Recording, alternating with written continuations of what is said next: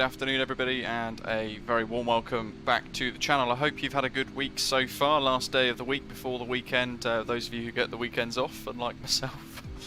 Welcome to all of you to Munich. Echo Delta Mike for the 4-letter code, and we're here with the fantastic SimWings Munich airport scenery and Microsoft Flight Simulator, and a new livery for the Fenix A320 painted by Greek Punisher.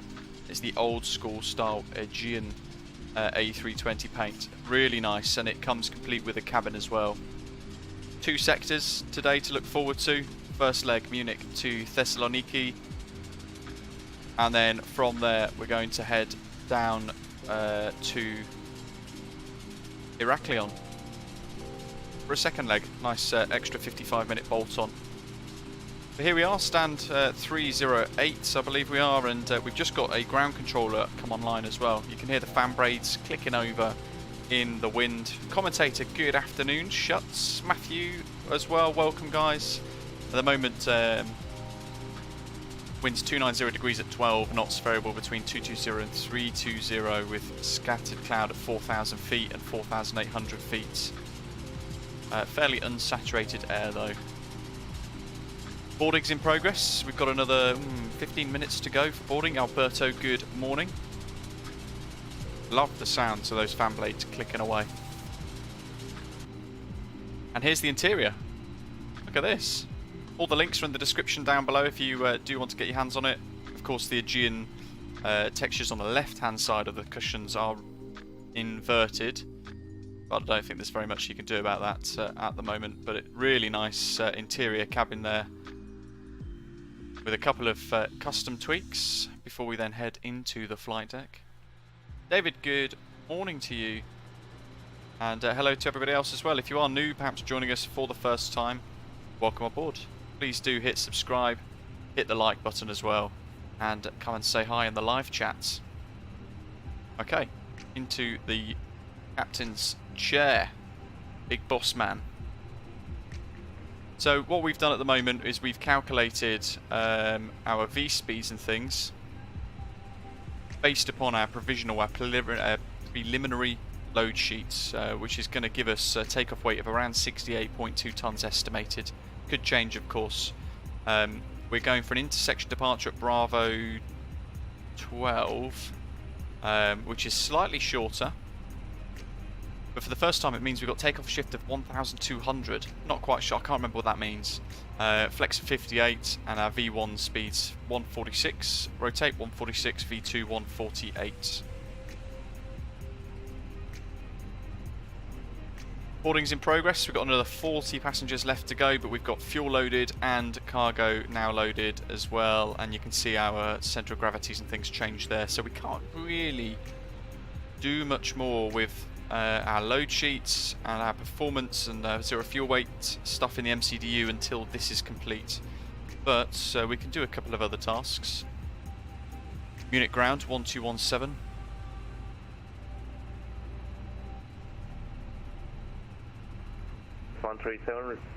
Requesting IFR clearance to Antalya. So Express 137. So there's our departure. Runway 26 left is what we're expecting. While we're still boarding, we can go through our departure planning. So at the moment, if I use a different chart, there we are with the purple magenta bug. We're there, stand 308. We're going to push start, Echo 3, most likely onto the orange line, then taxi down, Delta, Sierra, and then we're going to head across to this Bravo 12 intersection departure here, which will still give us about 2,500 metres of usable runway length, maybe almost 3,000 metres of usable runway length. More than enough, but it'll also test the performance abilities of the aircraft as well, I guess. Rotax 3 Sierra departure is what we're expecting. Station 1 question, can you see the ATIS for Munich? No, that's negative. Okay, so we're going to take off, and at 1.5 miles from the Munich, it says Munich DMS, 1.5 miles away from that, outbound of, we're going to be turning left then. So very quickly we're going to get airborne, and pretty fast after that, within about probably 30 seconds. We're then entering a left turn to head outbound 143 degrees towards the Ottersberg VOR 112.3. Rotax 3 Sierra departure says here, turn at 1.5 DMS or 1,900 feet, whichever is the latest. And it's max 250 knots until OTT. Max 210 actually as well, where we got the little number 1 here. We zoom out enough, we'll have that information on the chart somewhere, and there it is. Max 210 knots until established on the OTT radial 323 inbound. So 210 knots initially, then max 250 knots once we go towards wings level in towards OTT, and then Lacoll and Rotax initial climb clearance of flight level 70. There we go, transition altitude of 5,000 feet before we go to standard pressure. And then from there, our routing, there's the end, Rotax. Our routing is going to take us into Austrian airspace, straight through the centre of Austria, up to Klagi, and then we're going to enter Italian airspace as well. Working through, over Zagreb, and over the Balkan sort of states, all the way down into Thessaloniki. Where we're then going to expect the Alico 1 Lima arrival, and at the moment wind is suggesting ILS runway 16 for approach, so a nice approach over the city. Orange line and set squawk on Charlie. Pushback approved facing south. Orange oh, there you go, line commentator. Takeoff shift is the distance from the threshold to the selected intersection. Lovely stuff. Gav, good morning. Shuts uninstalled toolbar pushback the other day. I love the add-on, but too many issues with the Fenix. Yeah, they do say don't use it with it. Skyworker, good morning to you as well. Sun's rising, blue skies, not a cloud in the sky for yourself. Lovely. And Wesley, good evening to you, buddy. How are we doing? We can get our clearance now, 152, 10 more to go. Last station, can you say your call sign again? It's Bravo Victor X-ray, it's Osprey. Our call sign, Aegean 1 Delta Mike. Osprey 490, Munich apron, good day. We have information, Charlie and IFR to Thessaloniki. Osprey 490, information Charlie. Information Charlie. Thessaloniki, Rotax 3 Sierra, flight plan route, climb via SIT, Which ones flight are level twos? 70, squawk 2325. Generic pilot, yes, certainly we'll be looking to do more of the Greek islands, of course. I'll absolutely love it. 490 is cleared to Thessalonica, the Rotax 3 Sierra departure, flight level 7,000. Almost there. Munchen apron. Squawk is 2325, Osprey 490. Osprey 490, flight level is 70, please. 70, correct. Osprey 490, read back correct. Munchen apron, Guten Tag, Aegean 1 Delta Mike, Airbus A320 on stand 308. Information Charlie, request IFR clearance to Heraklion, please. Aegean 1 Delta Mike, Munchen apron, good day. Information Charlie, startup approved. Cleared Thessaloniki. Rotax 3 Sierra, flight plan route, climb via SIT, flight level is 70, squawk 2313. 313. Clear to Heraklion, Rotax 3 Sierra departure, startup approved, initial climb flight level 70, squawk 2313, Aegean 1 Delta Mike. Aegean 1 Delta Mike, hit back correct. Okay, so that's boarding complete, and the air bridge has disappeared. So our final load sheets, there's our gross weight, zero fuel weight 59.2, Pushback approved, facing south. round it up. And as a fuel centre of gravity, 31.3. Rock fuel planning, that can go in as well. Wesley, oh, did I say Heraklion? It's because I'm thinking one step ahead already. Love it. Okay, so that's init A and init B complete. Perf page is complete. That's what that looks like. And actually, we can run our numbers again finally with our final load sheet figures. There we go. Sync load sheet final. And we're going to recalculate these. Flex temp of 60 now. Right, it's always important to recalculate 146, 146, 148. That's now 145, 45, 47.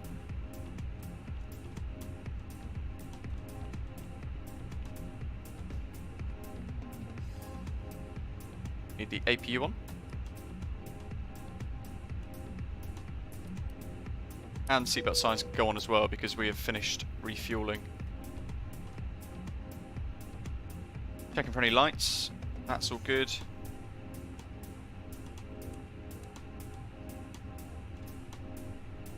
We'll wait for the APU to fire up. And in the meantime, we can revert to, oops, that's the chair,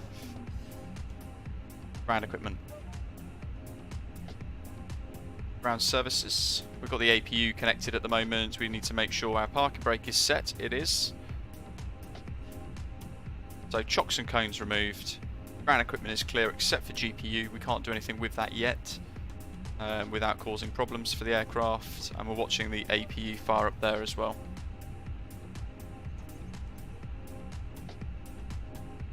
Not bad. I think we've got still a few minutes before our departure is due.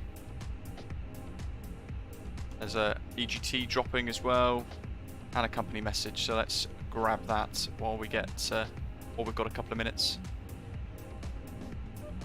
That should be our final load sheet. There we go. Lovely stuff.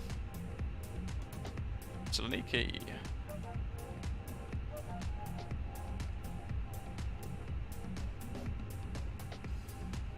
AP available. Lead can go on.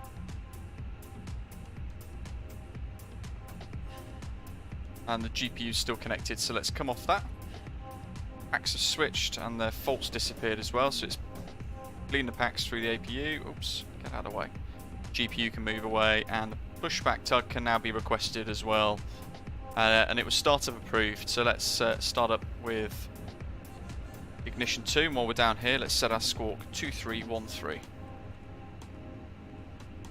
Put it on auto instead of standby, TA, above, and that's all set as required as well.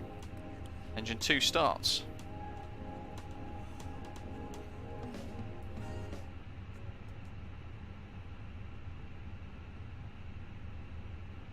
Pushback wise, we might get orange line, but you can see we're kind of going to go straight back for a little bit.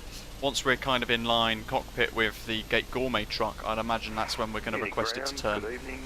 But it's all absolute guesswork with this, sadly. Gate 208 with information Bravo, request IFR clearance to Helsinki, please. Lifted 1774, München, apron, good day. Information Charlie, startup approved, cleared Thessaloniki, Rotax 3 Sierra. Once he's clear, flight plan route. Constraints on, VOR 1 and 2 are checked, both tracking OTT, got lights and everything set as required as well. Cleared, information Charlie is current, cleared to Helsinki via the Rotax 3 Sierra. I might as well start engine 1 while we're waiting as well. Climb via SID 7000, squawk 2336 for Lufthansa 1774. EKG Blueface, very nice, using external iPad connectivity with the Fenix app, very cool. Apologies, climb via SID flight level 70, Lufthansa 1774. Lufthansa 1774, no problem, read back correct. Aegean 1 Delta Mike, fully ready, stand 308, request pushback. Aegean 1 Delta Mike, pushback approved, facing south, orange line. Pushback approved, south orange line, Aegean 1 Delta Mike. Ground services. Lufthansa 117, ready for taxi. Lufthansa 117, taxi to entry Sierra 8 via Oscar 2. Taxi via Sierra 8 via Oscar 2. There's the Gate Gourmet truck. For Lufthansa 117. This is total guesswork now. East Coast Canadian, how is Munich by Aerosoft or SimWings? It is spectacular. Look how nice that is. Echo 1, Orange Line, It is Charlie beautiful. What they've been able to do. Oops, there's the Gate Gourmet truck. We got there pretty quick. Let's start the turn. Orange Line and Charlie 5. I do wish they improved the way the pushback works. Because, I mean, we almost overshot the orange line there. As it is, look, not ideal, but we can only do the best we can. What the hell? Alright, bye then. Better put the bar brake on. What was that all about? Wow, you just gave up. Yeah, that'll do, you're on your own. Unbelievable, tug unavailable. That's frustrating. Push back 5 minutes early. Lovely stuff. Right, anyway.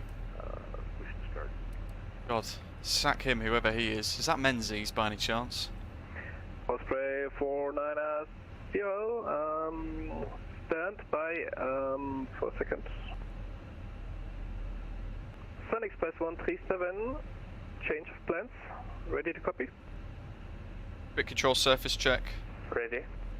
Sun Express 137, taxi to entry Sierra 6 by Echo 1 Blue Exactly, Matthew. Tug it in, so I've got time for that. That's frustrating. It doesn't happen usually with toolbar pushback, but it seems to be a regular occurrence with the Fenix stuff as well. It's not ideal. Oh, Greg, that doesn't sound good. 1 and 2, both on and stable. While we're down here, let's arm the thing there. And let's turn the APU off. Should stay 100% for 2 minutes, apparently. No, that traffic turned the other way. I'm okay. Osprey 490, roger. Osprey 490, the Sun Express is taxiing on the Echo 1 Blue Line. It should be enough space for... It's not even close to being lined up with the orange line. Roger. Good grief. Aegean 1 Delta Mike, request taxi. Tango vacated runway 26 right, Alpha 9.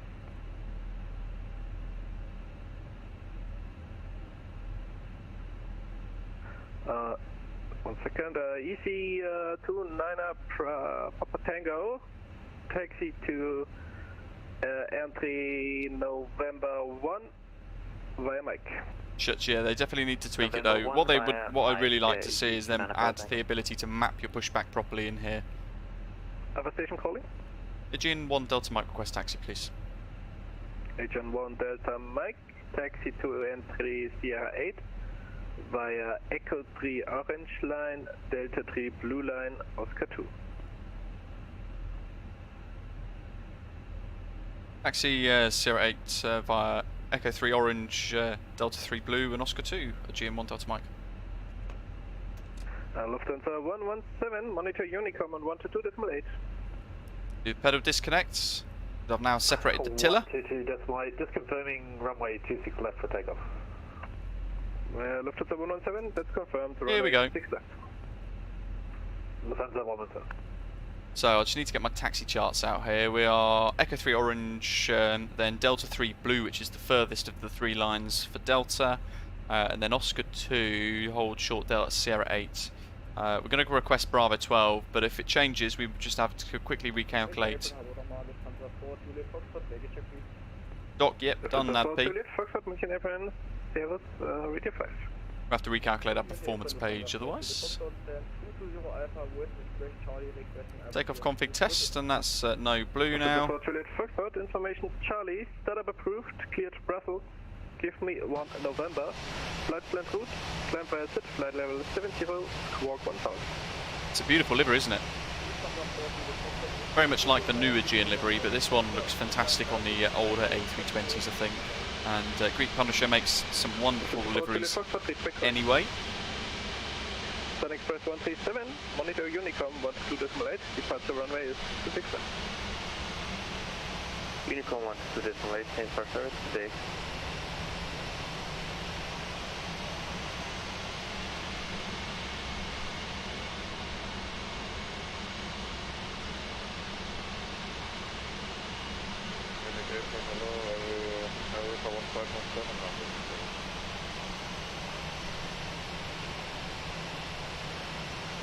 Europa 1517, I have no flight plan, but I guess you wanna stay here in Munich. Oh, there we go. Europa 1517. Taxi to entry Sierra 5. Yeah, Aegean's a real airline. It's the Sierra. Greek flag carrier. So that's going to be right onto Delta 3 Orange now. We're going to pass through Delta 3, which is the next one.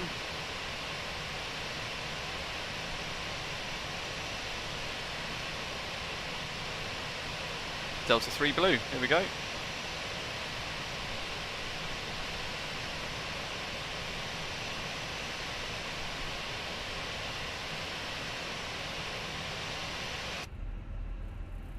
Look at that for a piece of scenery. 29er Papa Tango. Absolutely magnificent. This is one of the best sceneries in Europe that you can get for your money. Whiskey 1, Charlie 3. It's so vast. Performance is very good as well, and all the ground markings. It's important for a lot of German airports because of these orange blue lines and things that they have, all in place where you'd expect them to be.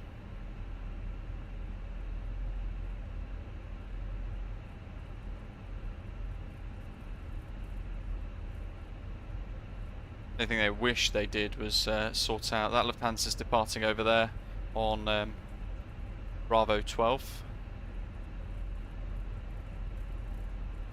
They have colour-coded taxi lines indeed, Matthew. 1 Delta Mike, monitor Unicom on 122.8, departure runway 26 left.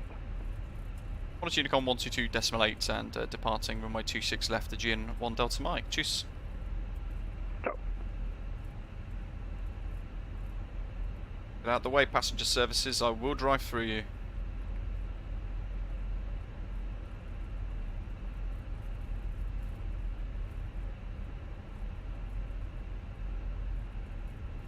Lovely, so we shall do the same thing. 122.8 is set. Departing runway 26 left. A little bit on the brakes, just have a quick look right, make sure we haven't got any, we've got one towards. But anyway, let's turn this on. Strobes on auto, forgot beacon light, whoopsie. Runway turn off lights on, landing lights on. And we're going to make sure that's aligned. Clear runway 26 left, climbing via the SID to 7000 via the Rotax 3. 2 dings for the crew. München traffic, Aegean 1 Delta Mike is lining up runway 26 left via Bravo 13 and taking off Rotax 3 Sierra departure, München traffic. Dock, we can indeed.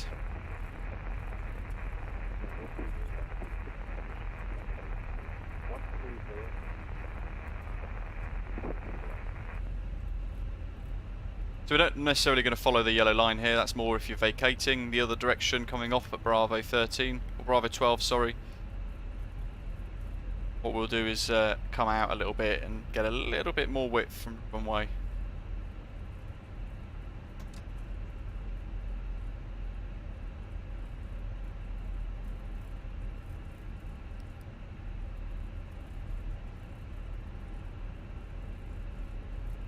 Let's pull the engines up a little bit.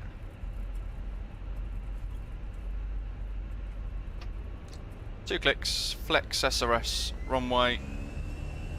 Speed's alive already.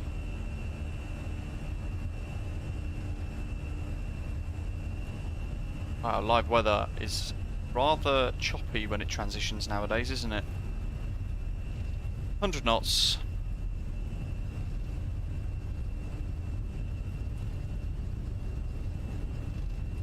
B1, rotate. B2.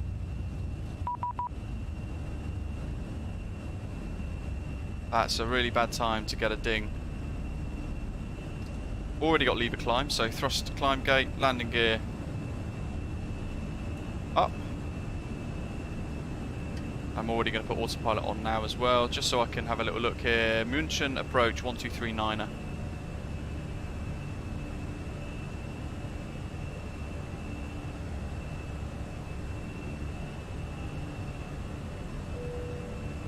There's the ding for the gear.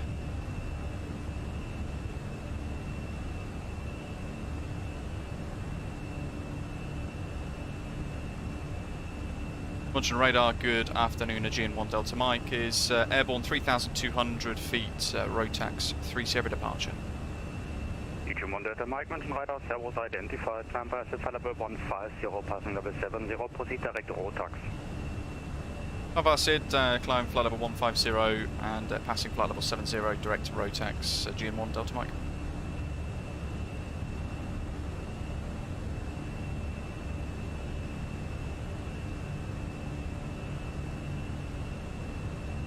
So 150. Through transition, let's go standard pressure, standby instruments, standard pressure. We're over our clean speeds, so let's get that done as well. Mission approach. Hello. And ground spoilers disarmed. Wings go level. Aircraft is accelerating now. Out towards the Ottersberg VOR. And away we go. How cool is that?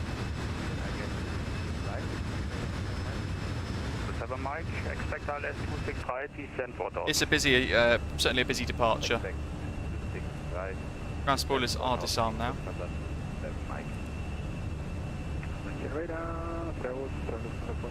Flight level 70, which is coming up, so we're going to go direct. Rotax in. Where we go. From the 27 Mike, left heading 350. Left heading 350. Ever so slight shortcut.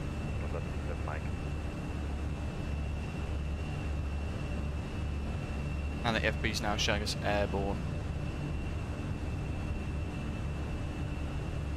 That's all cleared up on the ECAM memos.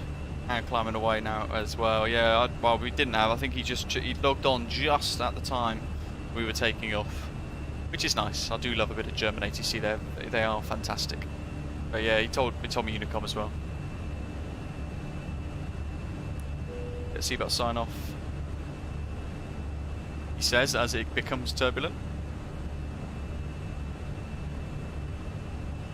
Jacob, weird question, but how do the strobes know when to come on by themselves when you're on automatic? That's a really good question.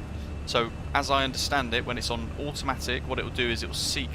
I mean, the Airbus in real life, a lot of them got like these runway awareness systems, so it knows you're crossing a whole point onto a runway, an active runway. So what it will then do is automatically turn them on for you until you cross off, and the nav data in the aeroplane's brain suggests that you are away from that. Route 10, get rid of the lights, and the signs, seatbelt signs are as required.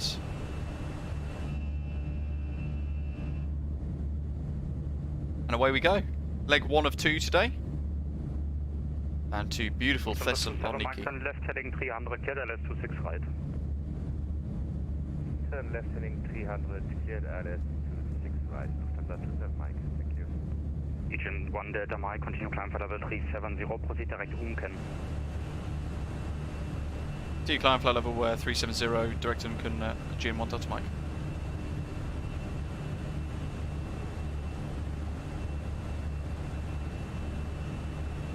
Direct Unken. Another direct 2. Love it. Dan, good afternoon, welcome.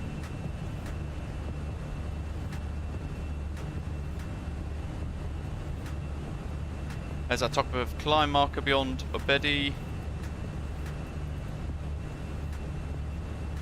And we're in managed climb through flight level 370 today.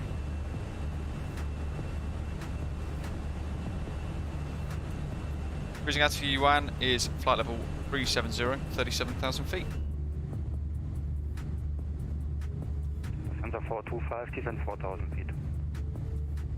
4,000 feet, 425. So we're out of the SID, almost. We've been vectored out of it anyway, so we're not actually flying the SID anymore. Next stop is the Alps. Aegean 1 Delta Mike, monitor Unicom 122.8, great day. Unicom 122.8 for Aegean 1 Delta Mike. Thanks to the ATC, choose.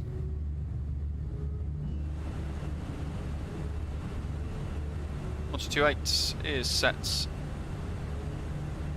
Hello. TARA set, not TA only. My bad. There's the Alps starting to appear in the distance. I've not done Munich for a very long time, but it is one of my favourite airports in Microsoft Flight Simulator with that fantastic SimWings scenery.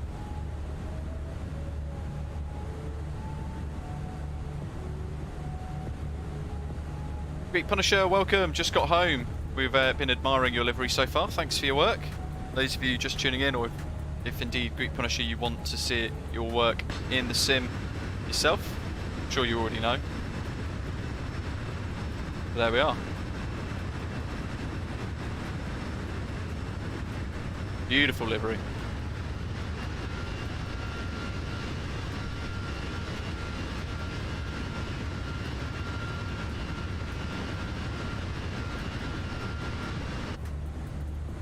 Those of you in Osprey Airways as well like to track your flights, I've created now a Eurovision leg, 16 leg achievement, which you can try and get if you complete all of those legs involved one after the next. But also there's a butter achievement as well, so if you land less than I think 90 foot per minute you get the butter achievement, which is quite cool. But I'll be working on a couple of other achievements. It's quite a lengthy process to create even just one, so try my best. Wesley's munching down a burger whilst watching a Q&A. Very nice. You ask them if they're going to improve the EFB to include something similar to that of toolbar pushback, where you can actually click on the map where you want the aircraft to go. That would be a seriously cool feature to have inside the EFB here. Wendy's spawned at Brussels, Aerosoft Brussels scenery, that is stunning as well. Flight Sim Explain, welcome on board as well.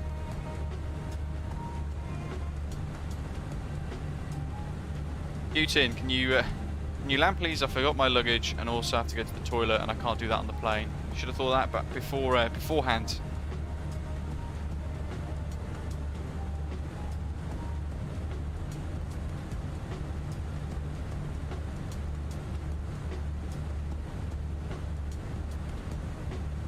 We don't do turnbacks here, not yet anyway, unless something really goes wrong. But I think we have had to do a turnback once actually, thinking of it.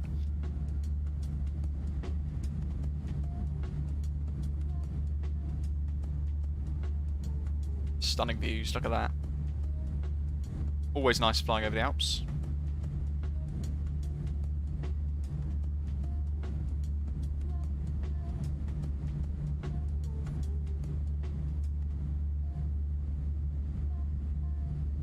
So 2 legs today. Our second one is going to take us out of Thessaloniki, further down into Heraklion.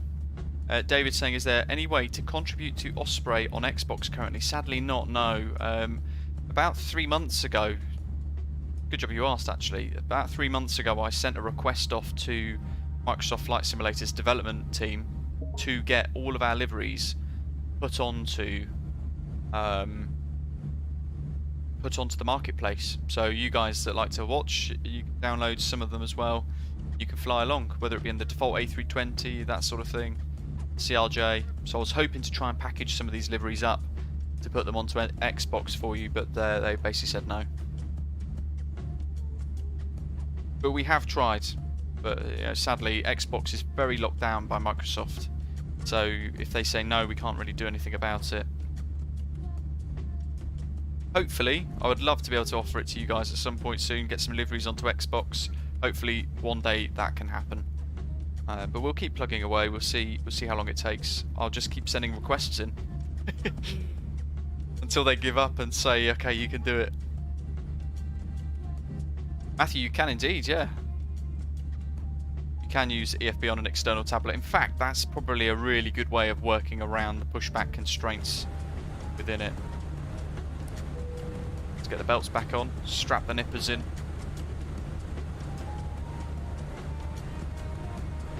Flight Sim Explain, it's because they don't really know how to create an Airbus Sobo, and I guess they've had to make it very accessible across the whole spectrum of users too.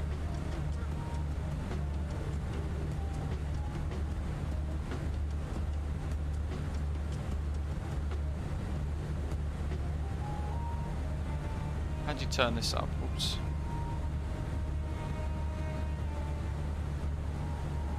To turn the brightness up. There we go, so we can actually see the screen.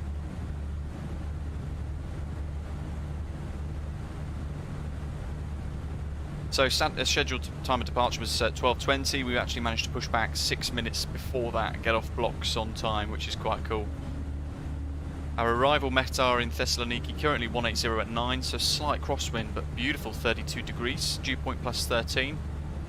Few clouds at 2,500 feet though. This is super bumpy. Spectacular flying, welcome. Jacob, no, Microsoft Flight Simulator brought me back into the world of Vatsim.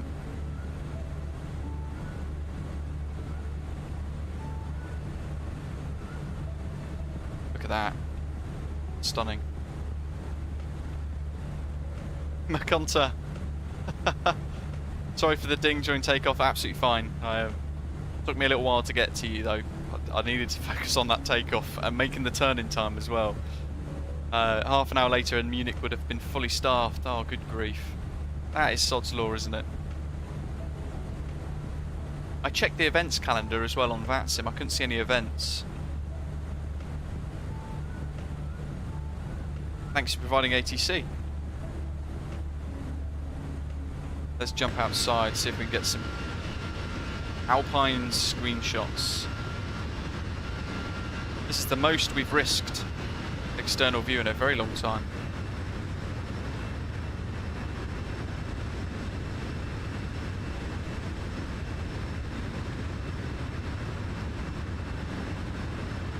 How's that? Lovely. All the valleys down below. Beautiful part of the world. Right, Betty's coming up. We've got one aircraft up ahead. In fact, we can see them there. I can just see them getting rendered in, so we'll have to keep an eye on that. That's the Night Shepherd, wasn't it? Flying along. What's your cost index?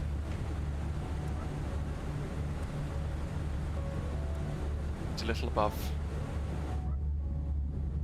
There we are. We can enjoy some more views for a little while.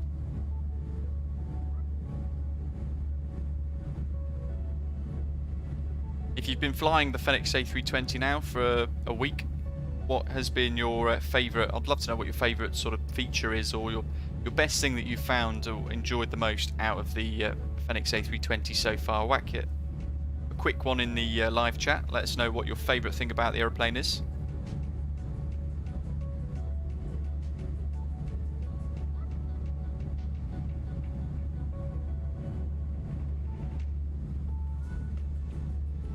And I've not tried the turnaround feature, but I'm going to try and generate a SimBrief flight plan for the next leg. Although Doc probably going to have to use another Aegean call sign rather than Olympic.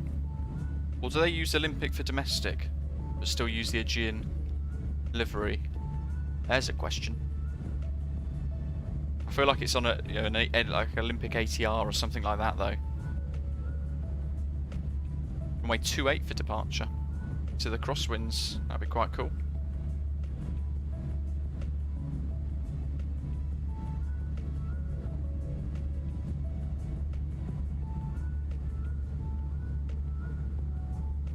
G Fenix profile, runway 28 and expecting arrival runway 27 into Heraklion.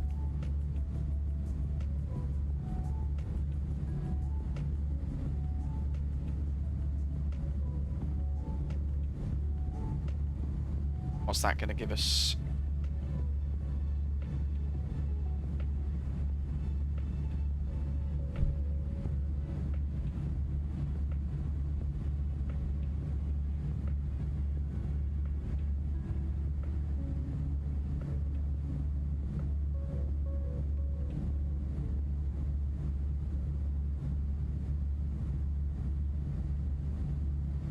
.5-minute total travel time. I feel like altitude of 37,000 feet is very high.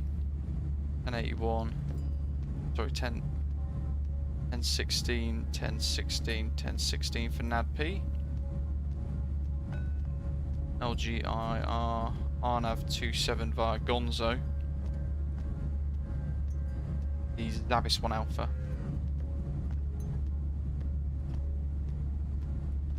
5 minutes. Radial 27. And it's going to be go around 1081, 3081, 1081.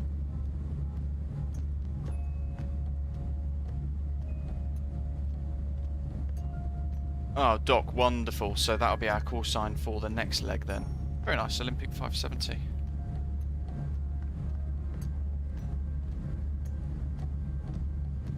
I guess they're probably the same aircraft, right?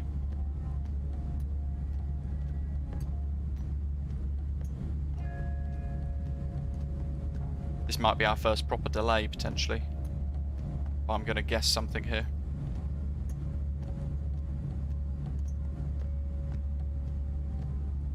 East Coast Canadian, yeah, using GPU rendering. It recommends CPU on my Fenix app, but I find if I use the CPU, I get horrendous stutters. So, yeah, I don't worry about that. I just use the GPU one instead, and actually I get very, very good performance out of it in that sense. Not quite PMDG 737 levels of performance and smoothness, but this is probably on par with the Just Flight 146, which is my second best performing aircraft.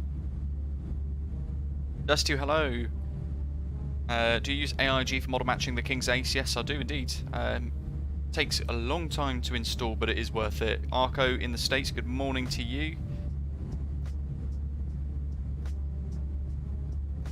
David broke down, bought the Fenix yesterday, just trying to get things set up and familiarise yourself. Good stuff. If you get a chance and you fancy a little test leg, join us from Thessaloniki and head down to Heraklion with us. If you're good with the fly-by-wire, then you're going to be good in the Fenix. And then, yeah, the rest of it is kind of just the EFB that you've got to get your head around. Nice and easy. It is an Airbus after all. Freddie, how's the refund policy of Fenix and PMDG? Both of them, no refunds. They give you the recommended minimum spec, and then because it's a download, there's no refund policy associated with it effectively.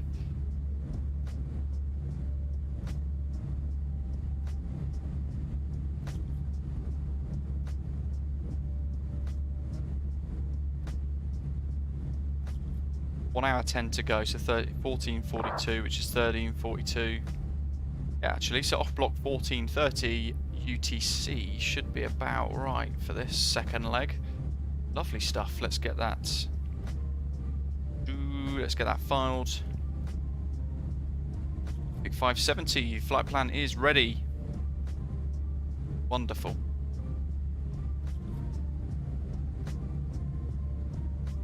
Delta Tango is asking, is there a big difference between the Fenix and the fly-by-wire? Because I can't justify the money for something that seems similar. It is very different. Sorry, no. It's a very good question, I should say.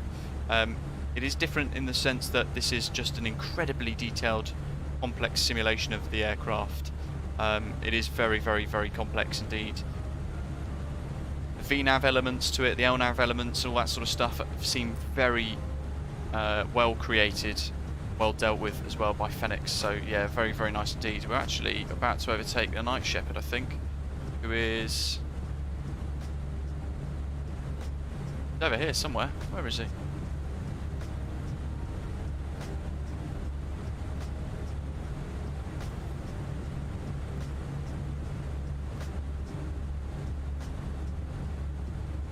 Gone into TCAS. Ah, there he is. Zoom, zoom. Yeah, it's a hard one. If you love the A320X, there is no reason for you to then spend 50 quid on this if you've not already got the PMDG 737, because that one gives you a totally different aircraft. Having said that, if you can justify buying both, then I can really recommend that. Or if you're indeed waiting for the PMDG 737-800 coming around August time, then yeah, dive in and enjoy the Fenix. It is very complete what you get, I think. I mean, I'm sort of flying this as a non-airline pilot, like a lot of us in the sim community, but I can certainly say that I'm loving flying this. It feels very complete for an Airbus A320, and I think because it's not a Neo, it's exciting to have a different variant to enjoy. Now, where be that plane that we spotted? There he is.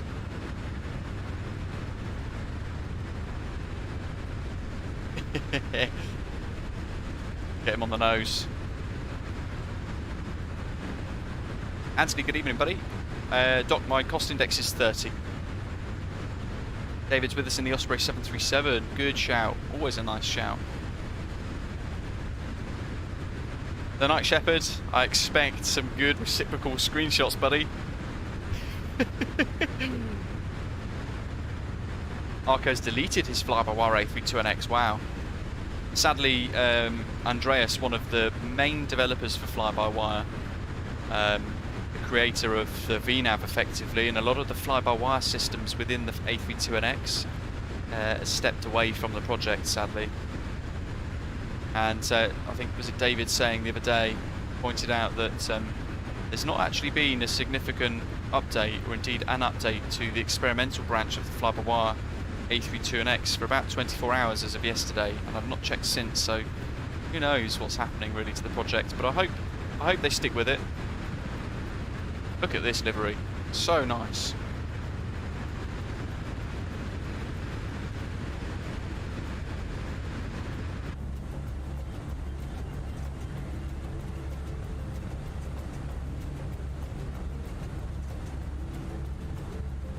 There he is, he's in that cloud there.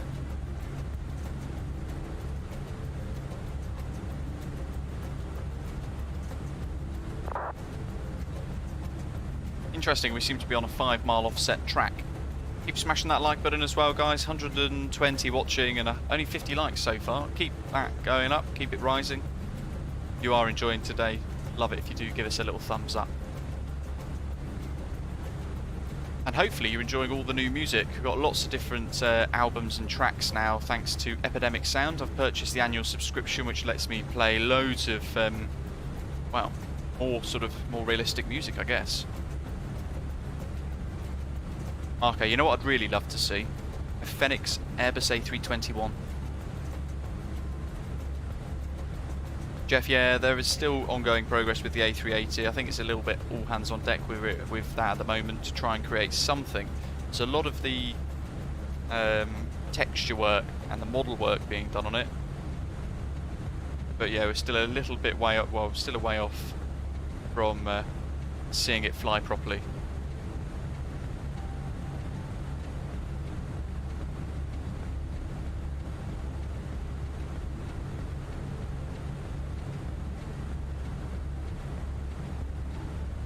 Anthony says the Fenix is quickly becoming my favourite aeroplane. I think it's a reasonable number 2 for me. Number 2 maybe on par with the Just Flight 146 because they're both very exceptionally different aircraft. I think they probably hold their own at joint second quite easily there, but the PMDG 737 for me is where it's at. That's my little baby.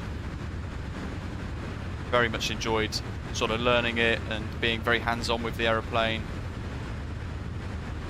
How's this for a screenshot? I'm going to boop him with my nose.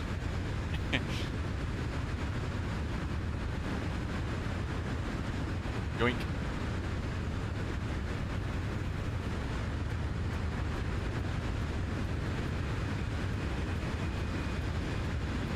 And if we go to this side of the aeroplane, should wait for him to pop into view in a second. Arco spent $5,000 on his rig and add-ons. Wowzers. My mission is immersion and high fidelity. There's nothing wrong with a fly-by-wire. I'd love to see an A319, an A321 Neo, or even an A220. Yeah, an A220 Synaptic Simulations are trying to create A220. Progress has been very slow though. Ah, Night Shepherd. No worries.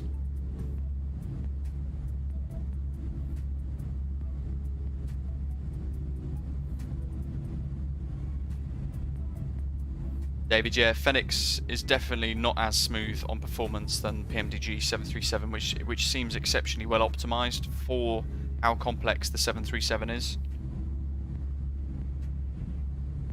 Yeah, the PMDG 737 is my #1 favourite aircraft at the moment in the sim. This joint second with the Just Flight 146. What would be next? Probably the Aerosoft CRJ. I feel like I've missed one. Yeah, that's probably my top 3. Even though it's technically 4. But we could do joint seconds, right? Helicoptero, welcome, and Paul, good evening to you. MPS Gaming's always had PMDG as number 1 since FSX times. Anthony, Synaptic Simulations, they've added the A320 into the installer, but they are nowhere near actually able to release anything yet. They released development images the other day of a lot of the sort of systems, the screen, the different pages within the screens, the status pages and things like that.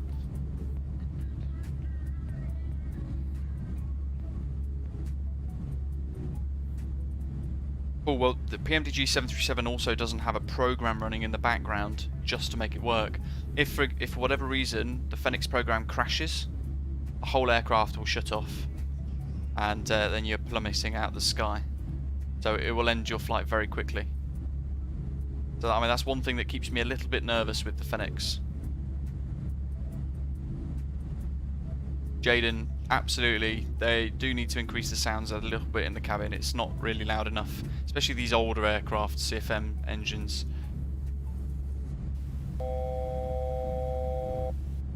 Jay, hello buddy. Silver member for 2 months, welcome. Hope you're okay, thanks for your ongoing support. By the way, check your YouTube options everybody as well. If you are watching, membership gifting is now a thing. So each user has to turn gifting on for someone to then be able to gift the memberships to them, but we can do that apparently now, which is quite cool. I have no idea how it works though, but YouTube have said a thing saying that it can happen.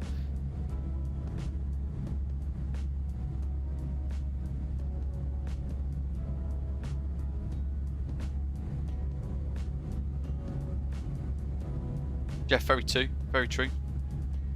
Schutz says it's over the top DRM really in his opinion. Yeah, I mean we're relying on it to stay working. Like if their system goes down and it can't authenticate the aircraft whenever it does it, every minute or so, however it works, no idea. But yeah, then the whole thing will just disconnect from the world, I guess. 37, we're at cruise. MPS Gaming still waiting for Fenix to bring out PayPal support for the purchase. Wow. I thought they were looking at doing that though. I think their system went down the other day, didn't it? Still obviously very popular, lots of people still purchasing it, which is, I mean, it is a phenomenal aeroplane. It is really enjoyable to fly, and it's Airbus easy as well, so you can just jump in, connect and go flying, which is nice. I like the race for on-time performance departures as well. Oh, have I flown the Dark Star in the Top Gun expansion? I have indeed, yes. Did you see my little Top Gun video that went live yesterday? That we were flying it for about... Well, I was flying it for about 20 minutes. I could not for the life of me go hypersonic. I couldn't even get beyond Mach 1. And I was doing the slingshot manoeuvres, I was doing the climb followed by the dive, all of that. Couldn't work it out. So I ended up binning that flight. I've been really enjoying the Top Gun FA-18 time trials though, the flying low and fast. That's been great fun. Still yet to see the movie. Big Top Gun fan. Cosmo, good morning.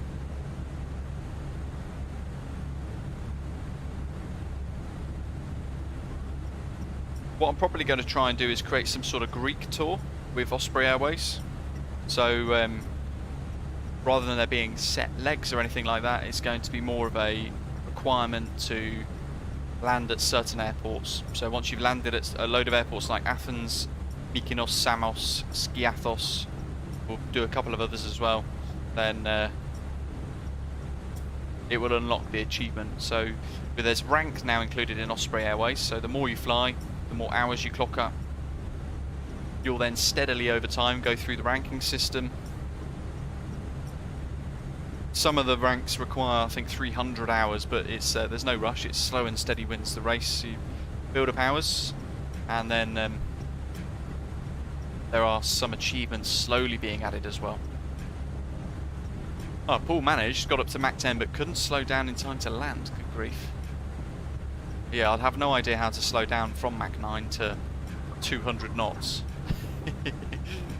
Andrew, just about to go to work. Welcome, but later this evening I want to buy the BA 146 so I can fly from London City to Isle of Man. Home of the TT, indeed.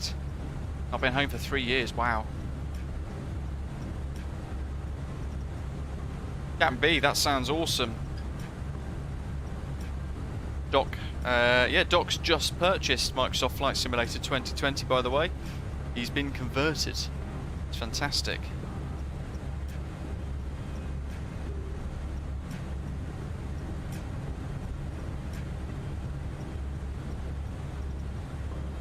So hopefully we can help support him get his sim all set up, ready to go with the best freeware and some of the best pics of payware scenery as well.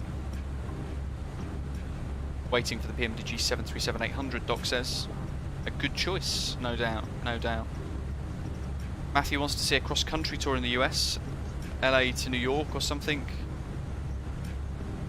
Would that be a couple of legs across between different airports, or just one big old hop across from LA to New York or something like that? And if so as well, Matthew, if you do want to see that sort of thing, you've got the time and ability. Create a little thumbnail, 64 pixels wide and high, and send it to me, and that can become the achievement badge when it's done as well. And I'll work a couple of legs in or something.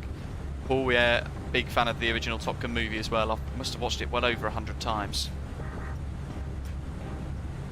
First thing Jeff did when the F-18 released was buzz the tower, of course. Ooh, Night Shepherd, almost to top of descent. Really? Shouldn't be. I got top of descent all the way over there in like 300 miles.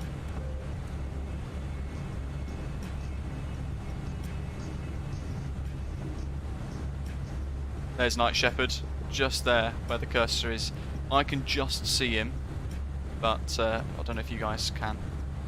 LA, Denver, Chicago, New York. That sounds cool. What about San Diego? San Diego as well. Got to add that in. My favourite place in the States.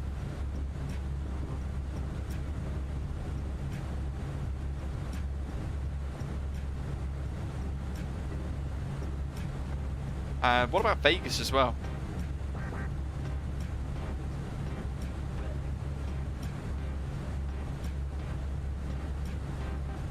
And are we thinking New York wise?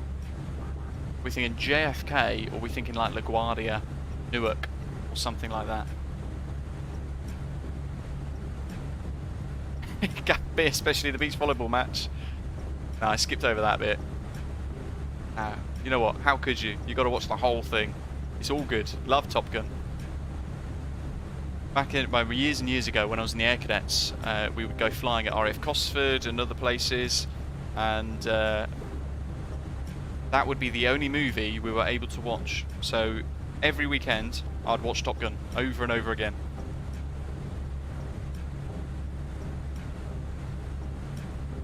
Love it. I mean, it's crazy. I haven't watched it in years, but I still remember a number of the scenes, and of course, Highway to the Danger Zone. Classic. The only thing I'm not sure about with the new Top Gun movie, they've gone that whole sort of American cheesy sort of thing, American cringe with the movie where Goose's son is in Top Gun and that sort of thing. And I just find that a little bit cringy. But who knows? Perhaps they've made it. Perhaps they've done it really well.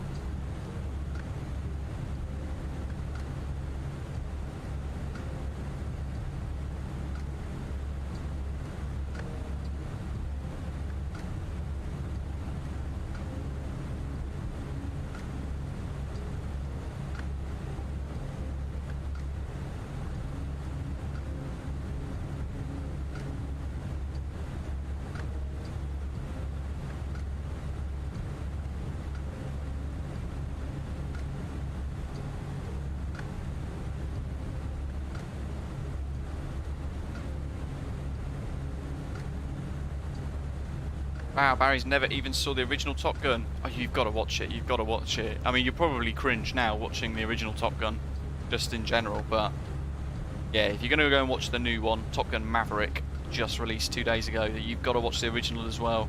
It's kind of a sequel to it, and a lot of the new film harks back to little nods of the old one as well. So yeah, as Steve's saying, the picture quality was awful, especially by today's standards, but give it a watch if you've not seen the original Top Gun, and it will put a lot of context into the new film if and when you go and see that one as well. There you go, look at that, we do movie reviews and everything on this channel.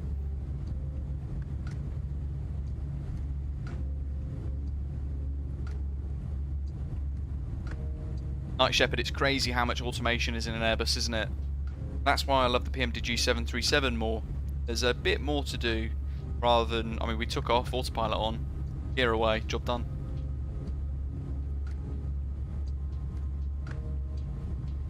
Andrew, have you thought about doing a round the world flight so you take off from where you just landed in the 737? I did think of that the other day, thinking we could do a bit where we sort of do hops around the world, but it would take so long.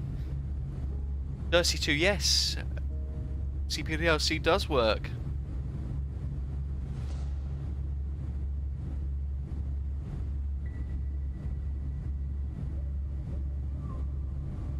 It'll always be awesome, Alberto. It'll always be awesome. Saw it a couple of months ago with his kids. Can't believe how bad the movie was. I remember it being awesome. Well, I mean, when you watch it now, you think, good grief, I can't believe I enjoyed it at the time, but I still love it all the time. Yeah, no hitting gravity emergency release, Night Shepherd. I was hoping Just Flight would have updated the 146 earlier than yesterday evening, because that would have then been today's live stream. But it's all good.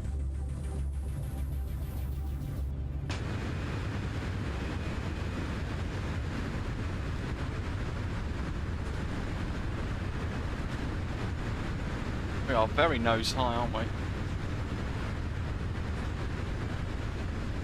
Drone cam is level with the horizon, of course.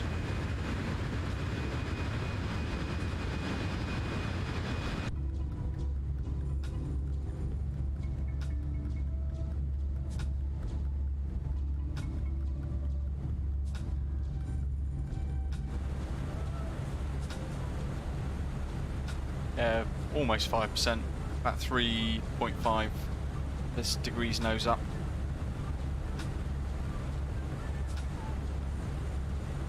Yuki Sim, welcome! Joined as a bronze frequent flyer, well, rejoined as a bronze frequent flyer. It's great to have you here with us. Thank you very much for deciding to support the channel again. Great to have you back. Arco says, any chance of an Osprey inaugural flight to Sarajevo? MXI have got some good scenery for it, and it's in your home country. I'll see what I can do. Financially, my budget is very stretched at the moment. I'm in the process of trying to move house, and with inflation, interest rates going up, mortgage rates, you know, mortgage lending is going down. So it's kind of this double-edged sword at the moment. So I am stretched. I'm buying what I can, scenery-wise, aircraft add-on-wise, all that sort of stuff, though. I've certainly had to slow down with the real flying as well, sadly. I'm waiting to go into navigation, but in no rush to go flying, really, because I need to get through a number of different exams as well. 32 is very tempted to take the plunge on the Fenix, but then I can't see the point of having the fly-by-wire in your community folder, which feels somewhat sad, as I've had a lot of fun with it. And we've enjoyed it from almost day one of Microsoft Flight Simulator. I remember that first PR of the fly-by-wire A320X was the first one I ever tested was seatbelt sign animation plus cabin chime. That was literally the first ever animation in fly-by-wire from what I remember. Peter, good afternoon. Steve, what's new in the 146 update? Oh, loads and loads. In fact, the list was so big, I couldn't even copy and paste it.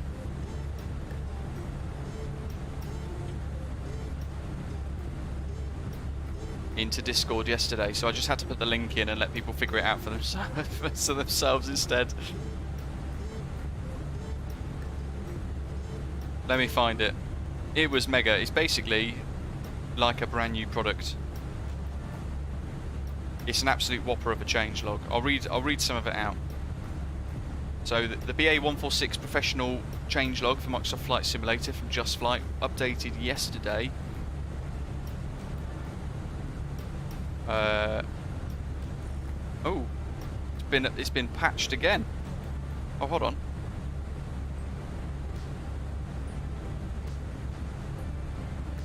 Yeah, it's been patched again. Patched today. So the 146 has been updated again today to include a missing Eurowings livery. Pressurization barometric control affecting altimeters has been fixed. Premature level off in speed and Mach mode when using alt arm fixed. And the 146-200 QT TNT livery has been fixed as well. But yesterday's update included LNAV and FMS northerly tracking issue fixed. VOR with no DME tracking fixed. DME with no VOR. Distances now shown HSR and RMI. Improvements to state staving logic. VHF nav1 on button now usable with lock interaction mode. For example in VR. Your crossfeed now possible for both engines and APU. Improved and more detailed cabin windows added for wing view rows. Cabin window rain effects added. Numerous improvements to cockpit model, including smoother edges on the control column and more detailed knobs. Eurowings and Crossair liveries included. Cockpit door is now animated, and cabin crew will open and close it as required to report cabin secure for takeoff and landing. What a cool feature that is. Ground rolling resistance increased. Airframe drag and idle thrust tweaked for greater descent rates. Engine TGTs closer to real world values. Engine fuel burn closer to real world values. QT and QC cargo doors now require yellow system hydraulic pressure to open and close. The lightings for the doors fixed. Additional cargo containers added. Quantities changed dynamically based on the current payload. Checklists updated. Camera views improved. Tons of EFB bug fixes and improvements, including SimBrief stuff as well. What else? Rudder axis steering option has been added, so when enabled the rudder axis control assignment will also control the tiller for the nose wheel steering. When disabled, the steering increase, decrease and nose wheel steering axis assignments can be used to control the tiller without moving the rudder pedals. Mixture settings improvements, MSFS beacon lights variable, so some code changes as well. There's a new flip chart option, tick box enabled in the EFB. You can now click on the relevant row of the speeds flip chart below the landing gear to specify which flap setting you'd like speed bugs to be set at, instead of it being based on your current flap setting. So this then now allows you to pre-select your takeoff or approach flap setting, and the co-pilot will only call for approach flap setting up to the setting you've selected, which is really good. So as we flew into Vega the other day, we were flying flap 30, but it still gave us the flap 33 call out. Now it's going to fix that, and it will just be based upon what you've set, which is very cool. Rudder limiter logic has been added, be true to life. Throttle 10 to 90% control assignment support added. Nose wheel steering now locked when in the air, and is unlocked during pushback, therefore avoiding the need for green hydraulic pressure for pushback steering. Improvements to pilot call out and cabin logic. Autopilot sync mode can now be controlled using set ELT assignment, allowing you to hold then release the button in addition to the existing on-off toggle. Oh, there's loads, there's loads. Manual pitch speed trim, if I'll just pick a few now. DC pump now pressurizes the yellow brake accumulator and not the yellow system. Transponder logic changes for V-Pilot compatibility and Vatsim. And flight ID can now include the number 0. Model fixes. Yeah, there's tons, absolutely tons. Flaps can now be extended using the hydraulic AC pump. TMS logic tweak for more accurate thrust management. Air brake drift addict, so air brakes will gradually separate once hydraulic pressure is depleted. It's a huge, huge product update. No fix though for emergency deployment of landing gear by accident. There's no way you can retract that still. Once that's out, it's out. Does it come with a CDU net, or does it still need the mod? How do you mean, Jeff? Or when is Concorde getting an update, I wonder? No time soon, sadly, I don't think. Apparently the F-16 from DC Designs is getting a mega update next month too.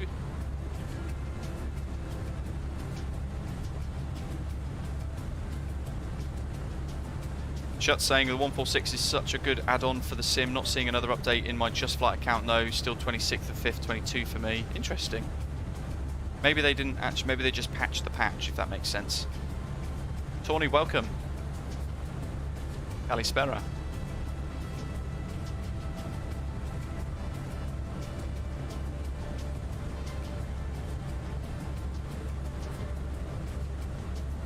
Yeah, a whole new plane basically, which is really cool. I might try that, Steve. I might emergency deploy the landing gear off stream sometime, and then try and barrel roll it to see if it goes back in and retracts. But it'd be interesting because obviously it'd be gear down and locked. Part of the emergency gear extension would be the gear locking as well, perhaps. So I can't imagine it would.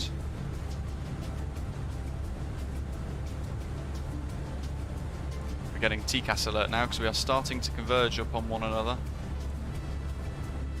We're less than 5. The Night Shepherd, what's your next 2 waypoints, buddy?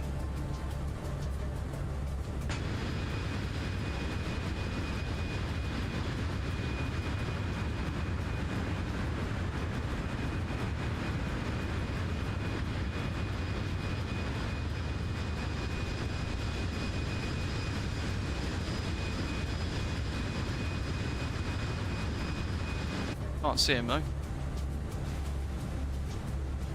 Tony, I'm so Greek inside. I love it. I love Greek food, Greek culture, the weather. It's all good. Absolutely loved my holiday in Thessaloniki a little while ago, except for the sheer amount of kids in the resort, which kind of ruined it for us. Actually, it wasn't the kids, it was the obnoxious parents. Of all the things to moan about.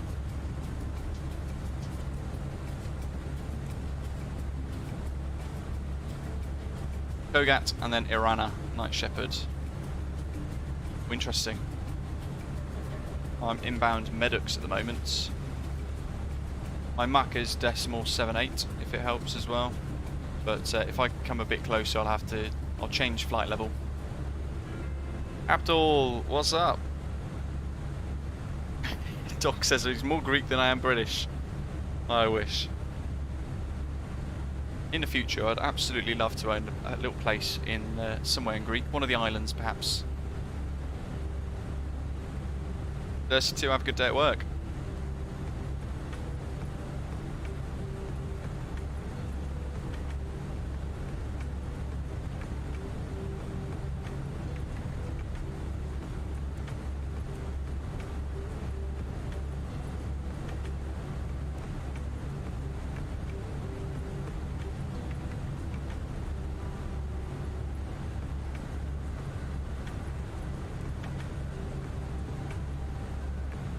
Sense coming up. There's a Lico actually in less than 300. Let's have a little look at the METAR in Thessaloniki.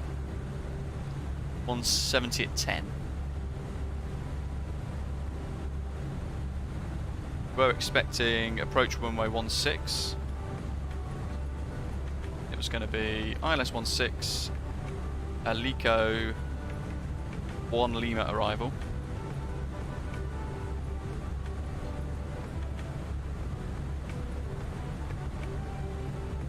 That's interesting. Just going to bring these up and have a little look-see. Night shift, no worries, Night Shepherd. Don't own the Fenix for some reason. I can't see you on TCAS. Perhaps that's something they've not thought about. Maybe we can't see on TCAS properly. Should still be able to see us as some sort of traffic though. Runway 16 ILS.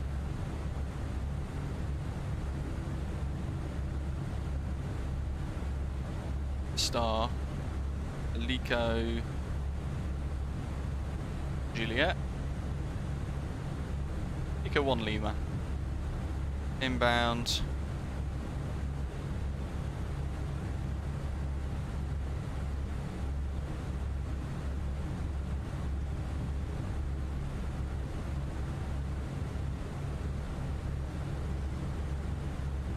I'm going to click no via for now. I'll have a little look in plan mode, see what it gives us. Go to the temporary flight plan so we can have a little look through. Gogat, Irana, Alico. Ah, there we go. Perfect. That's exactly what we want then. Insert. Bingo.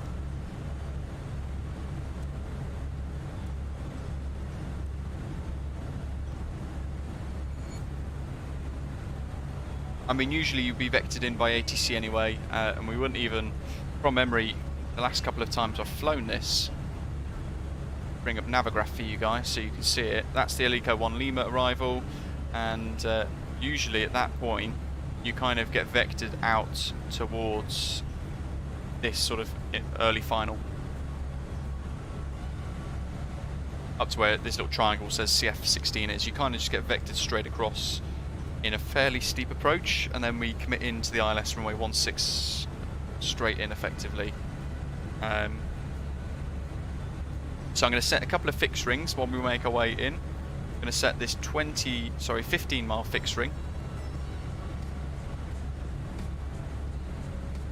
And then I'm going to set a 10 and a 4. At 10 miles I want to be at 2,560 feet, as you can see there. And our minimums,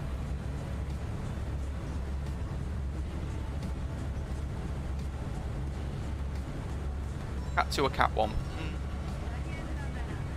I'll do a Cat 1 ILS. Well, look, to be honest, I'll probably just hand fly it in from 1,000 feet like I always like to do. So we'll go for a Cat 1 ILS, a decision altitude of 214 feet. We've certainly got the climb performance to achieve 4%. There's the Micro VOR, and the ILS frequency, and the ILS course of 162 inbound to the airport. As we get into the descent, we'll make sure we briefed our missed approach as well.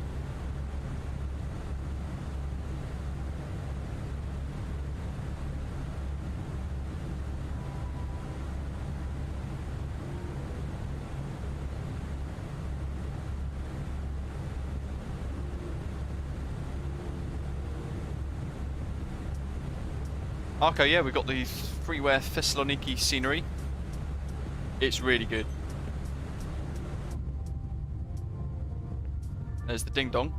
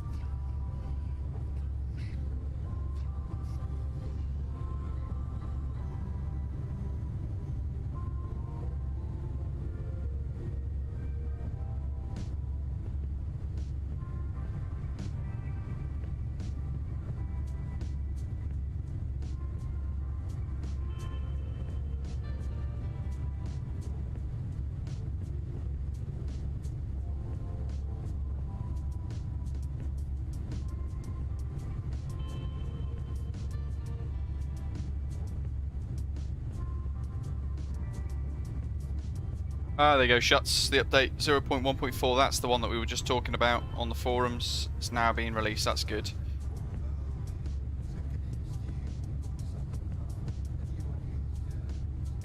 Night Shepherd's Max 7.8. I might have to slow down then just so we get 2 minutes or so separation.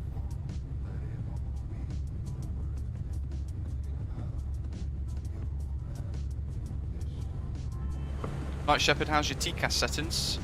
Have a little look at down here, stick it on above, and then TARA. Make sure your transponder's on, out reporting is on as well. There you are. I might just leave it for a bit. We'll see what TARA we get. So we kind of test the TCAS elements to this aeroplane to work out what happens. But we're definitely converging upon one another. While we're waiting for the impending doom, let's set a fix ring. Top one, fix info, and we want to base it upon the micro VOR 110.8, so MKR.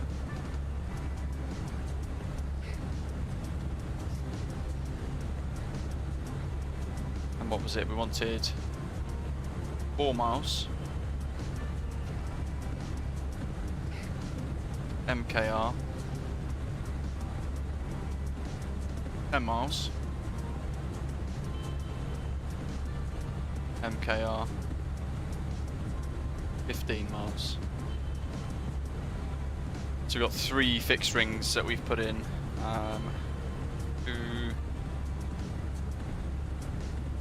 can actually go into here slightly. We could do a bit of administration for the approach as well, so it's one less thing to do. 214 in the barrow. It'll be flight level 70 because there always has to be a buffer between the transition altitude and the transition level. Do full flaps. We'll pull the latest METAR in a short while. In the go around page, Doc calculated earlier, we want NADP go arounds 10-12, 10-12 and 10-12. That'll definitely be a soft go around then because we'll be at 1000. No time tomorrow. Doc got TARA yesterday, very nice. Cosmo's asking, what is the difference between course and heading? So course is basically track, if that makes sense. And track is where we're going, where the plane is going. Same with course, where the plane's going. But in this instance, we've got a 21 knot crosswind, which is going to be pushing us left of track. So the aeroplane's slowly drifting off this direction with the wind. And if we just fly this as a heading, so if this was a heading now, it would be heading of 132 degrees. Over time, by the time we get to Medox, actually we're going to be about 2 miles left of track down here somewhere. So for that, we fly a different heading, which then counters into the wind, 135 degrees, which then stops us drifting away off our track or our course.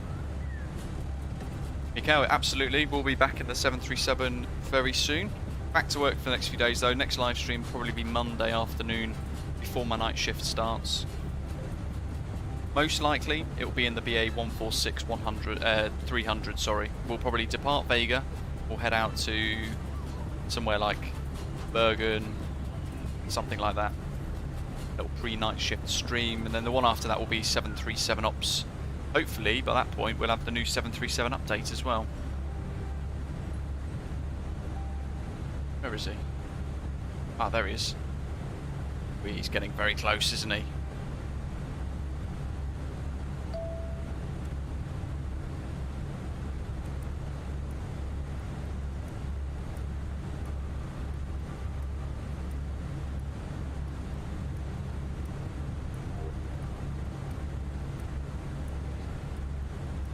What do we reckon?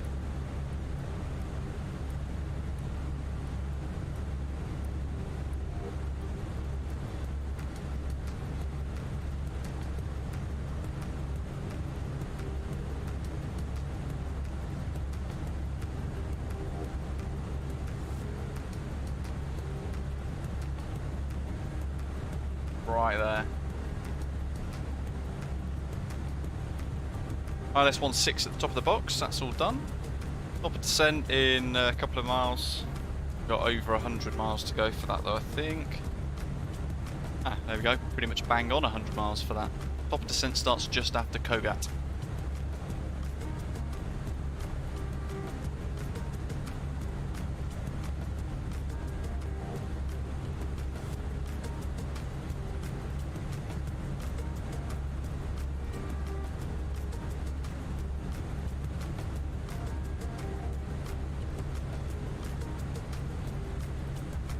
AOC arrival message. Next flight. OAL 570. So we can send this to ops basically. I've never tried this, so I don't know what's going to happen. Fuel required 6316.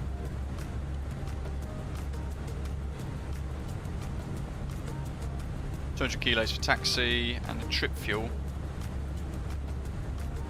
The Heraklion 2671.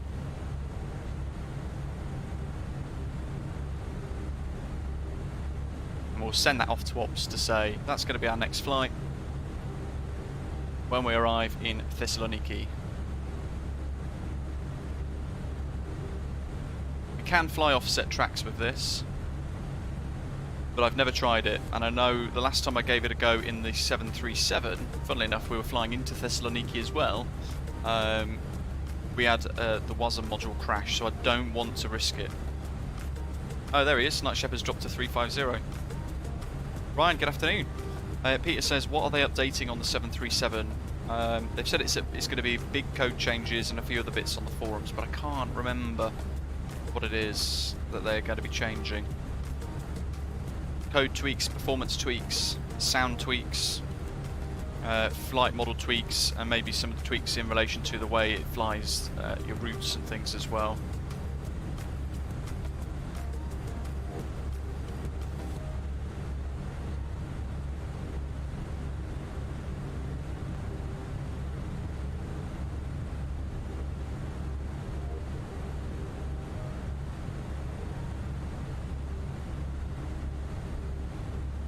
Here's an interesting one. Chanex 75 Delta Victor.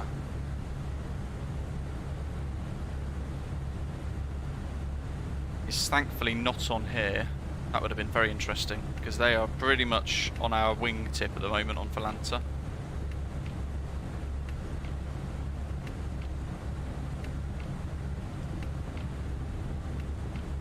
Podgorica, sorry. Fantastic airport scenery developed by Orbex, released the other day. I did a video on it. It's literally just down there at the moment. That's sort of our position relative to that. And what I want to do is check our, probably an important thing to do actually, check our nav data for the Alico 1 Lima arrival to make sure that we've got what we want.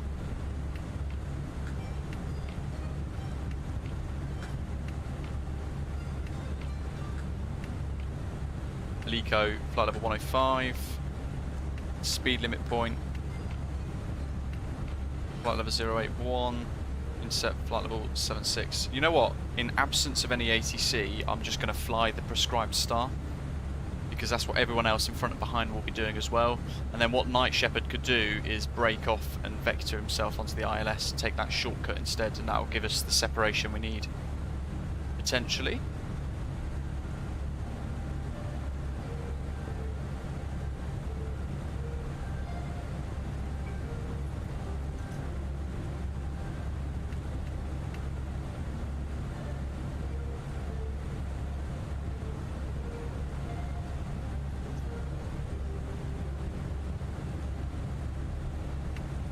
Crikey, we're literally right on him. Arco's picked up Podgorica after your recommendation. I appreciate it because I like it very much. I do a lot of Balkan flights. It is lovely, isn't it?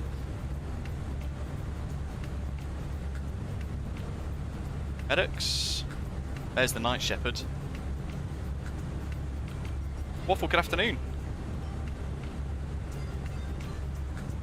Woke up with a sore throat. Ooh, hopefully it's not COVID. Started training to become a controller as well. Good stuff, good to hear. It's a lot of training. There is a lot to it, isn't there? Props to the controllers because it's not easy. Absolutely, especially when it is busy, and especially when when you've not done it for a long time. Like myself, I end up struggling with Euroscope quite a bit. Keep that like button counting up to 100 folks as well. If you've not already given us a thumbs up, please do. And if you are tuning in, welcome. Please hit subscribe and say hello in the live chat today. Cosmo's asking, why do you like Volanta over Sim Toolkit Pro? It harks back to October 2020, November 2020, when Sim Toolkit Pro was quite new. Volanta didn't exist at the time. Shortly after that it did exist, but at the time back then Sim Toolkit Pro was creating an awful memory leak, to the point where you couldn't use it. So I ended up stopping using the entire piece of software, and then Volanta came out and I just started using that, and I've enjoyed it ever since.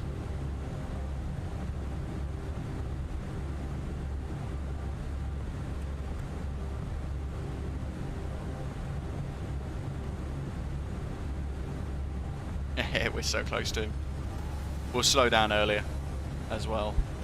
We've got no one behind for a little while, so let's do max 7.6.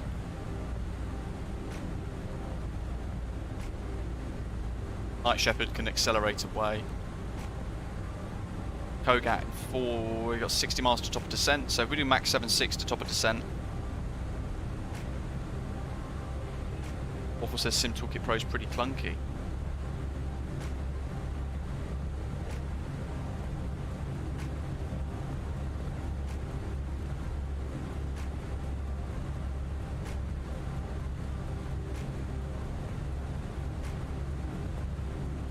That should give him the ability to accelerate away, though we still seem to be gaining on him. I can't slow down much more because of our flight envelope. At this altitude it's a very narrow flight envelope for performance, so either we end up overtaking him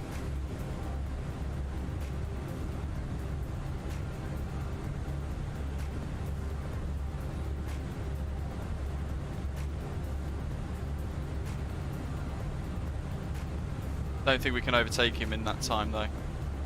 We'll just leave it on manage mode, I think, rather than overcomplicating things. Cosmo, you could always give Volanta free a go, see if you like it, see how you get on with it. We use Volanta Premium, really nice bit of kit, works very well. 40 miles, let's enjoy some wing views for a bit prior to top of descent.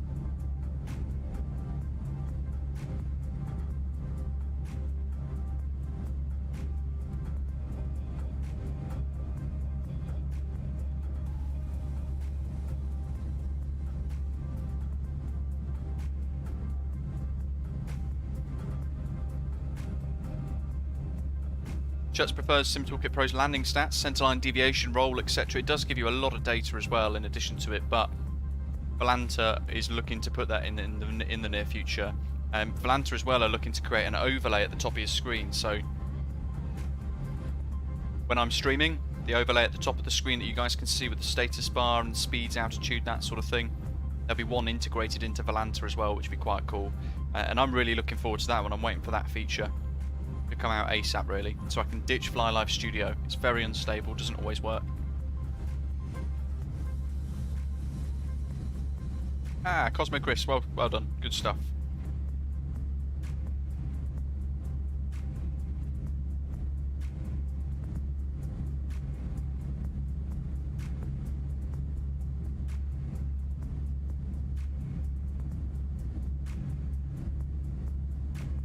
Fade.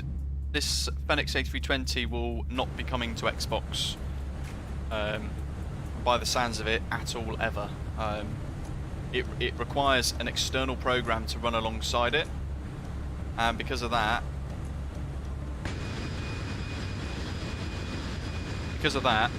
it just cannot run on Xbox. They can't bring it to the Xbox platform, full stop. I'll grab that screenshot while I'm here. I'm just looking for Night Shepherd because I think we're over the top of him at the moment.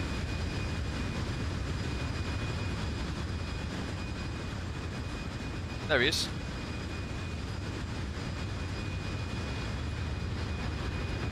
Waffle, I don't know if you remember, but I'm sure you've watched some of my controller streams where we start at Birmingham, Manchester, Edinburgh, Glasgow.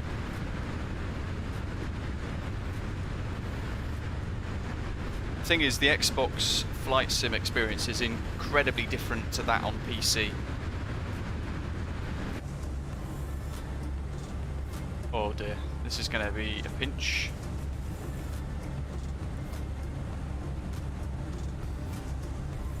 Let's do Mach 80. Try and get ahead of him slightly. So in that case, Night Shepherd will switch. I will vector myself in on approach, and if you then fly the actual arrival, prescribed arrival, we should get a decent bit of separation. Either that, or if you want to go in ahead of me, I will hold somewhere, fly a hold somewhere. 190 at 10. Destination data. Right, QNH 1015. Temperature is now 32 degrees on the Meta. Not 322 degrees. I think the aeroplane would have a right fit. Let's clear that, because that is now our destination data input and complete. The go around page is done as well.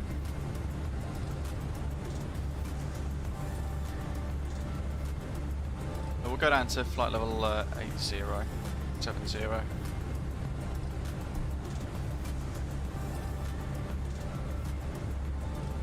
We'll do flight level 70, I think. We are hoping to do another controller stream soon, Waffle, actually. I just need to get everybody organised and a time and date that we can all sort of control together. The usual folk that we control with.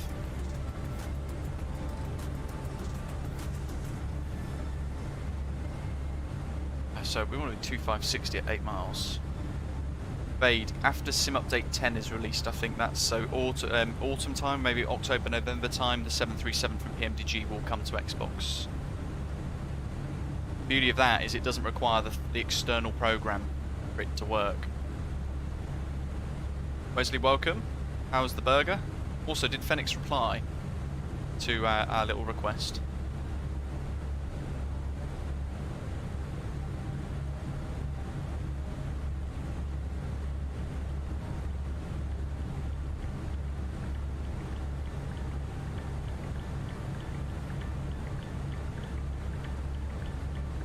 Yeah, Arco, it's a bit more arcade on an Xbox, I think. You certainly don't get the depth simulation that you can get in a PC, with the power of a PC that kind of runs the sim as best as possible. Crikey, that's some of the worst music I've heard in a long time. Let's just switch that up. Don't know what that's called. Bass grime, something like that. Set manage speeds. Wilco. So what we did there is we clicked managed altitude, managed mode for the altitude, but we were in managed selected speed mode, so it said at the top here, set managed speed as a reminder.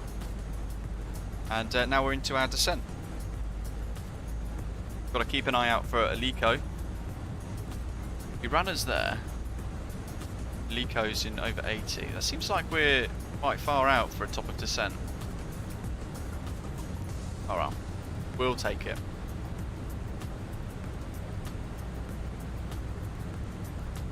Might reset this then to sort of like 130 for now.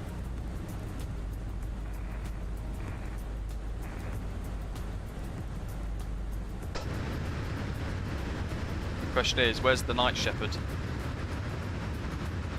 Will we descend onto his head?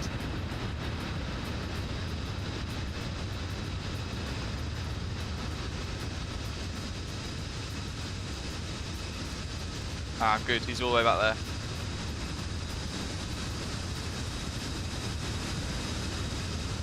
Excuse the terrible drone camera work there. Just have to try and find him. Work out our separation and things.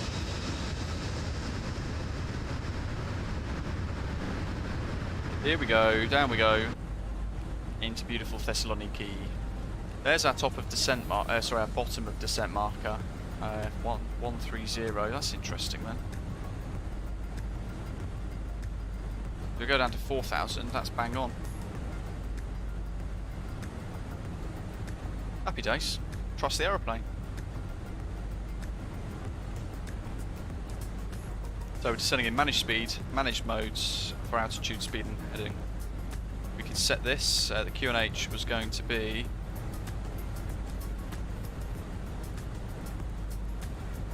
1015.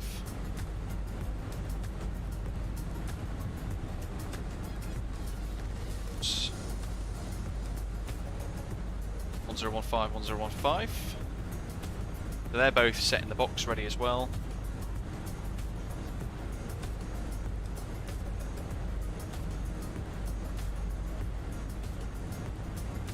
And we need to think about our arrival data as well.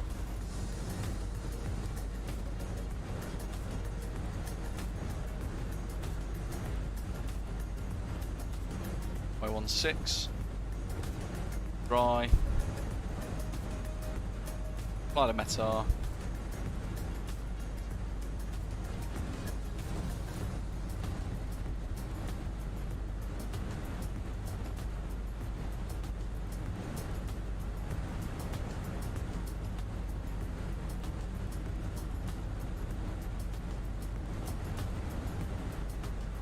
$63.8, I'm going to guess.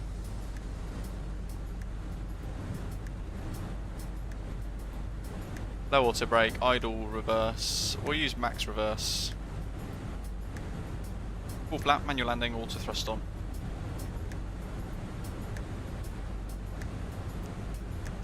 How long is the runway?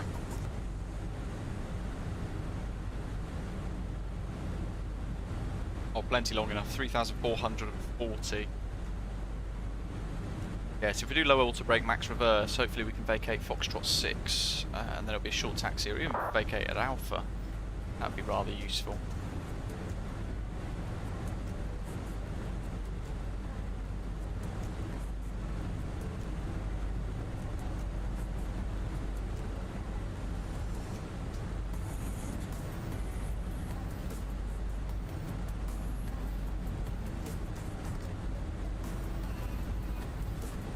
Klaus in Thessaloniki on the last vacation day and before returning to Denmark. Fantastic. Live reports, very hot, 32 degrees with light winds and clouds starting to rise in north of Thessaloniki. Yeah, you're right. There they are.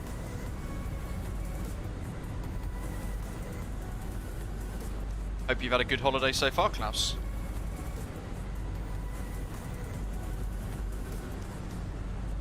We stayed, back in October, we stayed in Neomodania. It was absolutely stunning.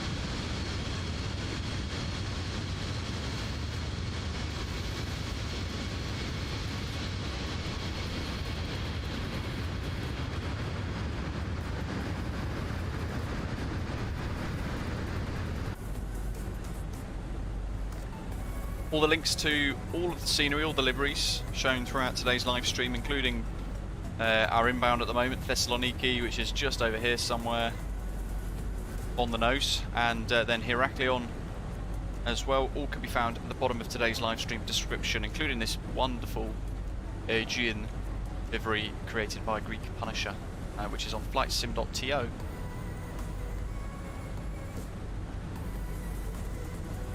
From Irana then, we're going to go pretty much direct.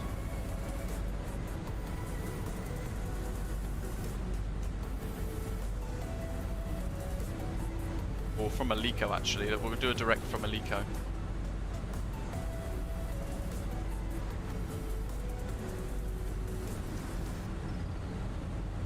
Like that. And now it's recalculated our V speeds on the fly. It said, oh, to achieve that, we need to get down quicker. So it's increased our rate of descent to 4,400 foot per minute. That's got to be a thing with the sim, surely. Let's see if our signs on. Well, we've done that on the on the fly in the aircraft.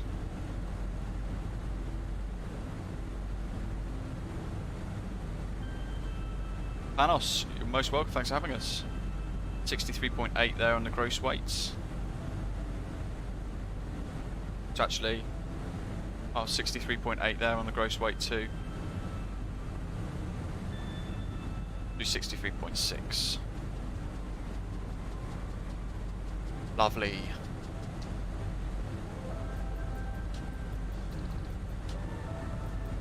Philip was doing the same route 100 times when I was young with the same aircraft, but with the final destination being Rhodes. I can't wait for my exams to finish so I can have some fun with the A320. Yeah, you're going to have a great time. It's very, very good indeed.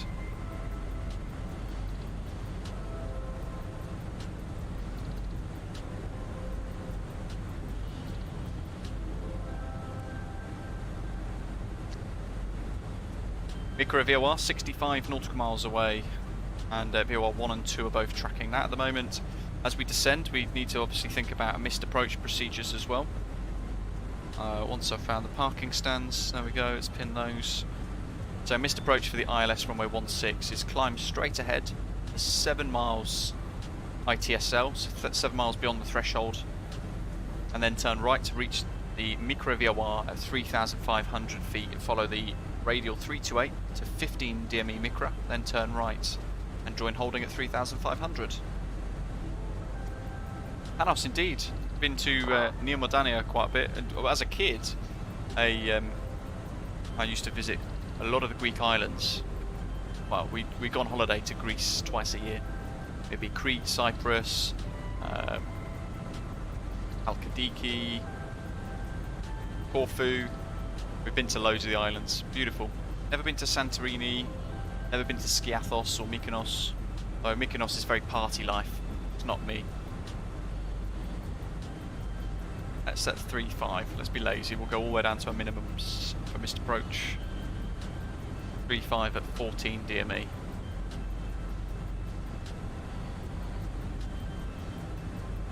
So this little direct 2 that we've done,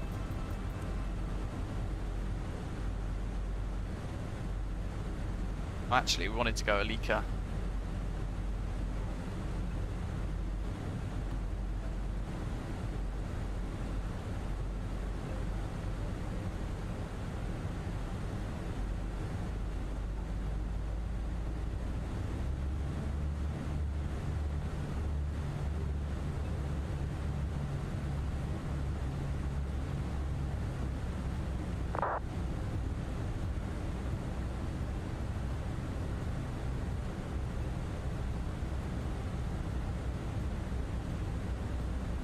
Here we get a lot to do, and it's bugged out.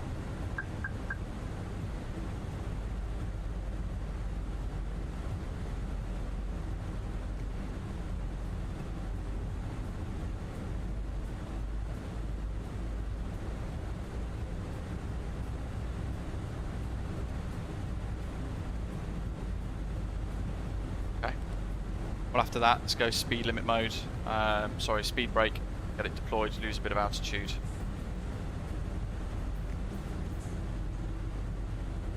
Just trying to get back on the track there. You can see the VNAV track. 5,000 foot per minute though is pretty insane.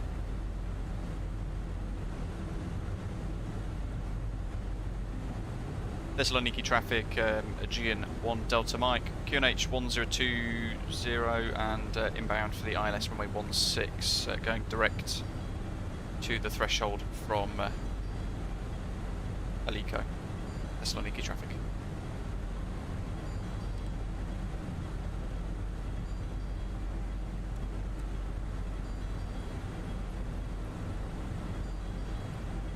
Route 10 in a second, speed limit point is coming up, it's recalculated that. We've got 30 miles to lose 11,000 feet.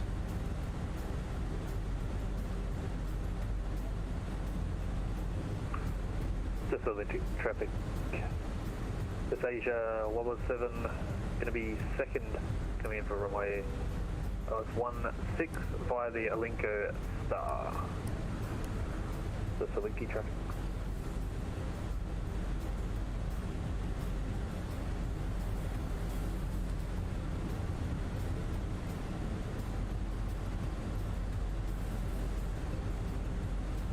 Going direct to the city now. Gav, that does not sound good. At least it's an Airbus though.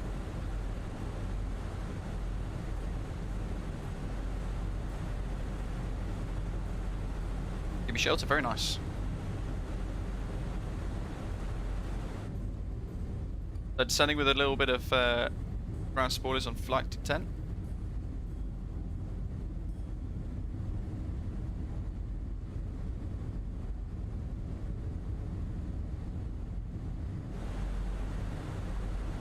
Getting a bit busy here because it is always a fairly steep descent here anyway.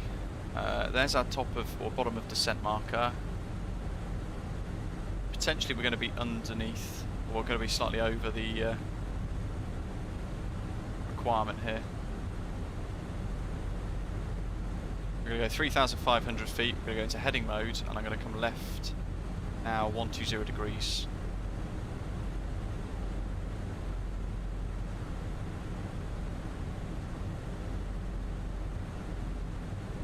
That's good, course is good, VORs are set.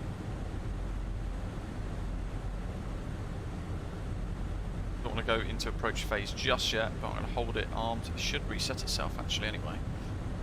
Need the speed to come off.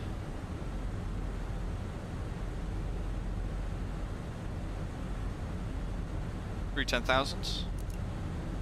Both of those on. And Thessaloniki is there.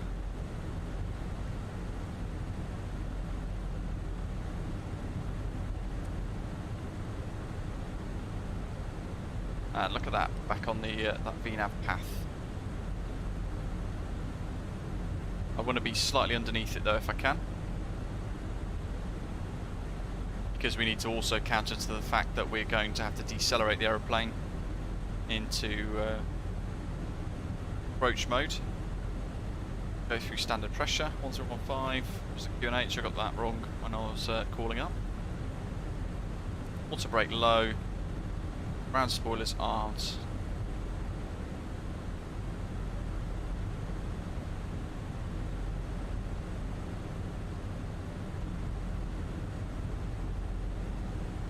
Absolutely, Doc. Absolutely.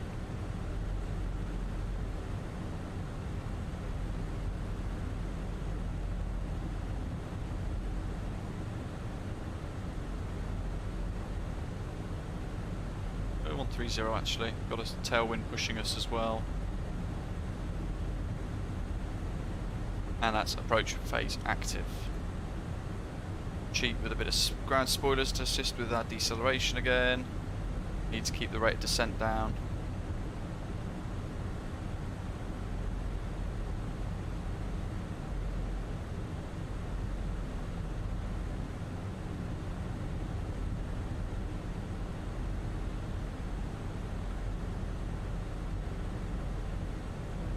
So 15-mile marker.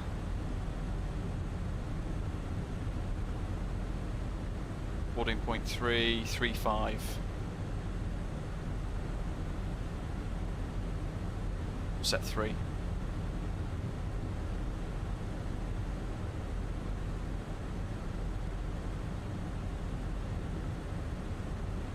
$560.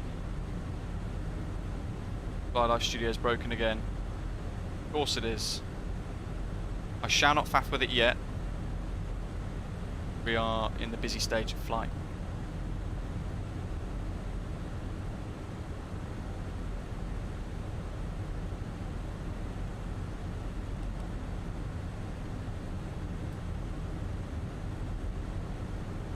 That's one.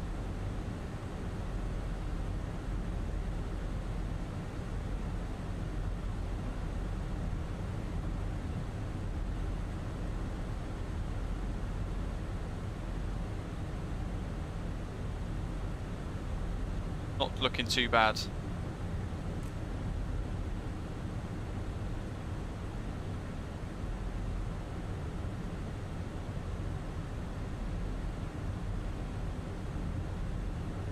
Gaff very true, yes. Very true. Better to have working rudder pedals.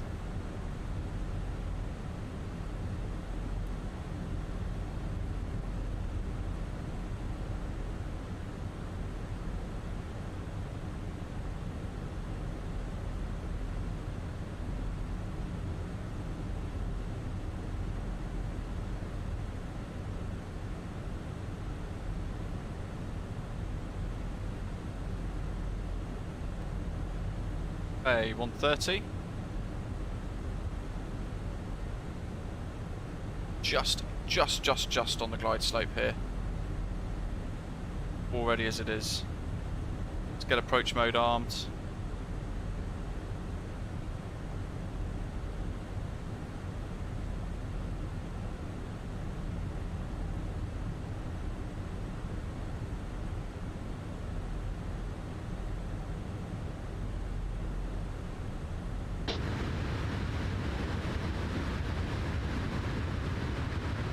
And here we go.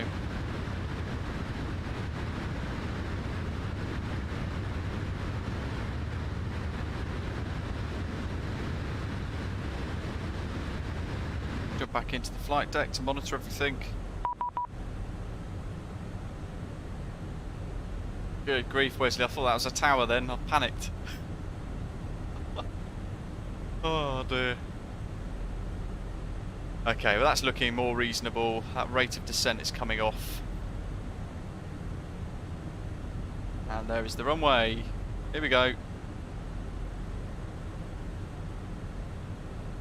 Box arms, glide slopes active. Flaps 2. Just as we're getting to 3 now. I'll reset that to 3.5 for our missed approach. I'm going to go gear down as well.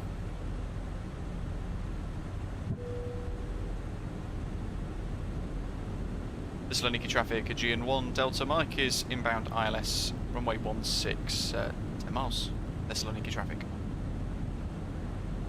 Give me shelter. Yeah, the Fenix is better, to be fair.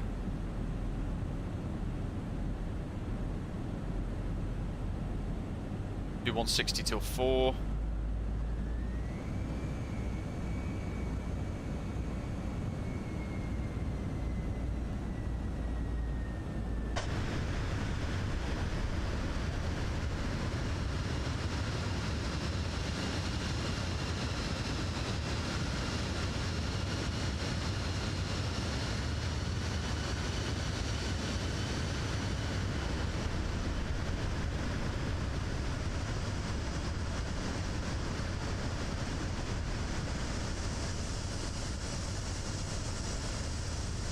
Look at that. Wonderful textures.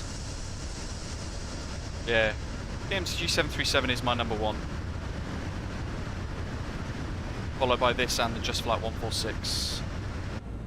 What are we? Flap 3, gear down, landed green, and we want full flaps now.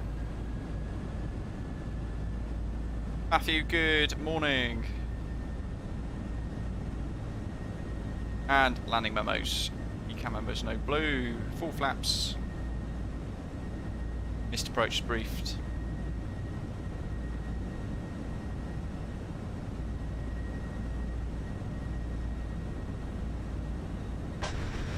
We got here then. Do like flying in here. I like to take lots of screenshots.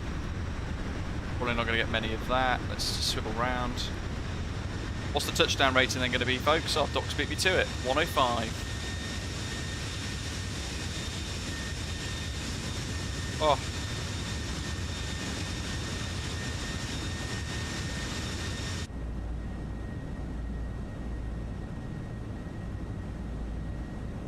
Shirts, how do we all feel about wind gusts coming in Sim Update 10? It should make it interesting. It sounds great. That's 4. Thessaloniki traffic, Asia 117, turning for final, runway L16 ILS. And we shall fly her in. Matthew's had no giant moth attacks today. Good to know. I would have panicked if that had appeared in the flight deck with me. I would have absolutely cacked my pants. Yeah, Doc, CLJ number 4. Showdown's loving the views. It is lovely here. Beautiful part of the world. Hate that default view. Because I've lost my glide slope slightly. Got it back. Let's reset. 700 or so foot per minute.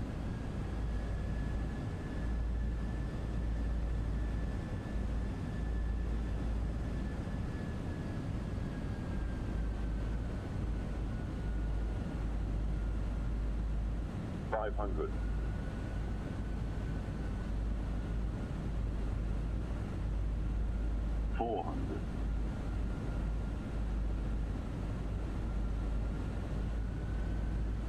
100 above.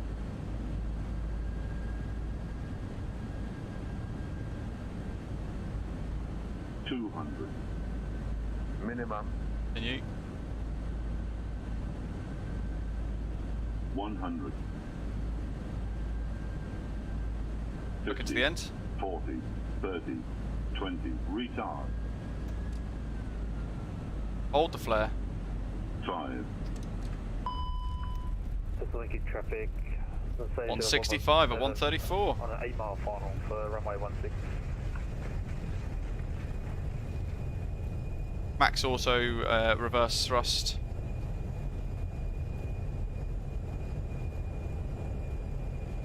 Manual brakes. Get a bit more braking in here.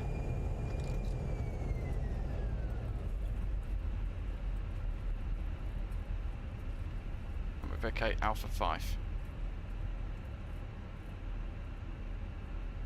Thessaloniki traffic, Aegean 1 Delta Mike vacated Alpha 5, taxi to stance.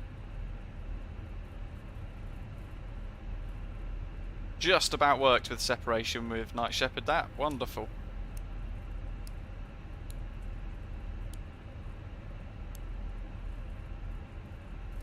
Got APU?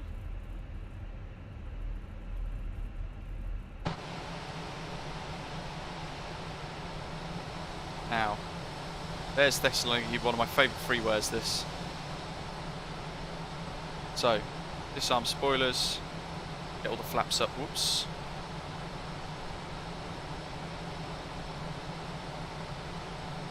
I've got strobes on auto. Going to spot the landing whilst we taxi in. Multitasking. Thessaloniki traffic, Aegean 1 Delta Mike crossing runway 28.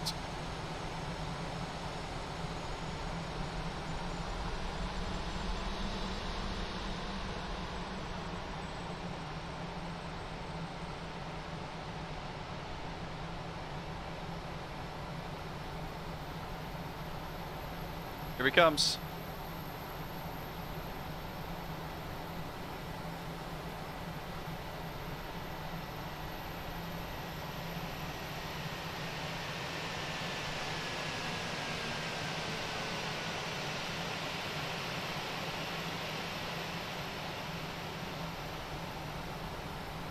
Let's dive back in. Let's go right here. APU's available.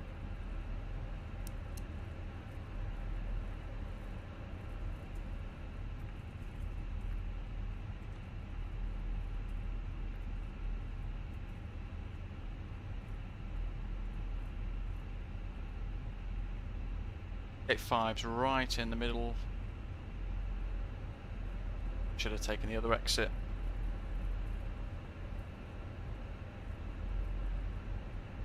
Thessaloniki traffic. This is Asia 117 clear of runway 16, taxiing to the gate.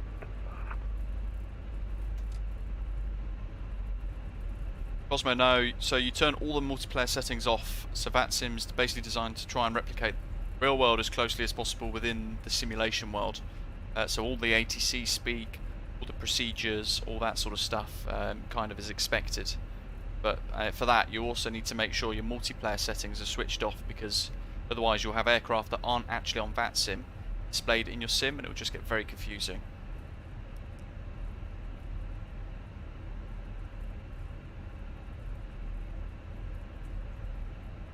Where's the 146? Lufthansa 117 crossing runway 28.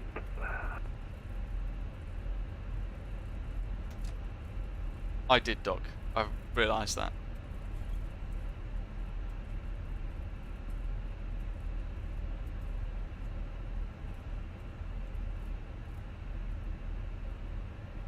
I feel like that plane's in the way.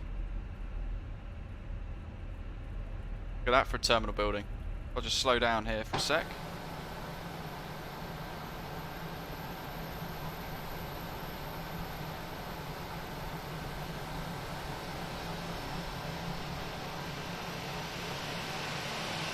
How's that? How fantastic does that look? Anyway, then we're going to have to go through this guy. We'll go round him. We'll go round him.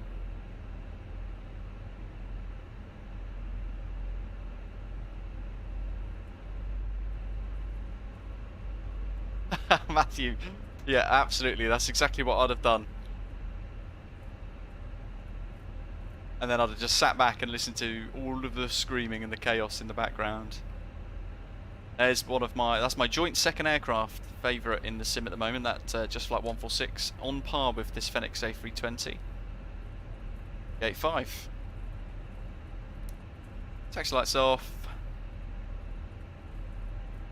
And we'll turn in.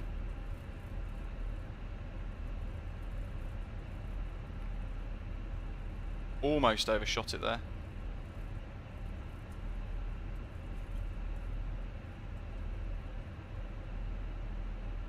And there's the steering bug. Change your view while you steer. Sim locks up.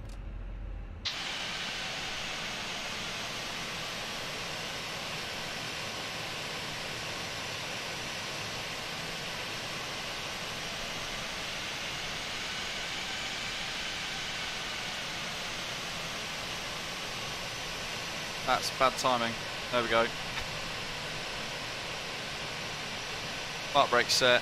Let's jump back into the flight deck, and yeah, look at that for a bit of freeware, folks. Absolutely spectacular. Really nice. APU's good. All the lights are off as required. No warnings. Let's go engine on.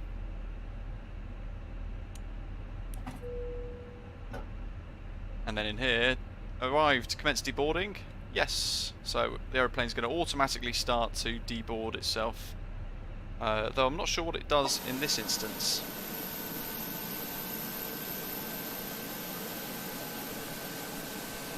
Because we don't have any steps. Obviously if we had toolbar pushback we would have some steps there. Okay, so now we're deboarding. I feel like it's just happening anyway.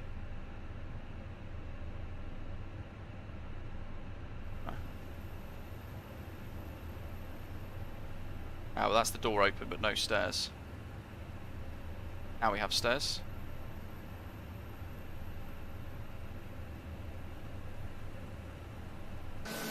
That's a bit better, isn't it?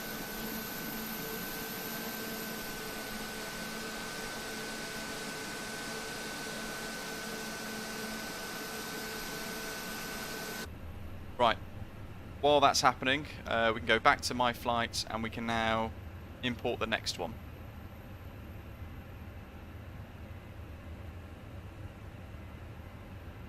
22 minutes pre-departure. Oh, look at that. We're actually not too bad then in that case.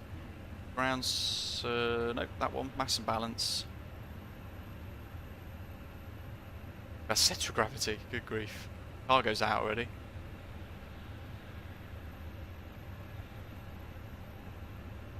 So while that's deboarding, we can ATSU, AOC, flight in it, and then we can pull our new one in.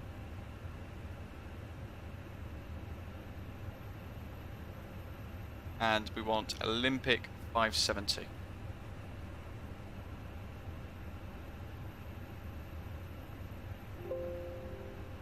On V-Pilot.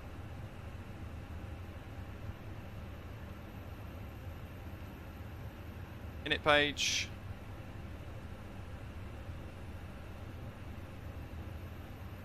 Request the data.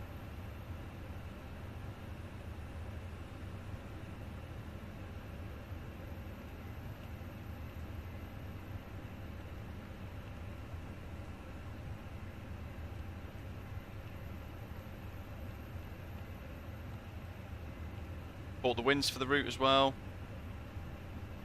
Definitely want to make sure we've done that.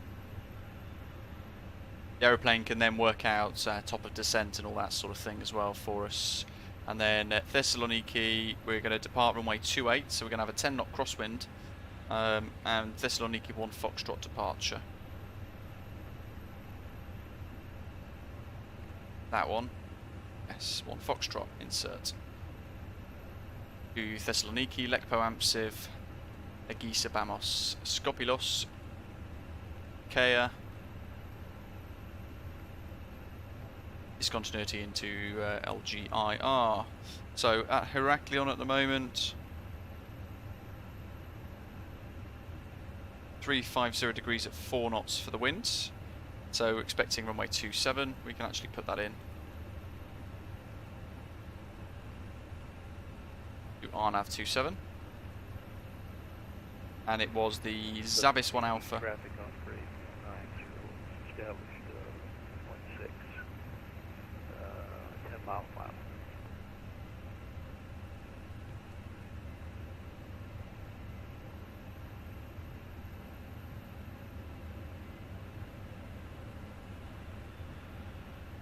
Now I want to reload the aircraft. Bit fast time. And in here, what we can now do is go into our performance calculators, and we don't want to sync the final load sheet. We're going to make sure we've got the correct runway selected. It's dry, flaps 1+F, packs on. We're going to sync the preliminary load sheet. So what that's going to do is it's going to pull in the data into the FB for what we expect to be the case when we do complete boarding, and then we can calculate our rough V speeds from here.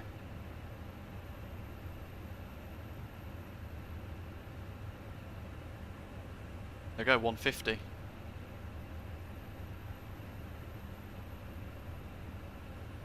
So airport info, SID, Thessaloniki, 1 Foxtrot departure.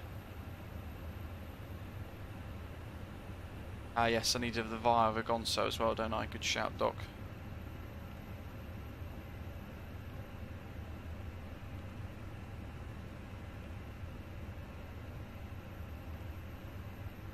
Right.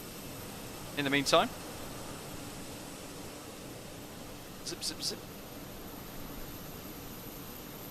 David is inbound in the Osprey 737.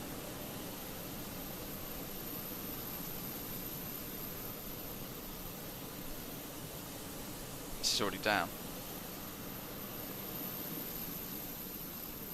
Good.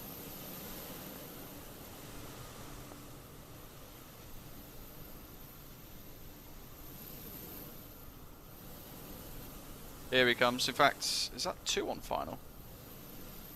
No, just the 1.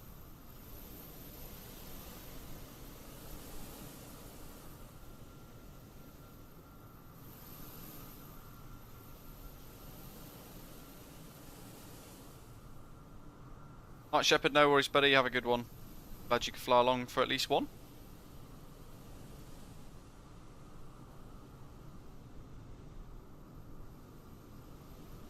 Try and just get the drone camera across here to get a screenshot of David on touchdown. If I can.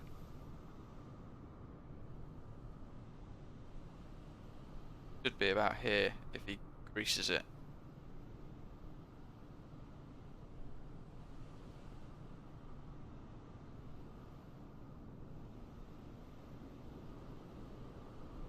I think this departure will be our first ever delay.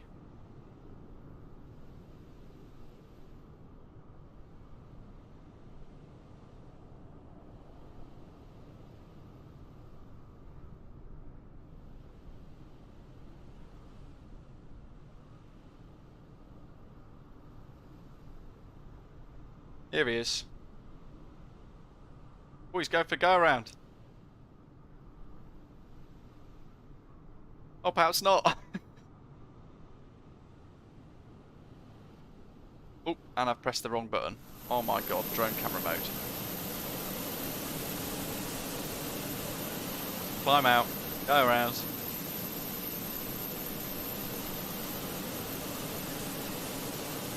Make sure you press the toga screw, David.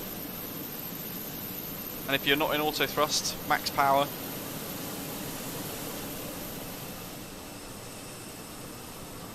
Reset drone cam. Use. Don't press T. It does that extra drone cam thing. There we go. Lovely stuff. Okay. 3 limbs still in place. So 150, 150, 151.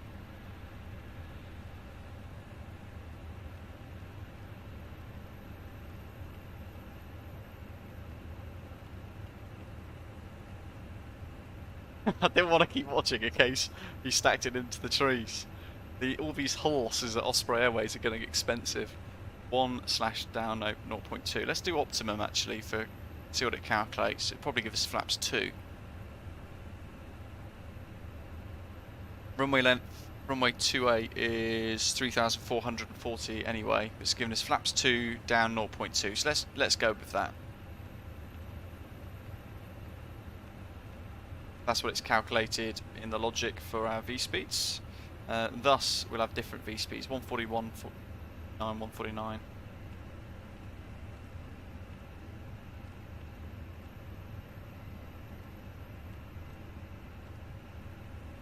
$52 for V2. Flex, 64.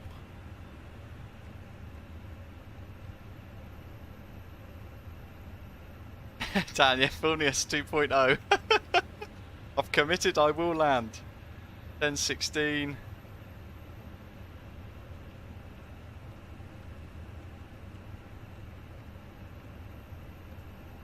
And 10:16.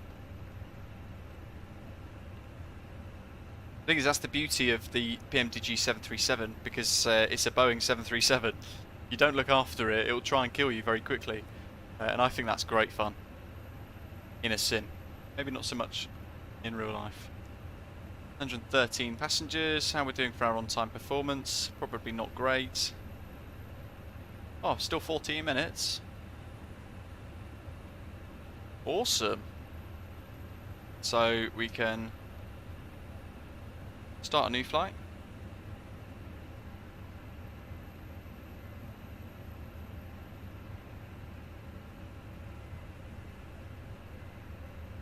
Thessaloniki traffic, Delta Tango 23, taxi to runway 34 via Delta, Alpha 4 and Alpha, crossing runway 28.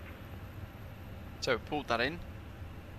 We're going to flick this and we're going to go LGTS to LGIR and then it's now OAL 570. So that's froze. So let me refresh Fly Live completely differently. Matthew says planes that want to kill you make better pilots than planes that hold your hand. Absolutely. Even in my PPL booklets, they talk about how advanced automation and having lots of automation creates very complacent pilots. And then when things go wrong, they get thrown because the aeroplane isn't doing it for them. Which is quite interesting to read through. They even talking about that straight away early on in people's PPL careers.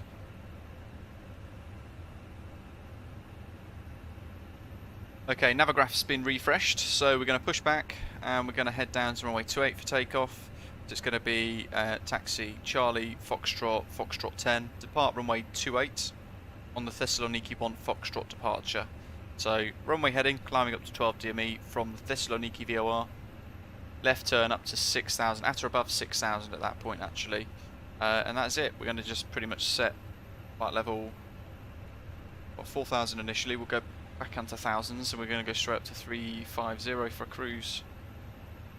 And I think by the time we get up to cruise, we're going to be back down again. So that's all good. We need to go back into our mass and balance. I think, there we go, boarding, fuel, done. 58.6 tons.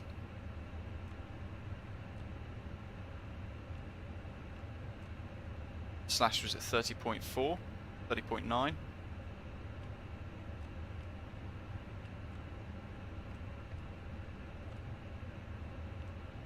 Full planning block.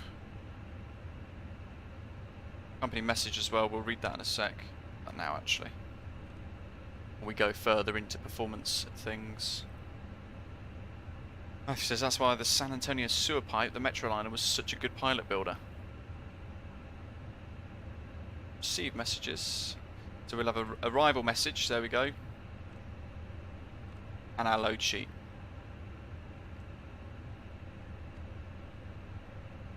Probably have a final load sheet come through in a second as well once we've pushed back.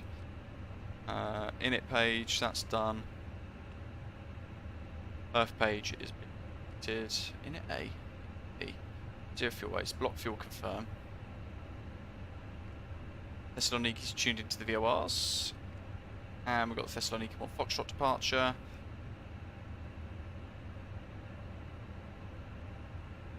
Not bad.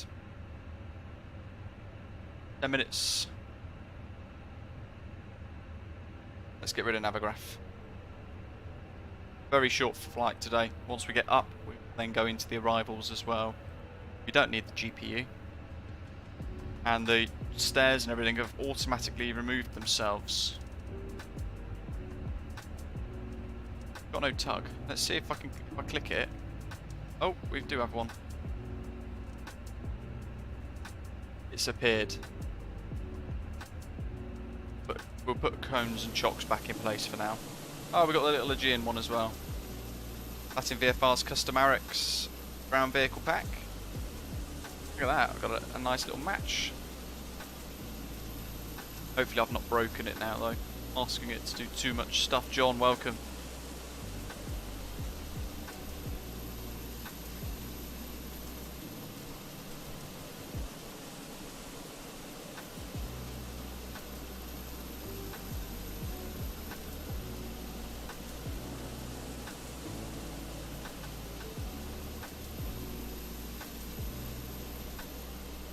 I think John's about to fly overhead. There he is. Was in the tower. He's been playing too much of those Top Gun expansion packs. Off he goes to fly the ILS again.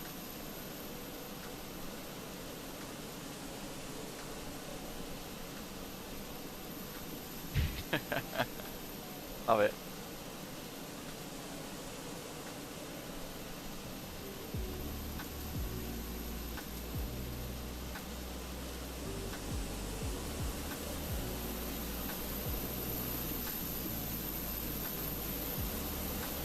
This scenery in particular, while we wait for David to re-establish, this scenery is available on flightsim.to. It is linked in the description down below if you do want to get your hands on it, but it is one of my favourites in Greece. I mean, look at that level of detail.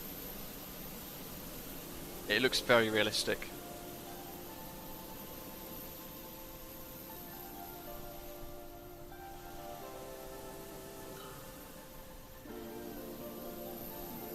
We can actually go around to the landside areas as well of the terminal, and we can see what it all looks like from this side too. A couple of flickering textures. Again, that's a Sim Update 9 issue. A lot of scenery seems to be having that problem at the moment. There we go, we've got the whole entryway going up the ramp, round to the terminal building. We've got the new terminal on the right hand side. And this is the old terminal. The old terminal's pretty dreary. That's where British Airways is based. It's now no longer an EU airline. Leonardo, I'm not sure. I guess maybe it's just the issues they're having with maybe how busy the servers are and stuff. Who knows? Look at this. A couple of animated people wandering about. That probably needs to move though. Definitely not there in real life. Not noticed that before. How strange. And here's the new terminal.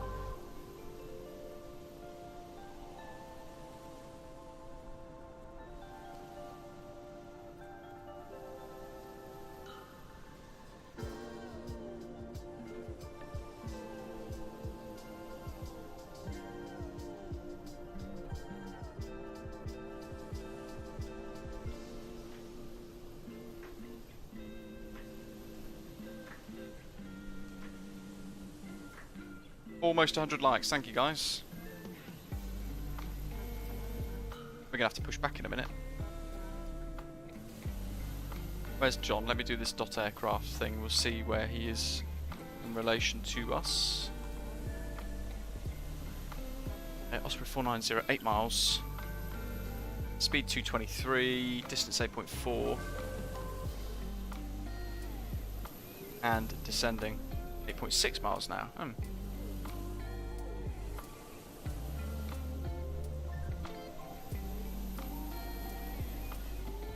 Still flying north as well by the looks of it.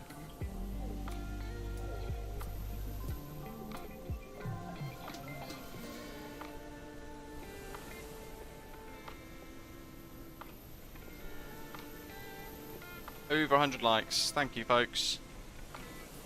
MPS Gaming says, I may have to ask... I have asked Fenix last weekend for about PayPal. Oh my god. Just took off on the opposite runway.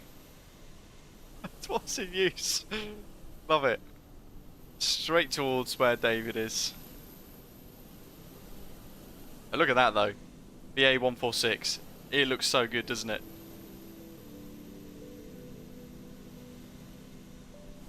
Stunning. Joint second favourite aeroplane in the sim, that. Easily done.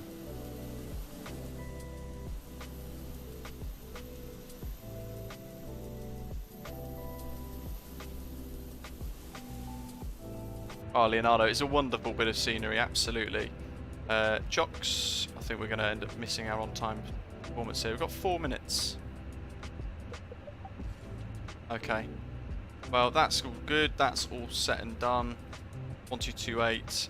That's good. And we'll put our old score back in 2000.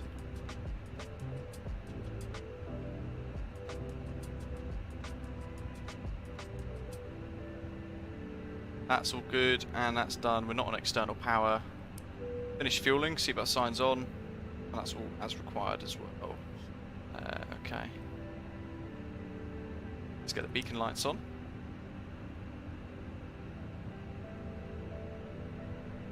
And connect the tug.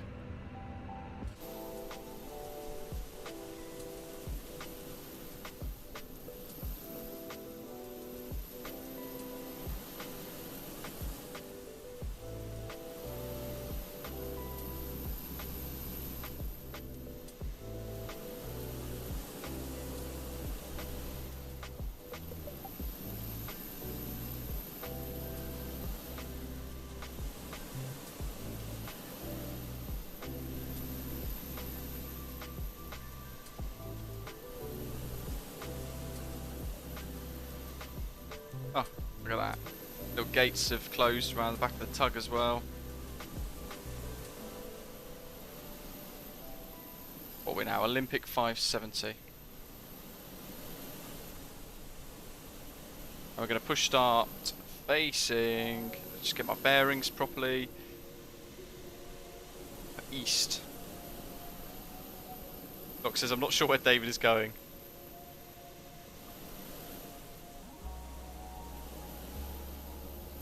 Nor me. He's gone right out into the hills, doesn't he?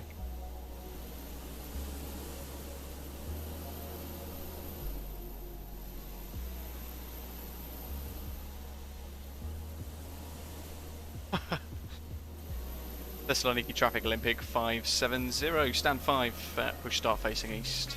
Thessaloniki traffic.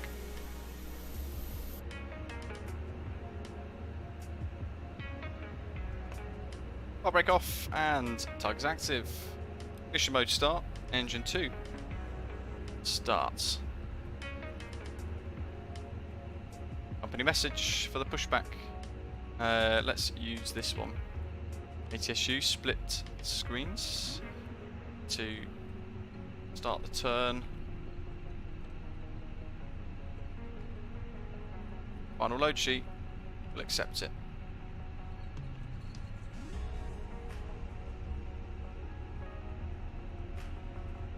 God, pushback is such a pain in the backside with this.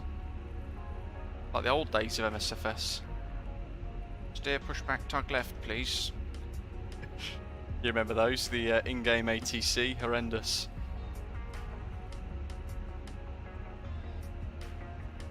I'd almost got it so right then as well. Oh well. Little nudge, little adjustment. That's as good as we're gonna get. Stop. Thing is, it just disconnects. The tug just rolls away. In fact, it's just disappeared.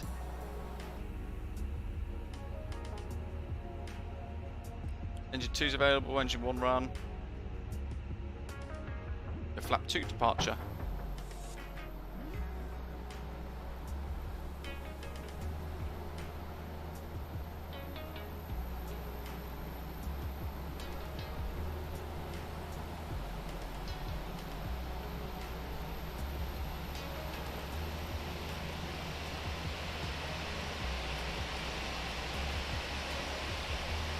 listen to them noises.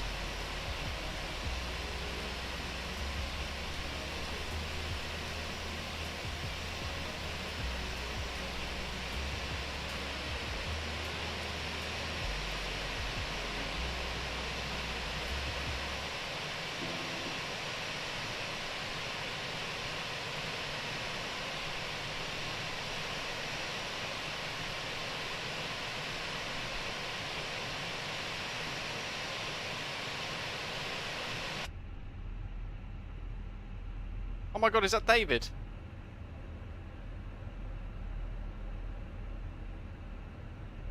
Where did he land? No, David's on finals. Oh, it's Peter.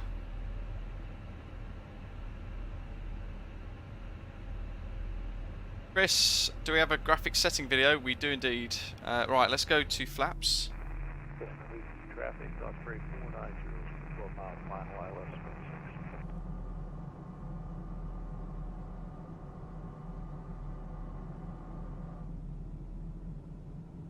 And flight control checks. Look at that.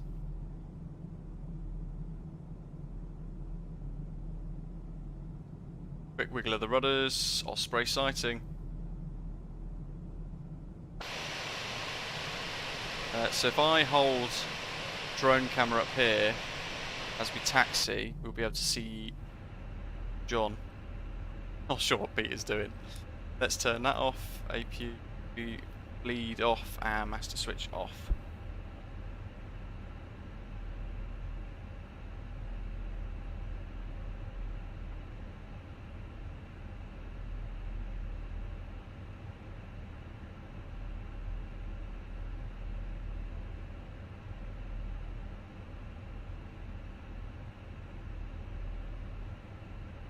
What have we got? Charlie, Foxtrot, Foxtrot 10. Use the full length, might as well. Thessaloniki traffic, Olympic 570, taxi to hold point, Foxtrot 10, runway 28 via Charlie and Foxtrot, Thessaloniki traffic.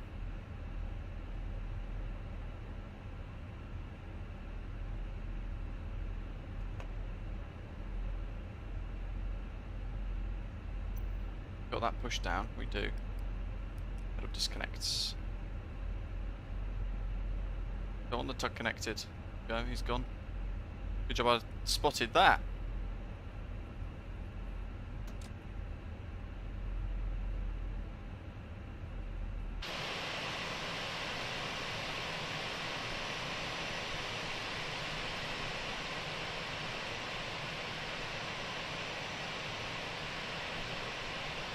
Sherman Cat got a cool flight route recommendation. Alaska Air Cargo, the PMDG 737 freighter. Put the link in the Discord that has the flights of the actual Alaska Air Cargo fleet. Very cool. Water rate max, spoilers arms, 1 and 2. Flaps 2. Takeoff config test. Watching that APU slowly spool down. At 2 minutes it will then shut down.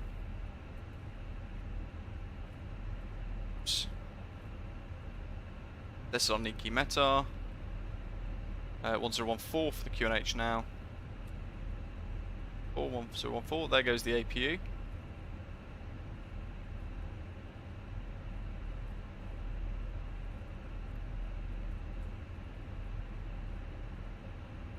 That's good.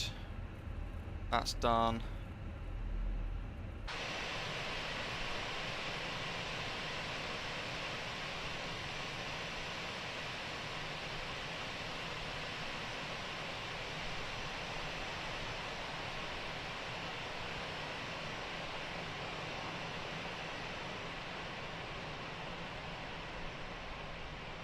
Keeping an eye out for David, on final approach. Missed MCDU, so all I've done, I've not actually changed any settings to have tiller or anything set. All I've done is I've just pressed the pedal disconnect button and it gives me a bit of an increase in the tiller only, not the rudder.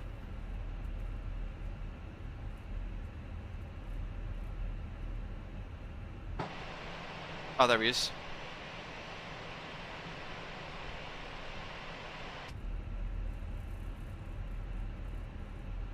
Looks to be an assault landing.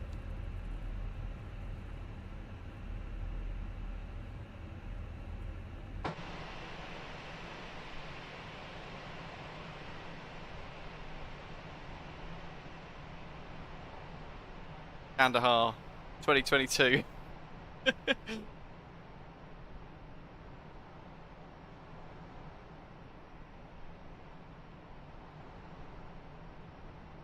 Yeah, it's looking pretty good.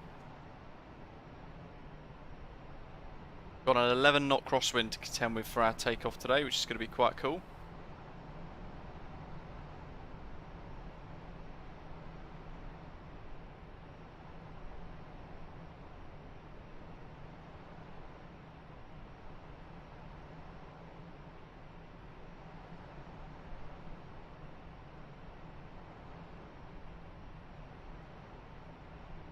Oh. Oh. I'll send you the bill. Almost. That's definitely a stall onto the runway, isn't it? Love it. Side note, it's only cargo. Hopefully my gin hasn't smashed. And the livery looks fantastic on the 737. Wow, that was horrendous. It didn't look too bad.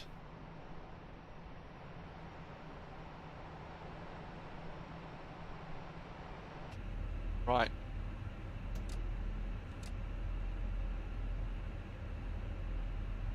Little bit of power. It says. Yeah, David's not getting the Osprey Airways butter achievement anytime soon based on today. Osprey 400, 316.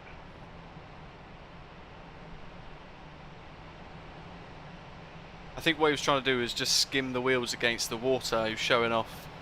Just touching the water with the wheels slightly just to create a bit of spray.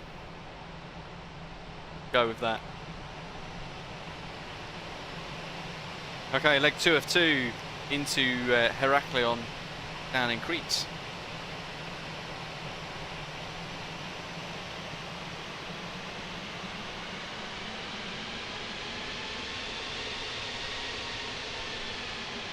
Beeline pilot, my favourite is the PMDG 737, and then my joint second favourite is the Just Flight 146 and the Fenix A320.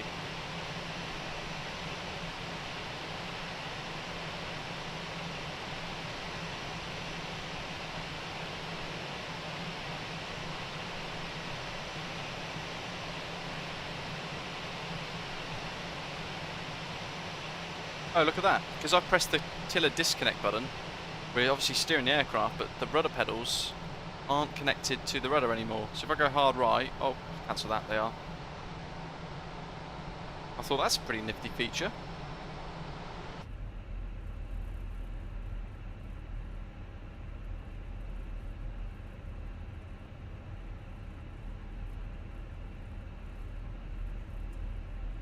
Exactly, Max. Got to get the brake dust off somehow, don't you?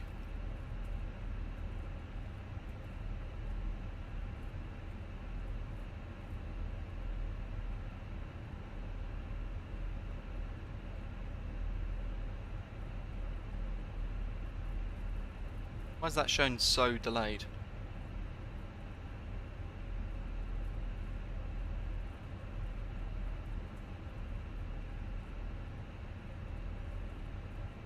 Who knows? Doesn't matter. Night Shepherd Nosebuddy. Thanks for flying along. Have a good night. Very late for you over in Australia.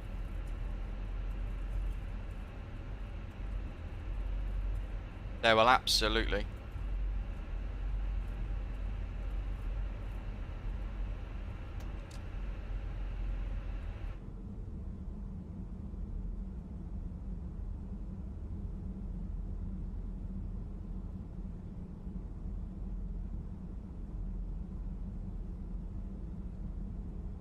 Heraklion is complete with the Just Sim scenery as well, but there is some really nice freeware on flightsim.to that I'd probably recommend over the payware scenery instead. So if you haven't got a scenery for Heraklion, we're going to see the Just Sim version, which is payware, but my recommendation would be to try the freeware first, because it's probably more detailed and freeware, but it is heavy on performance.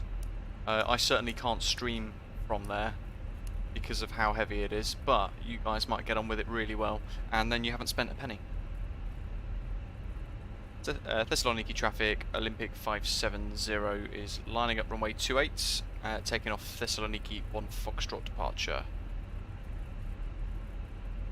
Takeoff memos no blue, and we're departing flaps 2, runway 28, Thessaloniki 1 Foxtrot departure. So it's outbound, runway heading up to 12 miles, and then a left turn to head back on ourselves towards the Thessaloniki VOR. I've flown there a couple of times, Doc. Not very recently though. There's the crosswind, there's the windsock, straight across the runway.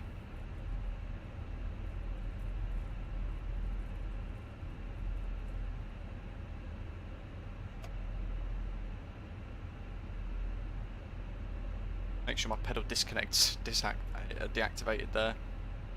Lovely. There's Air France.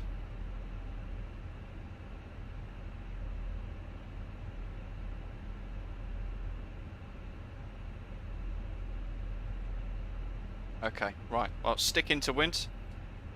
Start brake off.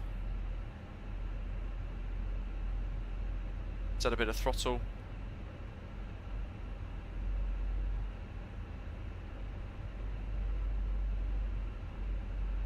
And off the brakes. Flex.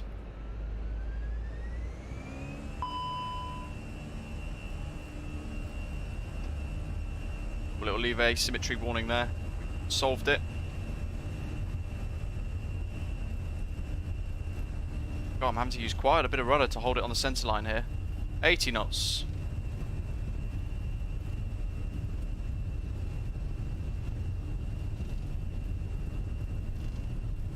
Quite a bit of rudder. I've got my aileron input in as well. V1. Rotate. Whoa, hello. Gotcha. Interesting. Very cool. Positive rate, gear up.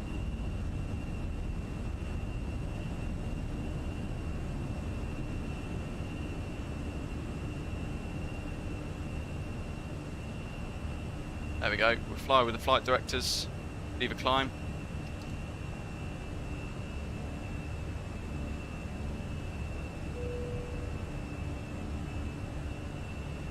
And let's turn the autopilot on as well.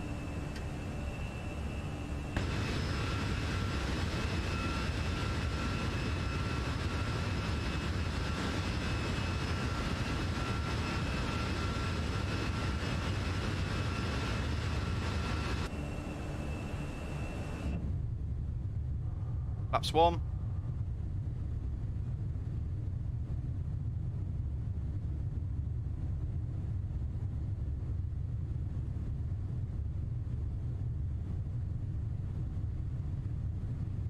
Heading all the way out to 8 miles.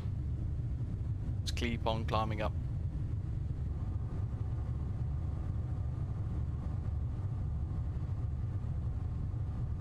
That's interesting because I didn't click anything then. Oh, good. Auto retraction. Look at that for a feature. Ground spoilers disarmed. No overspeed warning. That's fine. Got it all going off today. Good grief. Okay, anyway, we're up, and we are away. We'll go standard pressure in a second as well, just taking some of these beautiful views.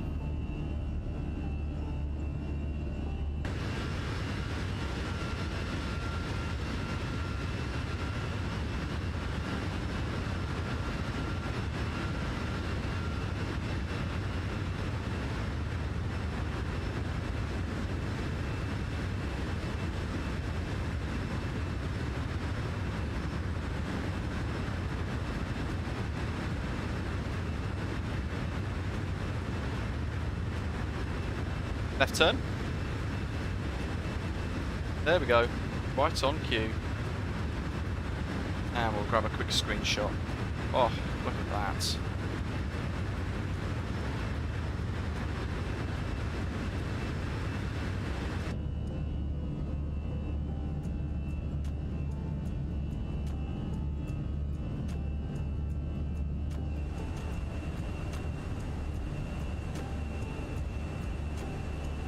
Standard, and Doc wants a direct LECPO.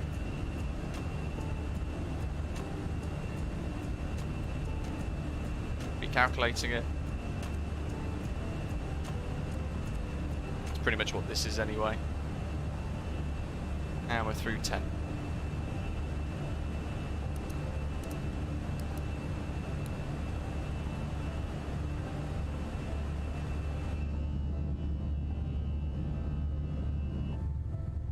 What do we want? There we go, look at that. Traffic Air France 3589, stand 4, starting pushback, facing north.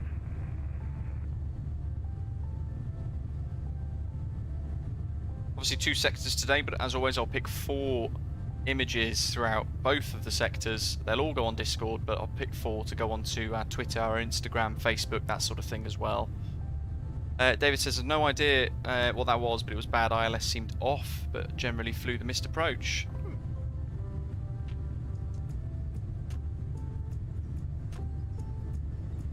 Look at that for an overview across northern Greece.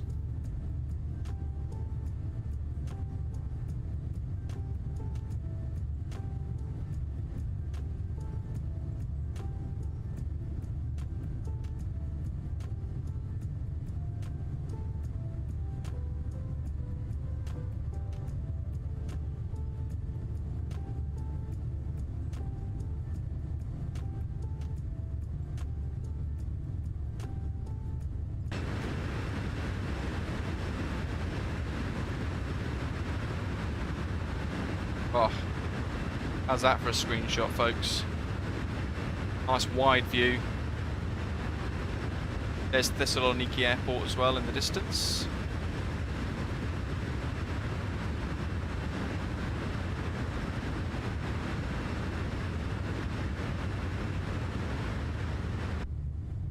Love it.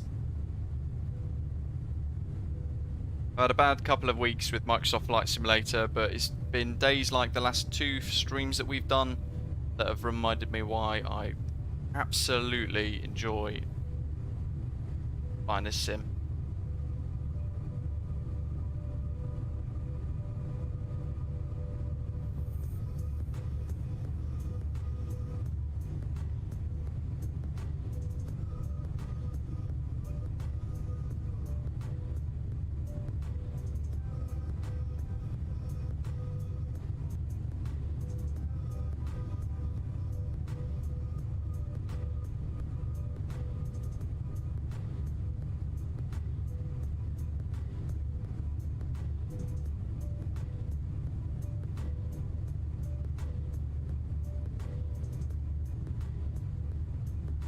Dreamliner, welcome. Wesley, have a good night.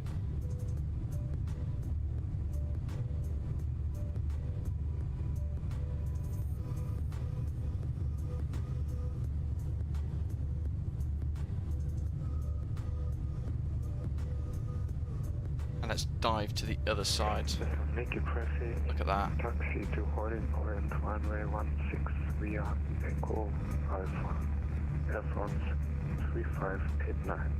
Thessaloniki traffic.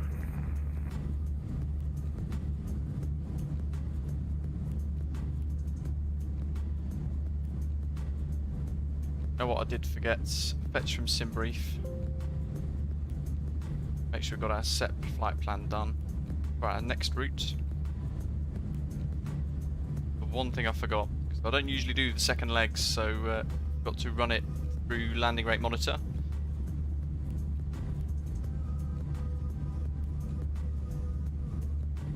Got a video going live over the next couple of days as well. The new denim scenery by Burning Blue Design, and I'm really looking forward to showing you guys that in a video. Not least because it is where I fly in real life for my studies towards my PPL at the moment. So I've got real first-hand, genuine knowledge of how the airfield looks, how it behaves, and all that sort of stuff. So really looking forward to showing you that and sharing my thoughts with you.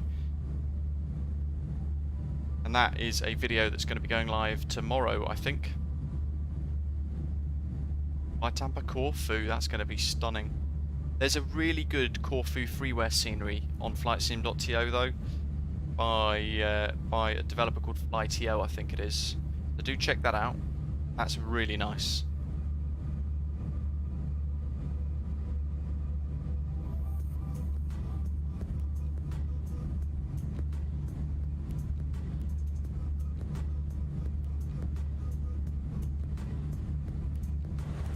Jeez, you got 565 gig in your community folder, MPS. Wow, that's huge.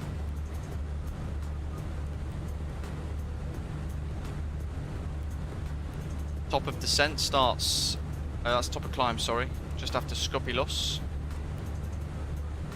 Top of descent by Gendo.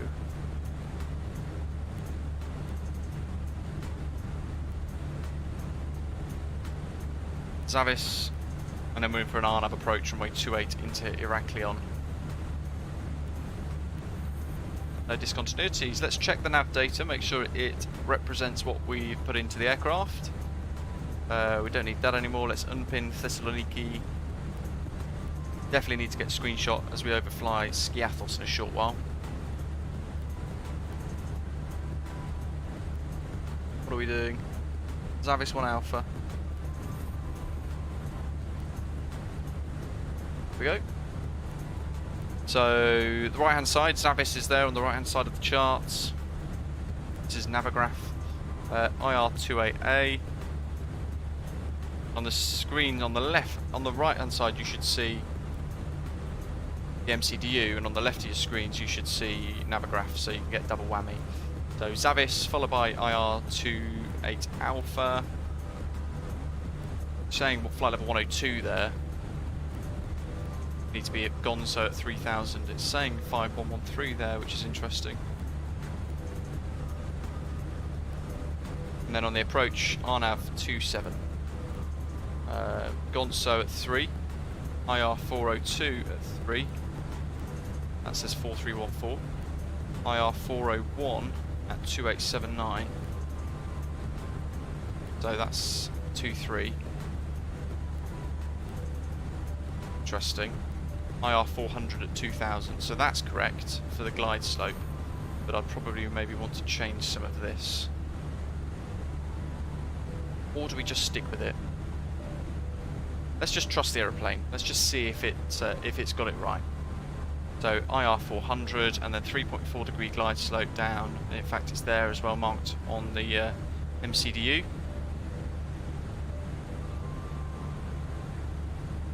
And then there's the missed approach as well, which is turn right at runway 27, direct IR 700, IR 700 turn right again to Gonzo, climb to 3000 and then join the hold. There we go. Easy peasy, lemon squeezy. Runway length 27. Nice and long, 2,714 metres. We'll vacate about Charlie probably, if I get it right. If not, it's going to probably be Alpha. A bit of backtrack maybe, and then we're going to taxi in and park up on the apron.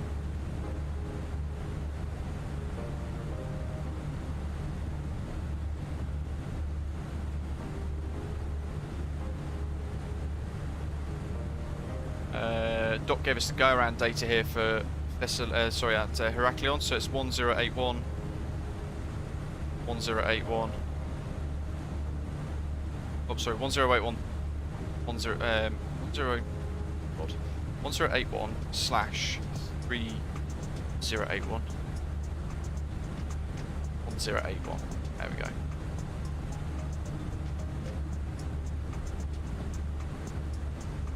And then the Barrow.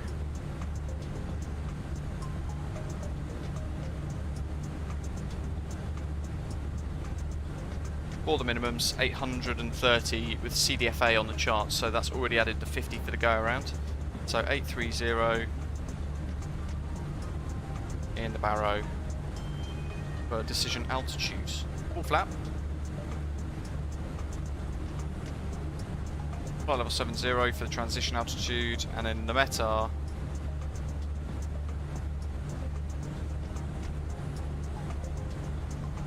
Winds calm at the moment, all the nines, few cloud 2,500, 29 degrees, UNH 1014. No significant changes expected. So we'll refresh that in about 30 minutes. We'll see what we get from the aeroplane. Scopulos is coming up, which means, yeah, oops, hello, there's the contrails.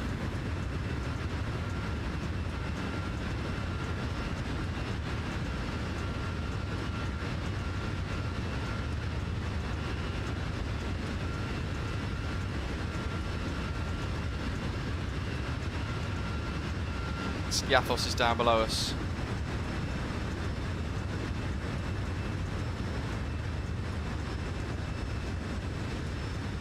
Or maybe a bit hasty. There's Skiathos.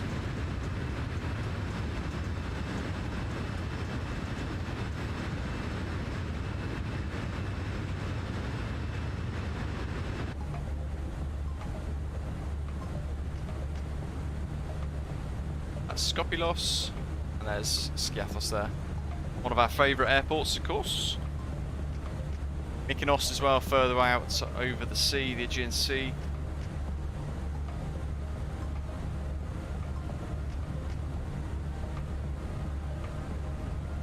Download for MSFS dock, fantastic. And then you've got to just do model matching from AIG. That's 3 days. Minimum 3 days. Oh dear. There's an aircraft on stand down there. I can see them parked up on the apron.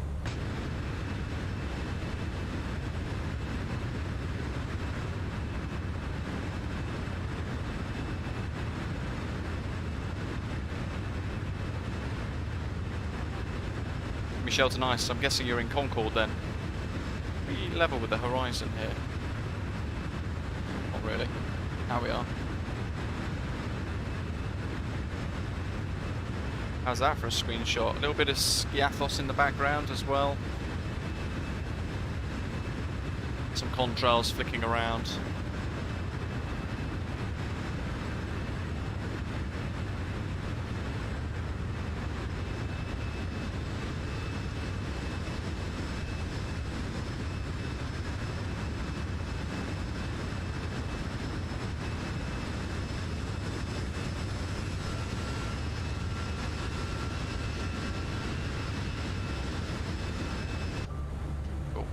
Else? I think maybe we could capture.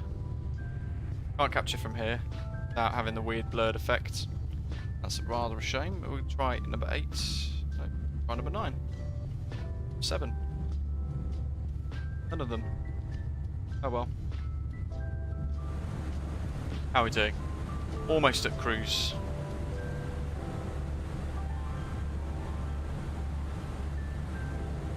We've already done a lot of our admin for the approach.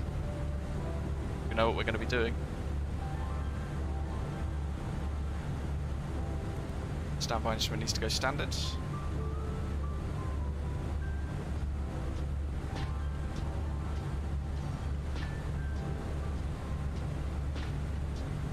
So in effect we're just going to wait for the aeroplane to shout at us to say to us, don't forget, we need to put our arrival data in. Oliver Samuels, hello, noob question, how do I set up the custom wing views? So first step, in the sim, go into your keybinds, your keyboard, and have a little look, search for save custom view, which is the name of the keybinds, and you want to save custom view 1 through to 0. And what you want to set them as is something like, as I've done it, holding Control and Alt and then the number at the top of your QWERTY. Set those, and then you want to search the keybinds for load custom view, and you want to make sure that they're set with keybinds as well. So in my instance, load custom view is pressing and holding Alt followed by the numbers. So Control Alt and then a number to save, Alt and then a number to load. And in the Fenix A320, all you need to do is open the flight deck door and go for a walk. Find your view that you want. So for example, row 1, let's go premium.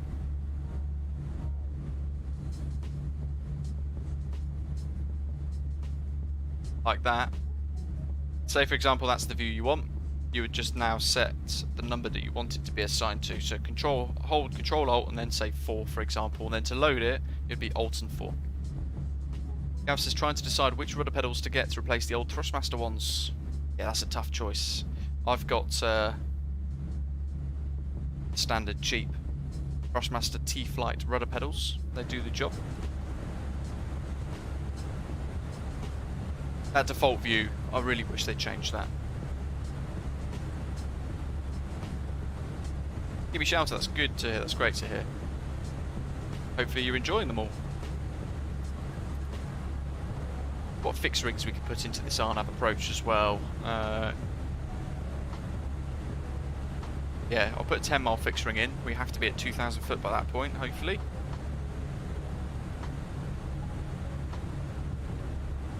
Fix info, IRA, which is the Heraklion VOR era. 10.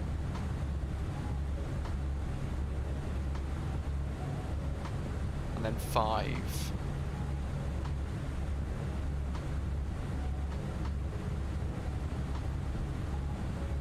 That'll do.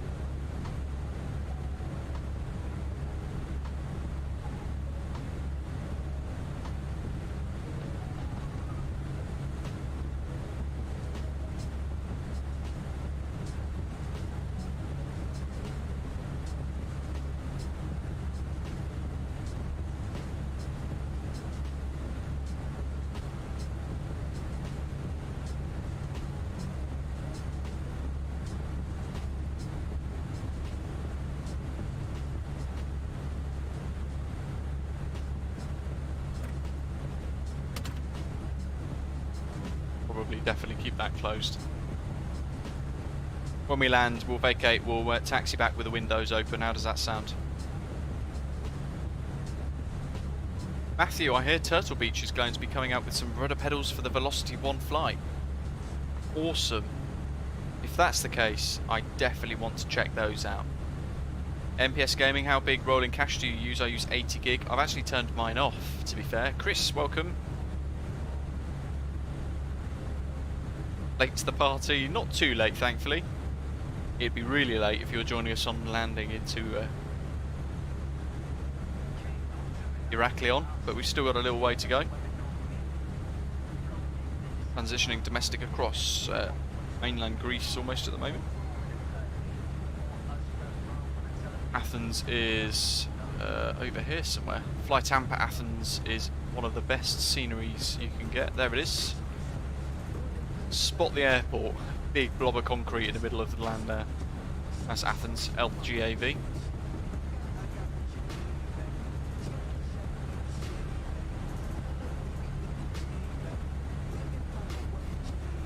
Keep smashing the like button as well, 40 to go, let's hunt down 150 likes.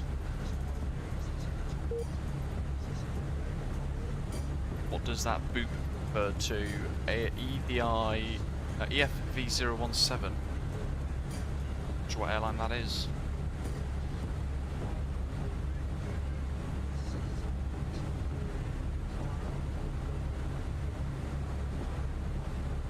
I believe we're transitioning all the way through this on Unicom.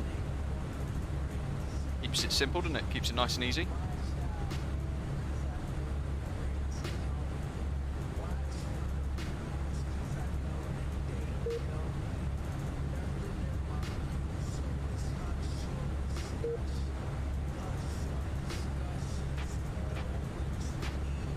Oh, amazing. The video, the update from Just Fly about their updates to the 146 Professional also includes review links to a couple of channels, including my own. How fantastic is that?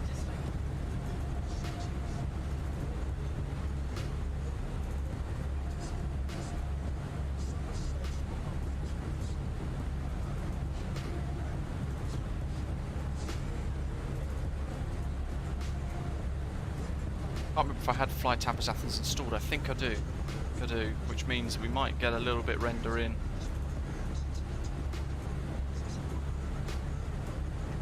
Yeah, that's the one thing I can't get. MPS Gaming, as you're saying there, the Top Gun expansion is almost 5 gigabytes, which is huge.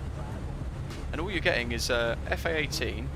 Get that weird hypersonic jet that you'd never use beyond maybe once. And then a couple of landing missions, but I don't understand why it's 5 gigabytes.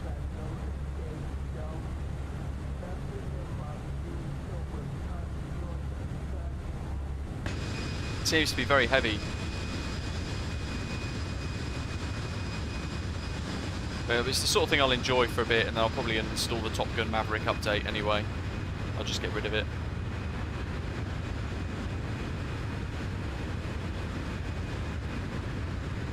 Drone camera. Wish they sorted that out so it stopped rotating. United, welcome. New to the channel, it's great to have you with us.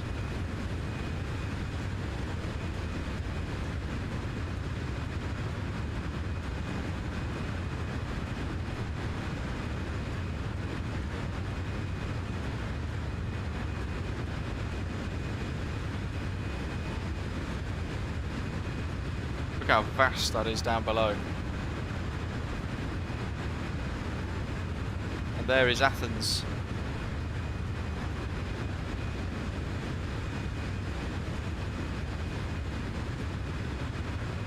Probably can't see it because you're at the overlay, so let me just rotate the camera slightly. There you go.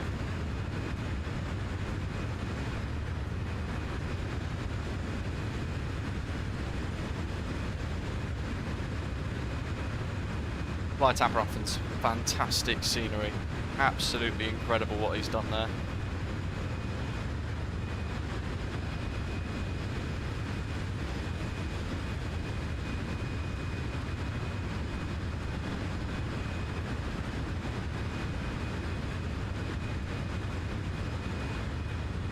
Gav, cheers buddy.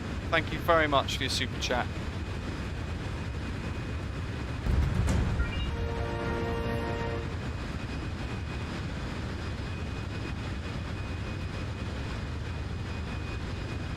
Let's see if we can capture this from external view.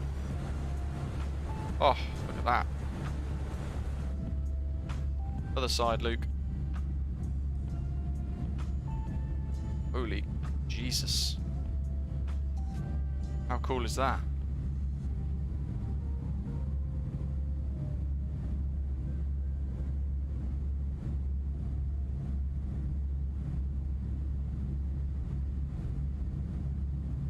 Athens, of course, is all of that big sprawling mass over there. And there's the old Athens airport. Colin, LGAV.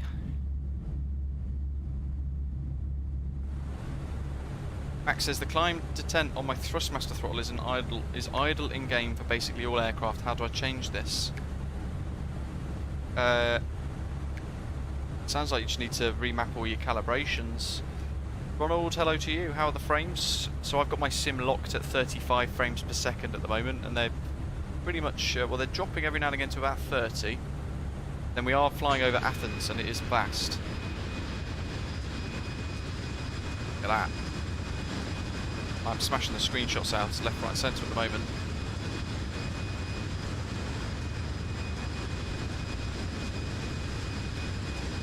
But performance-wise, very, very good for the Fenix on my GPU. It's set to my GPU in the sort of screen and things.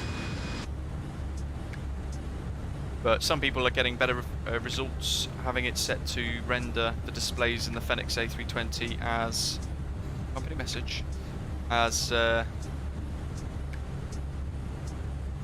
the CPU instead. Olympic Ops.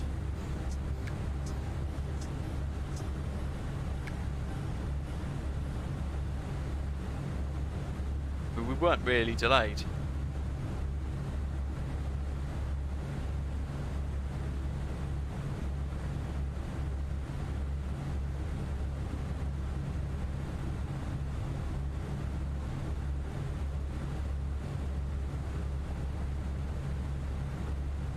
Chris, absolutely.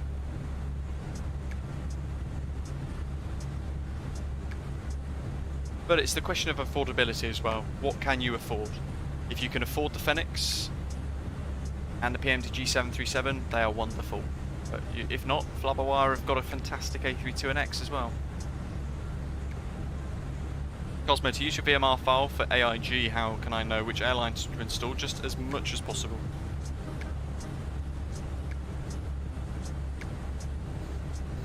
Yeah, Ronald, same as myself then. I'm limited by my CPU, and the CPU gets abused when I'm streaming as well.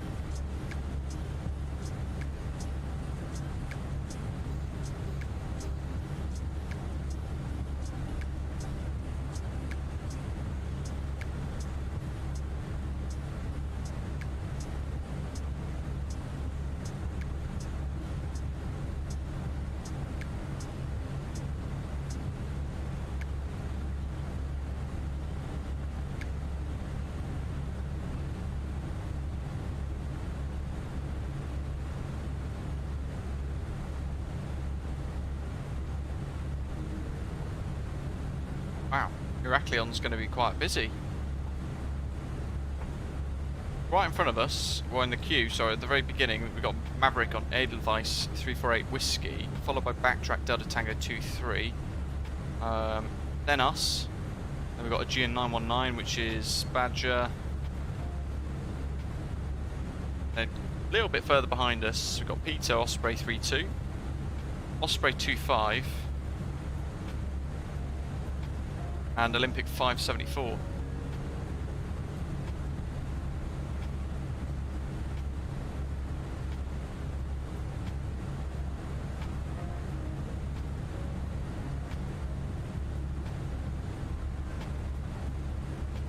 (737) Peter is fantastic indeed. Craig, welcome. Going okay so far, thank you, buddy. Hope you're okay. Neil, you Airbus.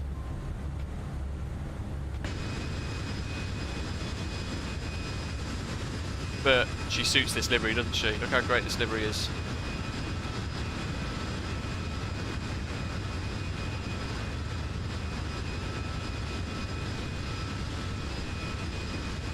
Jodan, am I excited for the Sim A310? Absolutely. I'm hoping I'm going to be able to bring you guys some preview content with that when it gets a little closer, so watch this space. United 1 Super, yes, absolutely. Osprey 25 hasn't filed a flight plan. Thankfully we're on Unicom.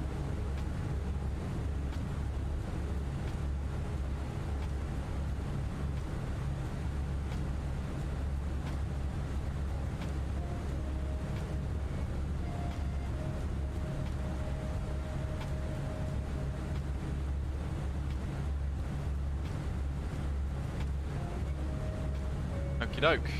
Team 50 arrivals. 0 degrees, 0 knots. Look at that. Beautiful calm wind. 8 arrivals into Heraklion. A few clouds, 2,500 feet. Temperatures 29. QNH 1014.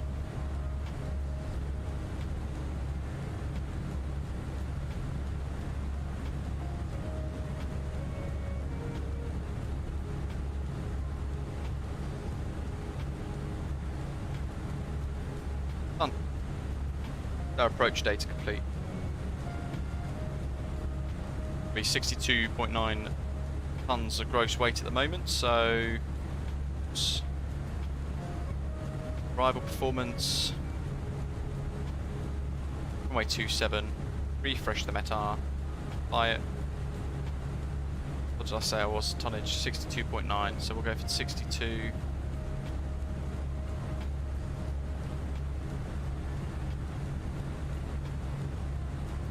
.0. That'll do. Low water brake, max reverse, manual landing, full flaps, auto thrust on. It's calculated there. Our landing performance. What do we want to go down to? 3,000, isn't it? 20 miles to go, let's set 3.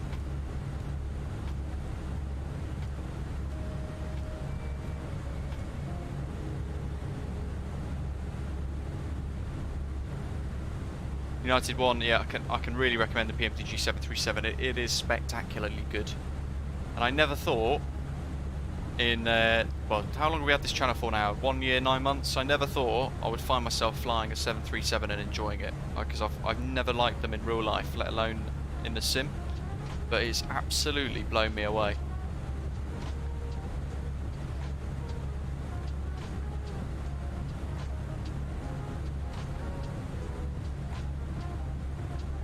And now we've got this as well, the Fenix A320.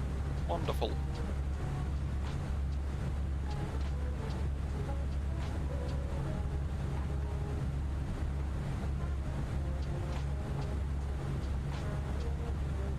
H1014. Oh, look at that, it's the same as Thessaloniki.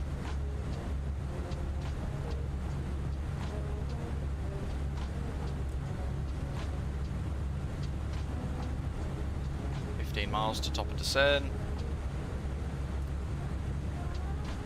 and we got some blue on the terrain map.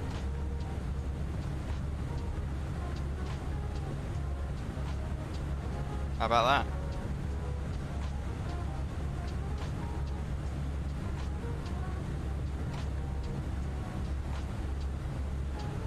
So our top of descent, by the looks of it, is after we've passed this little blob of this little island here.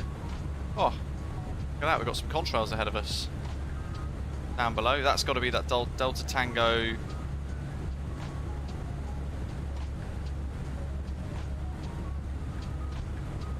Delta Tango 2-3. And also, one of our other favourites, Mykonos, is over there somewhere. In fact, that'll be Mykonos there, I reckon. No, it's not a thing in the A320, Davids. Correct. So, before we get to top of descent here, we need to be cleared for the descent, and then when we're ready, i.e. for example now, we can press managed mode and it will go into descent mode. But if we don't press it, we'll just fly past it.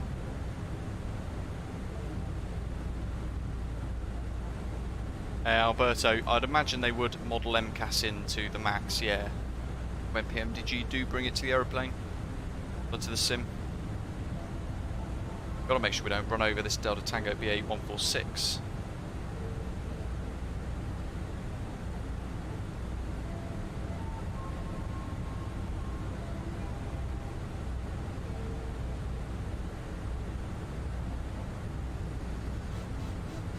Gimme Shelter wants a little quick tour.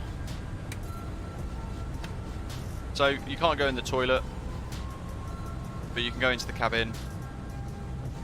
This is the galley.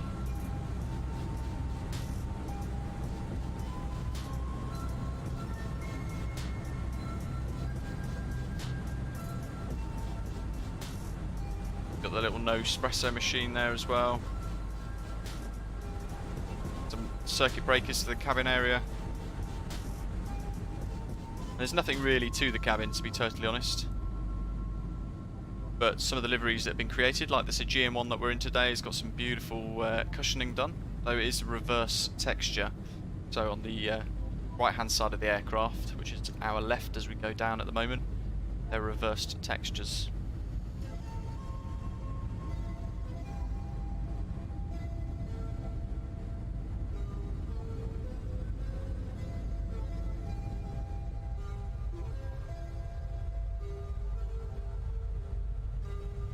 And we can't go any further.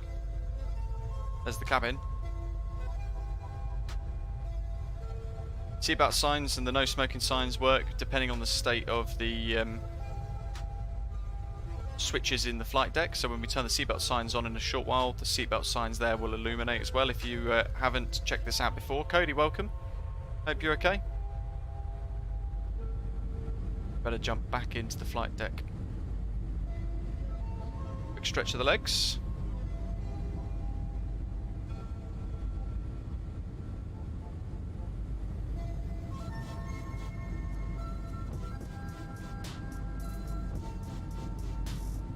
Lind, incredible work by Fenix. I'm tempted. Currently flying the hell out of the PMDG 737 and loving it. Yeah, I absolutely love the 7.3. It's fantastic. This is amazing as well, though.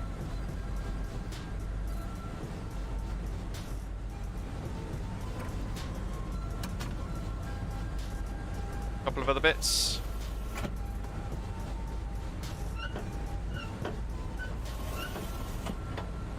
They're animated, and you can hide some of these as well. So if we do that, we can hide the EFB on the first officer's side.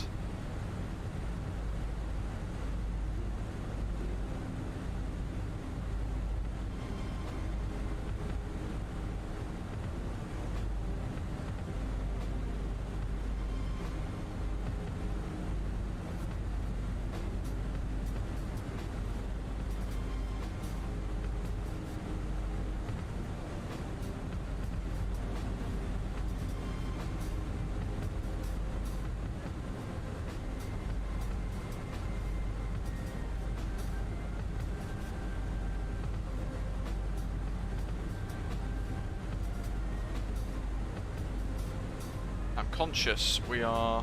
Where'd he go? We're hot on the heels of somebody.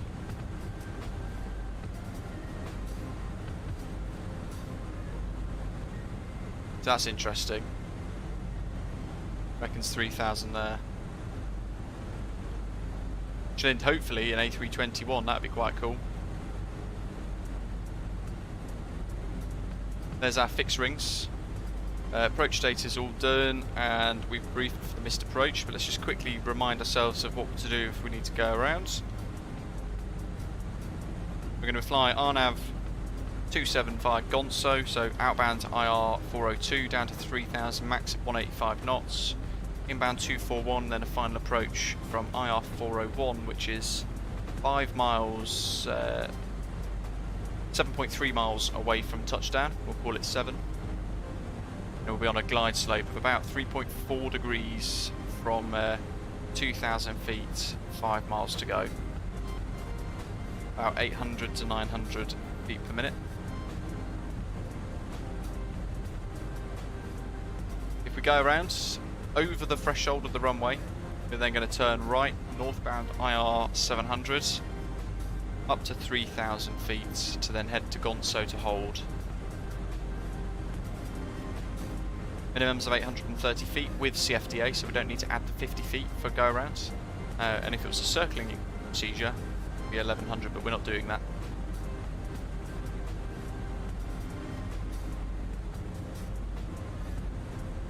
We're going to hope to vacate maybe Charlie. Potentially not achievable though. We're going to try vacate Charlie, and we're going to head back into the control tower. I think somebody's dock said stand 4 potentially. Is there.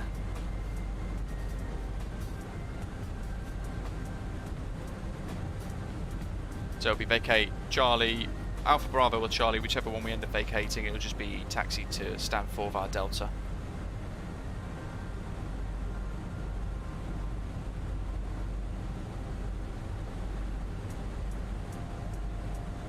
Easy peasy, he says. What could possibly go wrong? Jodan decided to get both. It's been a lot of fun since. They're so different in a lot of ways. Exactly. Airbus versus Boeing. Both very different to how they all work.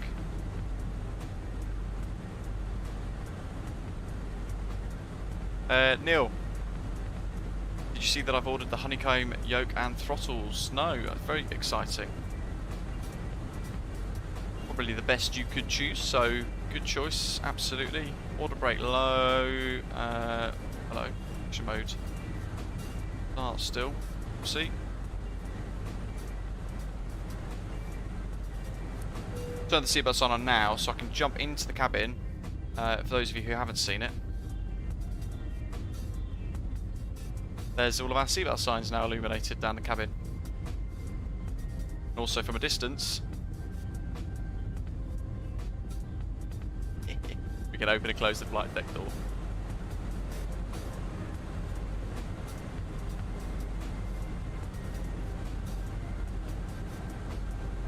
The one and only Elijah, hello to you. Do you prefer the A350 or the 787? I think, well, we haven't got either of those in a good standard in Microsoft Flight Simulator. We don't even have an A350 at all, but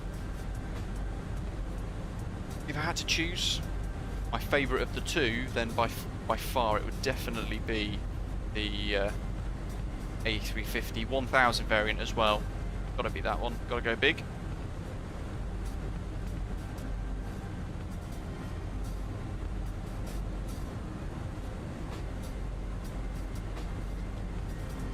I don't think the VNAV's done it this time. I think we're too fast and too high. This is going to be interesting. Arco, exactly. They're both very different, both very good in what they do, and they both deliver an exceptional product. They actually go very well together. The PMDG 737 and the Fenix A320 I think genuinely go very well together. Both a very similar level of quality and standard of simulation. Sure, this has got an EFB, which makes it incredibly nice, and it is really, really well made. The EFB is just insanely good. It's incredible what they've done. But PMDG have said that they're going to bring an EFB into the 737 in the near future as well anyway. And thus, we don't really need to worry about, the PMDG doesn't have doesn't have an EFB, which is what I keep hearing at the moment. Doesn't matter. It's going to come in the future.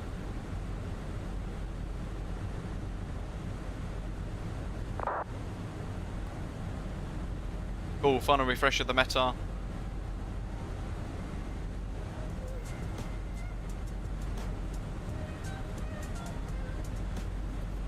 $30 miles to Gonzo.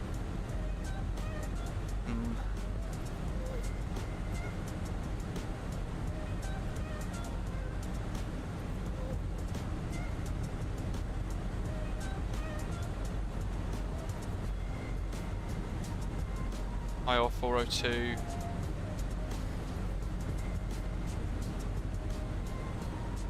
Right, this is where I'm going to throw the VNAV up here.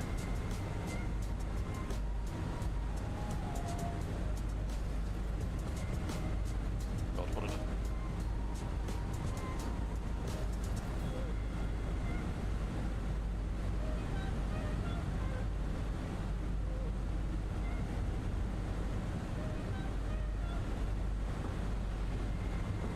Fat fingers. There we go.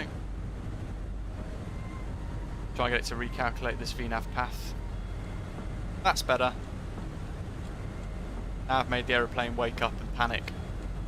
Oh, we're not going to get on our profile properly. Quickly, let's hurry up and get down on the profile.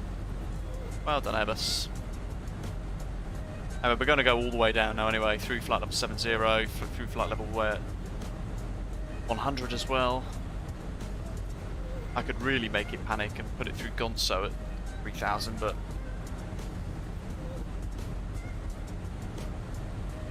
Elliot, sounds like you got the TCA Airbus pack. Is that the case?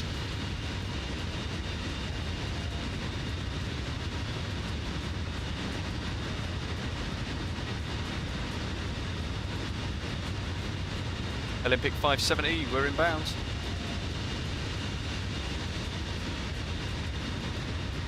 Heraklion.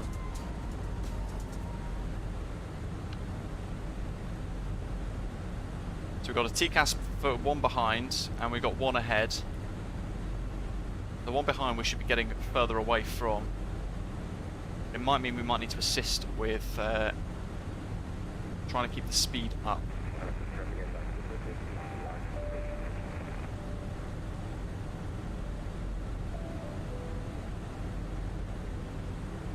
IR 401 slash 2300. So I'm just going to leave that. I'm not going to fiddle. I'm just going to let it do its thing. Heraklion traffic Olympic 570 QNH 1014 inbound Heraklion RNAV runway 27. Currently transitioning over Zavis on the Zavis 1 Alpha RNAV arrival. Heraklion traffic.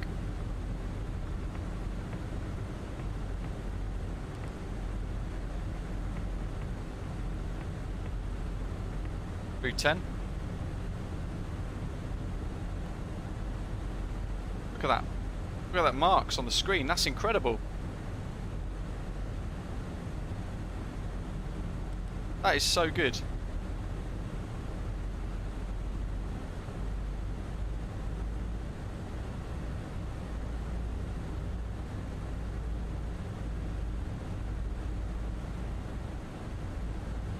Through 10.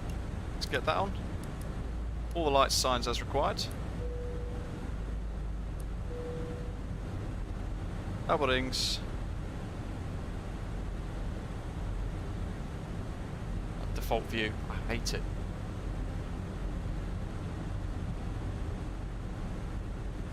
Got an aircraft down here somewhere. Similar inbound routing. Similar star. About here.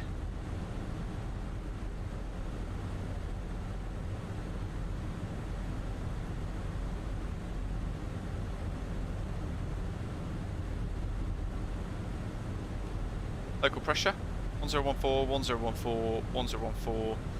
We're going to go down to 3.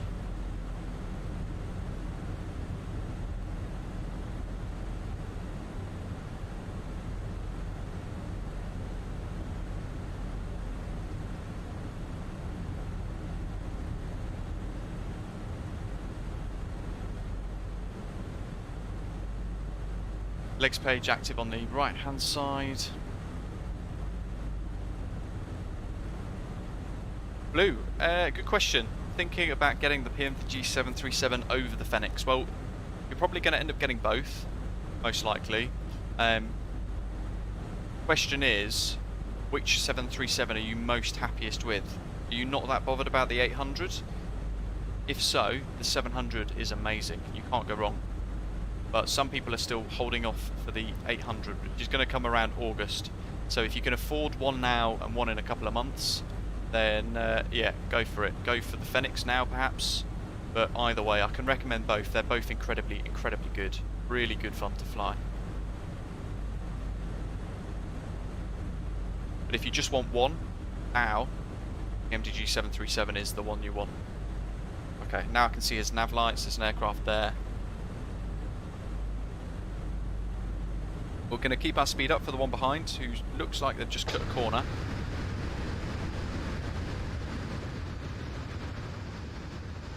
Oh my god, I panicked then. I thought that was the other aeroplane. I don't know where they are though. Shown on my nav display as being right up close.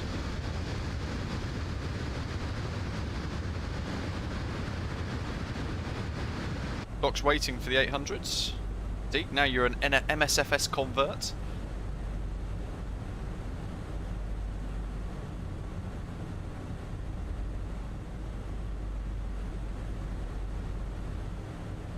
Alright, now I'm going to activate approach phase.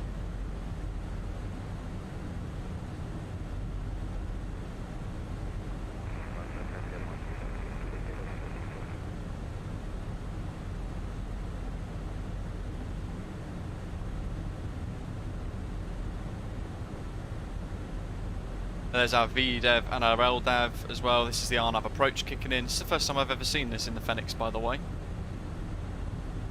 Planes, trains with it, it's the TCA Thrustmaster. Do you know why? Everybody seems to be having problems with it. So, to be honest with you, I don't know the answer.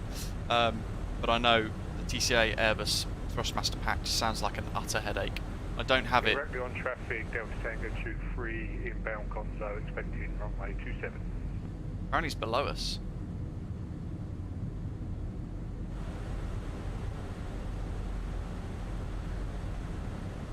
Delta Tango 23 from Olympic 570, did you want to go in front? If so, I can enter one hold at Gonzo. No, you go ahead. I'm having a bit of trouble in myself. Yeah, no problem.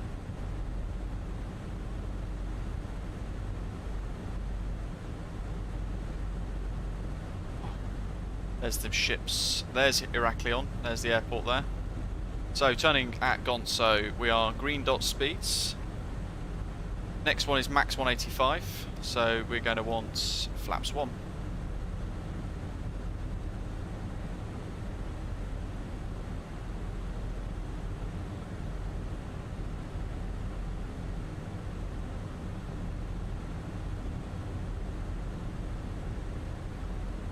Arco, is Brussels by Aerosoft worth it? You've got the Just Sim version. Aerosoft Brussels is in a whole other league compared to Just Sim version, so yeah, absolutely is worth it, yes.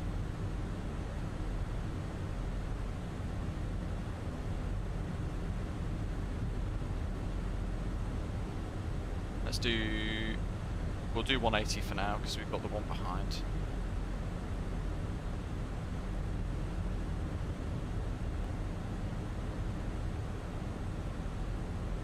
Shodan yet, the Aerosoft CRJ is going to be getting an update soon indeed.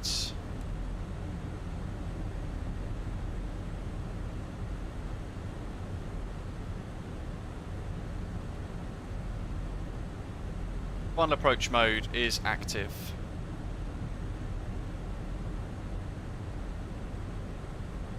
Hi, welcome.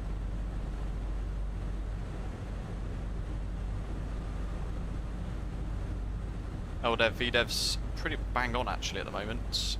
Will allow itself to go through. Alberto, I would let managed speed do it for me, but I'm conscious I want to hold. Look at that.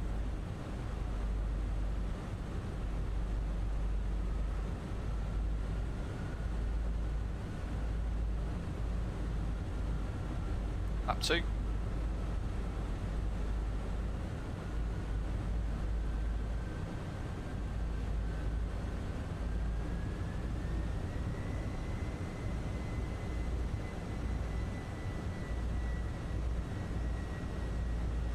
should be departing 3000 now. We are.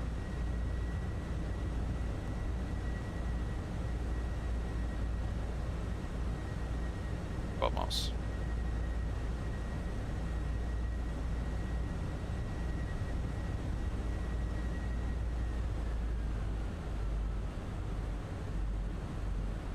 Do 160 till about 4.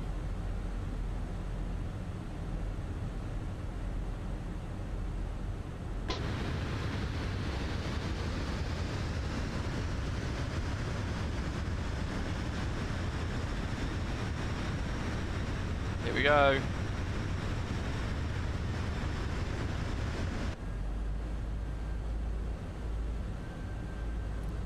Get rid of the terrain radar, it's just confusing. Landing into sun indeed. We don't need the visors though. 2,500. Deck. That's all good, that's set. Missed approach set, and we are final approach mode. Heraklion traffic, Olympic 570, final approach, RNAV runway 27, 8 miles.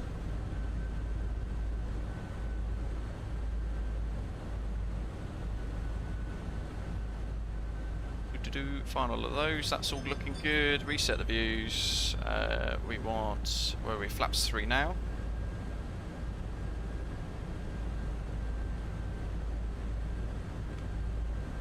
Get out.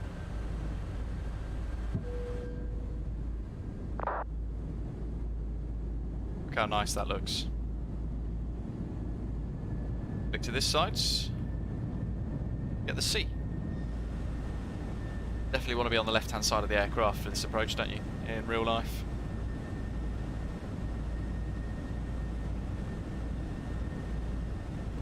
And you know what? Today, let's try Sky Dolly. See what happens. We'll see if we can get a replay done on this as well. Flaps 4.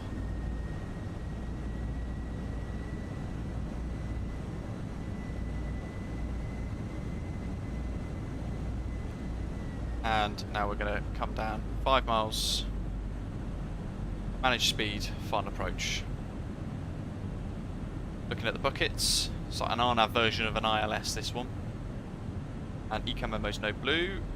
Gears down, be green.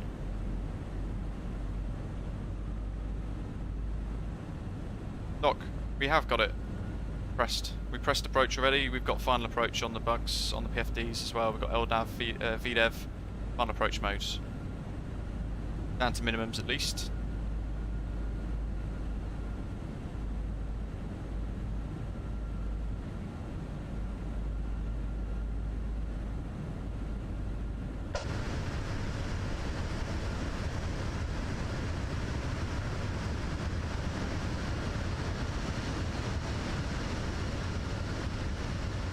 Lovely. Let's just stay in the flight deck. We'll try and relay when we land. Elijah, we are. 1,000. Well, we're about 100 or so over minimums now. 100 above.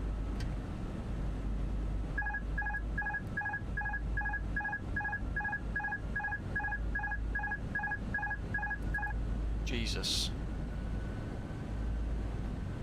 That's something that they could probably do with fixing.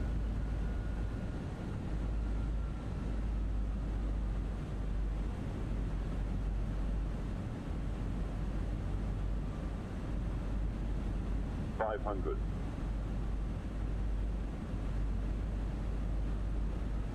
$400. Got a 3-knot crosswind now. 300. Well, VDEV's saying we're bang on profile. 200. 50, 40, 30, 20. Retard. 5. Hold the flare. Butter, butter. Woohoo!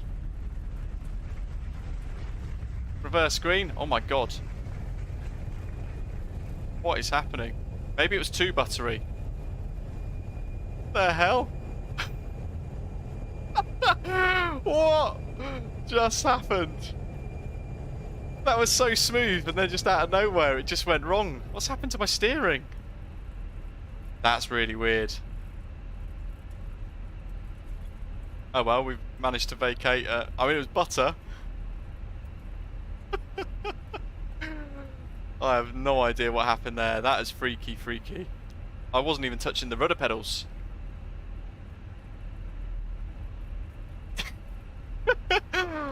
I didn't think 570 runway vacated. I don't even want to replay that. Kai says that's happened to you as well. Maybe it's too much butter. That's really weird.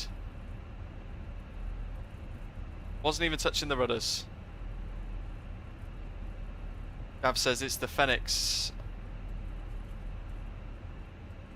I know. I'm gonna plant it down in the future now. After that, good grief.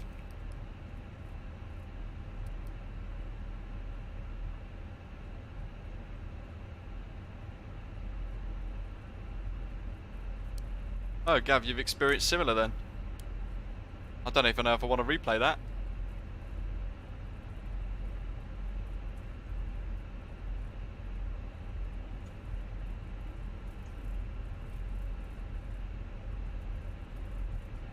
What stands are we at?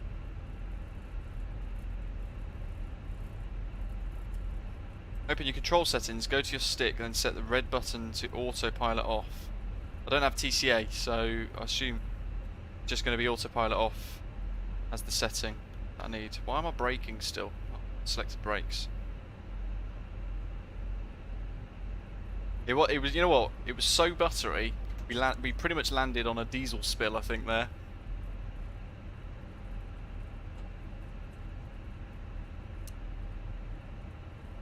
We turn off. I think we're going in here. Probes.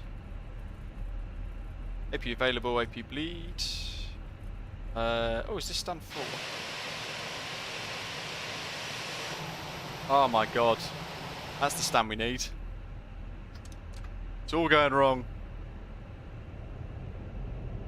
Backwards we go.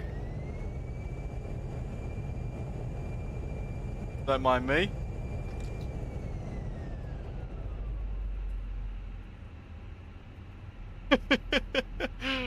Oh. Plane Strange Elliot. No lock because we're flying. It was an RNAV.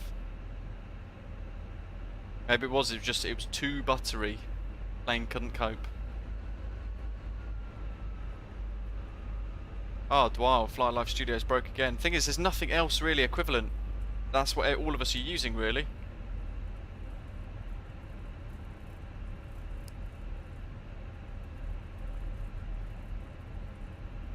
Gary wants to see the replay. Of course you do. Alright, let's do it. I'll park up. You know what? Oh well. Landing lights off. And we shall turn in.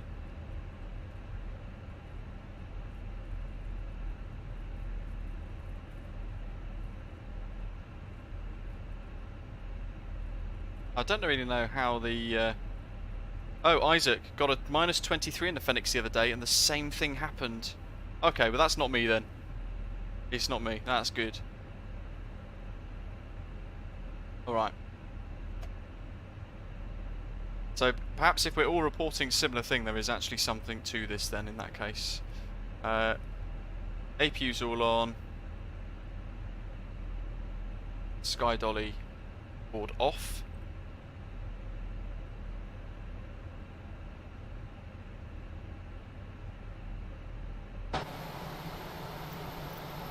Camera. Drone follow mode off.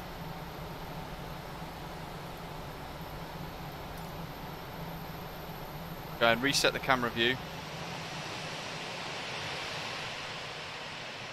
Have we got anybody on final approach, by the way? At least I get the butter award.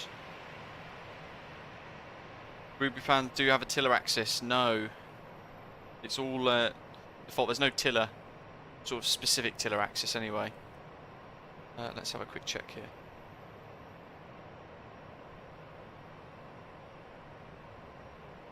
DT23 is on final approach.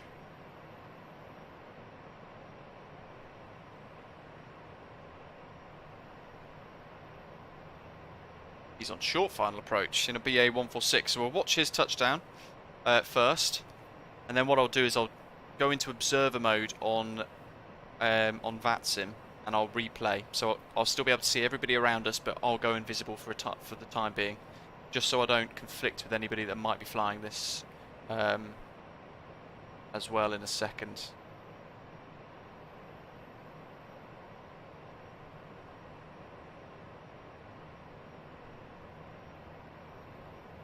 Where is he?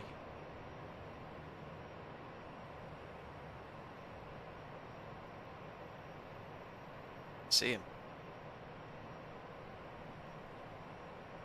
Yes, Wooby fan all meter. I shall check that in a second, buddy. Don't let me forget. Okay, I think even Ryanair wouldn't want to employ me after that. Minus 48 foot per minute though. I will take that. Smoothly smooth. This is the thing though, it shows, in fairness, you would never land an aircraft that smooth. You need to put it on the runway. So perhaps that's just something intentional. Where is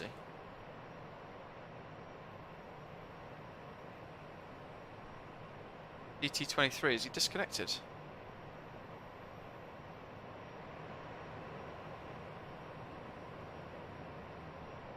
Showing on the runway at the moment.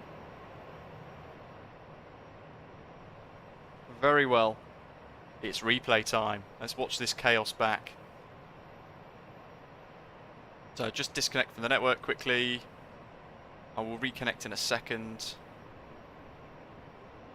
Right, how bad do you reckon this looks? It's the first time using Sky Dolly for the Fenix A320.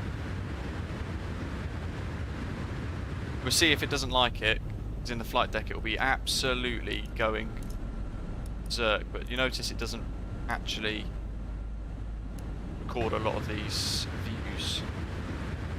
Right, here we go.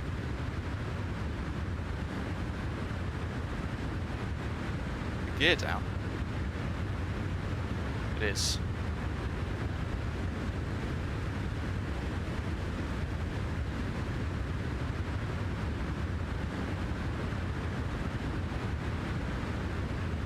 I think the flaps have gone back up as well. How strange. Oh no, they're slowly deploying. There we go. So you're going to see this absolute greaser of a touchdown by me. There we go. Holding the flare. That didn't even. That looked firmer. Oh, look at that. Beautiful. Didn't touch the rudder. And then all of a sudden, we just veered off left.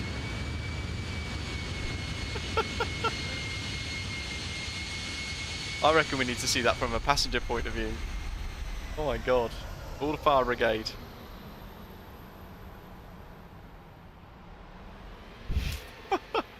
And only now, only at that point, I had control of the aeroplane. Which is really strange. Right. Back in. I reckon that view.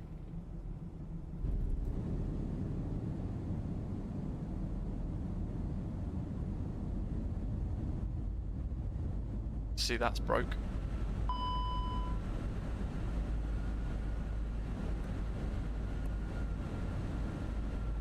They're all good, they're all set.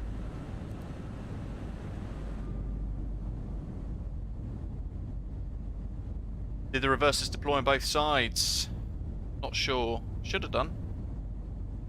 No, it did. They did, because we had reverse green on both engines as we touched down. Because I did look, and we had reverse green on both, and they looked to be symmetrical as well. Lazaros, hello. But look how silky smooth this touchdown is, right? Spoilers are stuck up now. I can't do anything about that. That's just the way Sky Dolly breaks.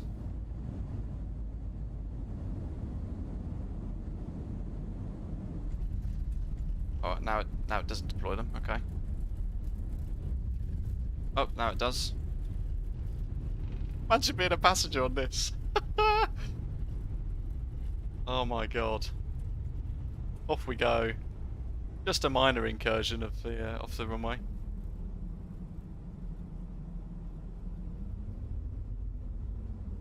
Doesn't make any sense. Touchdown was really good. Wind's calm. 3 knot crosswind, but we weren't having to correct it with any control inputs whatsoever. And then that happened. Know what we need to do now? You'd see it from this point of view.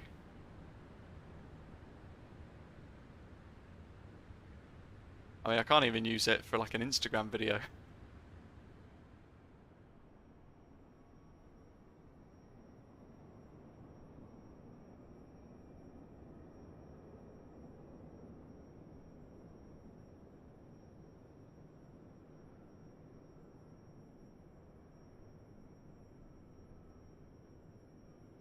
Okay, right. How's that? Now we replay.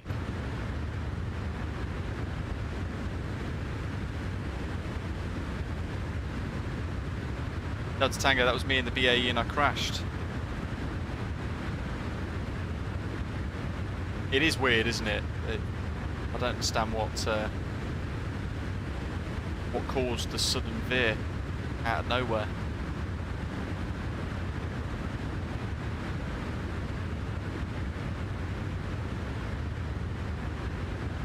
Thing is, of course, if it's a control surface input that I've done, and it's my own fault, so be it.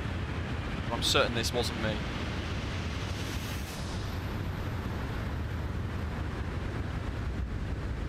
There we go. It was instant, wasn't it? Just an instant sharp veer to the right. Oh well, all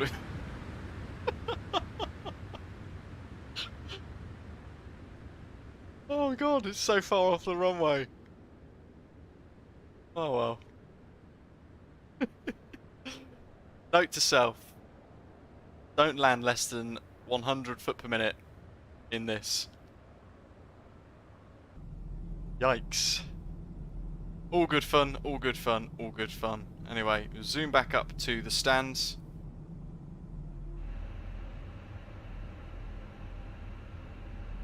Oh, for goodness sake, Sky Dolly, you're killing me.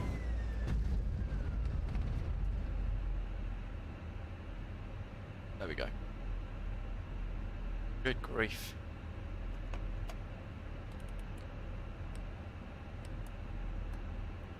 That's all good. Get rid of that. Park brakes all good. Brakes are hot. Got fans on. APU's good. Let's just turn all this off. Doing the engines, 1 and 2 in the box.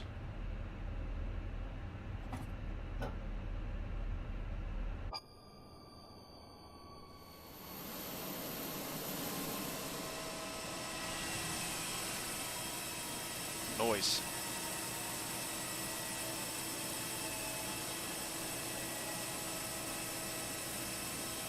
Weird visual effects from the engines, look.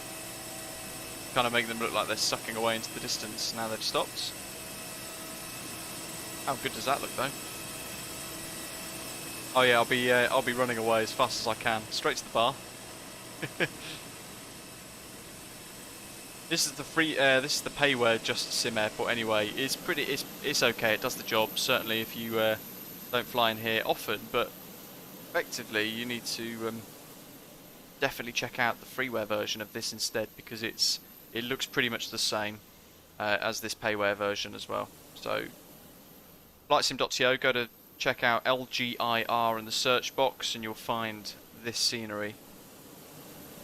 But the free version instead, the freeware version. Or if you like payware, then this one is created by Just Sim. That's the one that we're using today. Let's get the passengers out before there's a load of disruption on board. I'm sure they all want to get out after what they've just experienced. Forward, aft. Mass balance.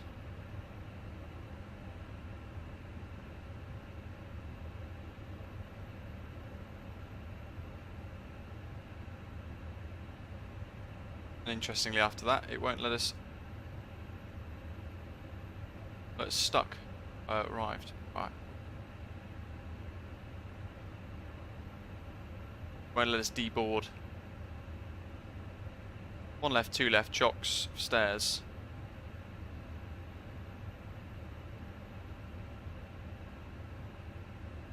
Does using wipers on a dry windscreen damage it in the Fenix? It should do.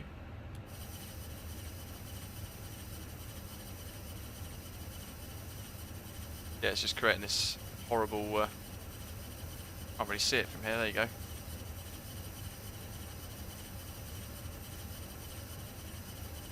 But interestingly, I'm not sure if it's just an animation or texture or what. Very cool.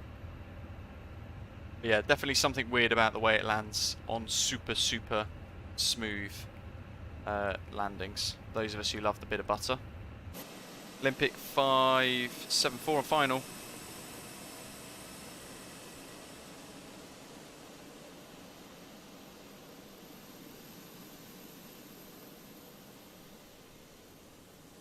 Try and find them on Lanta if we can.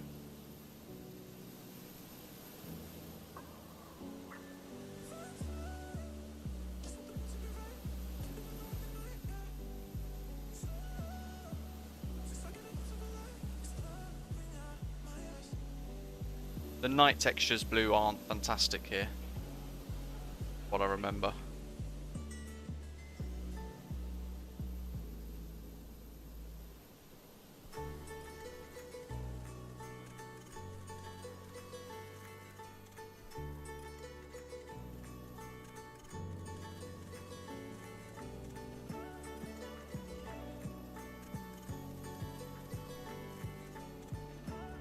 How many more have we got to land? Let's see. We've got Olympic 574, just about to start final.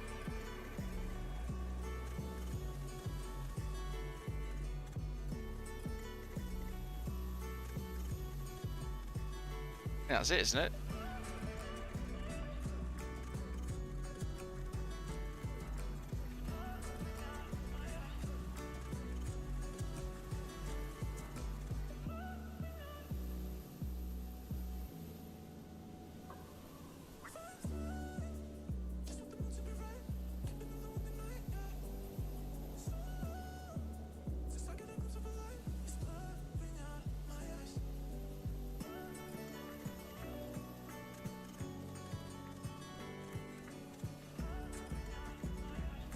Let's do a quick dot aircraft. We'll see how many miles he is out. We'll get some data on him. Olympic 574. Oh, it's an Asobo generated, auto-generated aircraft. It's a bit poop. 18 miles. If we can do a bit of work in model matching magic quickly while we wait. Not in that one. FS add-ons. Model matching magic. XC.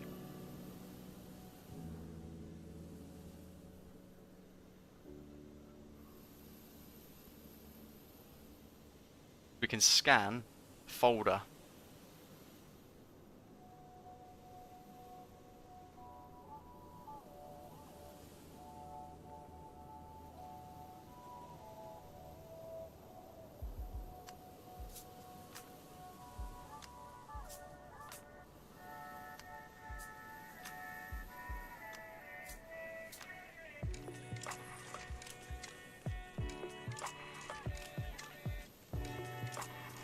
Not done the settings fix, no.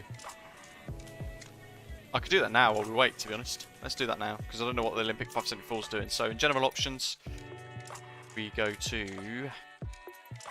sorry, keybinds, isn't it? Which is control options.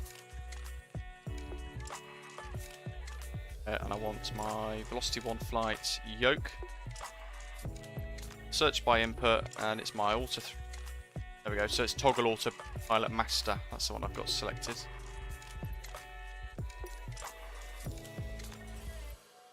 Let's clear that completely. Close the camera modes.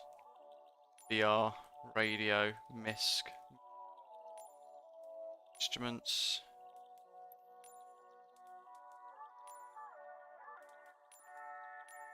Autopilot, here we go. So it was autopilot off.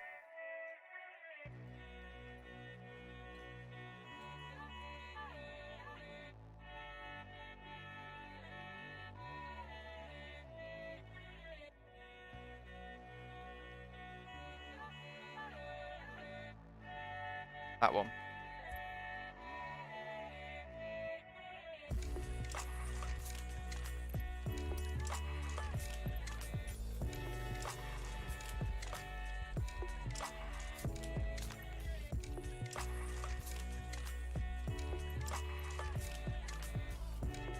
And then I think auto throttle off could be a good one. Auto throttle toga. That could be a good one for the 737.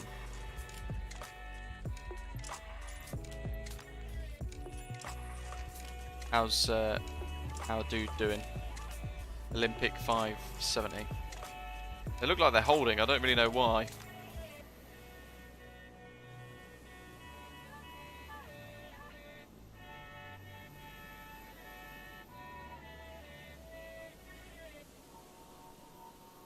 And my model matching magic has crashed.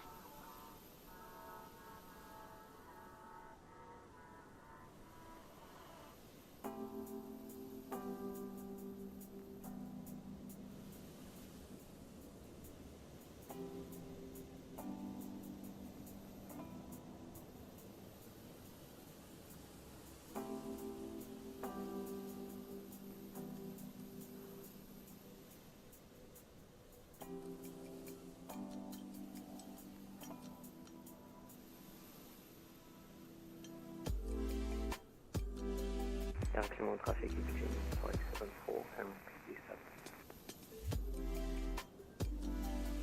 That us? I think it was. Airline codes anyway. Aegean. It's AEE and OAL. And if I do Olympic, OAL, AEE, and that should cover most of it.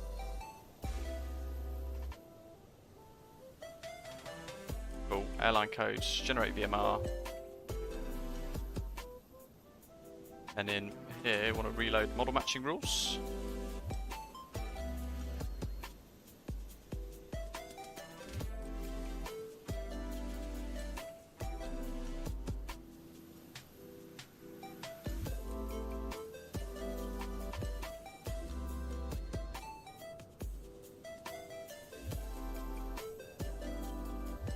Got aircraft.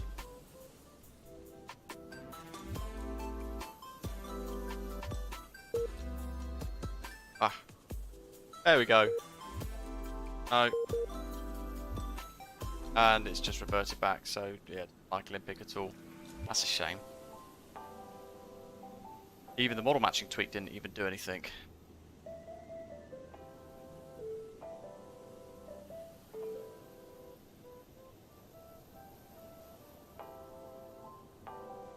I should have just stopped at Thessaloniki, it'd have been great. We'd have ended on an absolutely buttery smooth touchdown.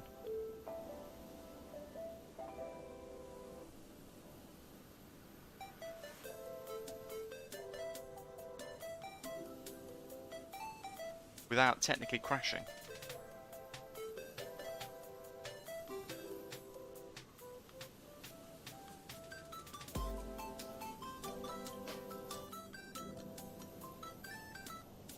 Gotta be on final now. I think I did hear them call up.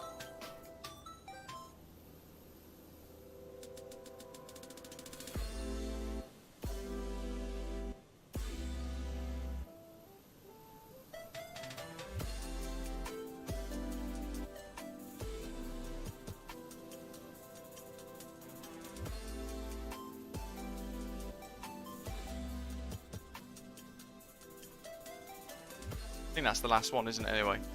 So we'll watch him touch down. He is in a Sobo auto-generated aircraft, sadly. No idea where he's going to pop up. Pretty good freeware, friendly at frame rates. I've locked 45 frames per second. I get 45 frames per second with PMDG MPS gaming. That's awesome.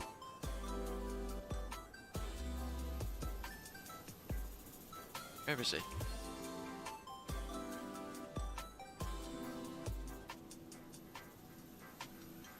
The dot aircraft check. 5 miles.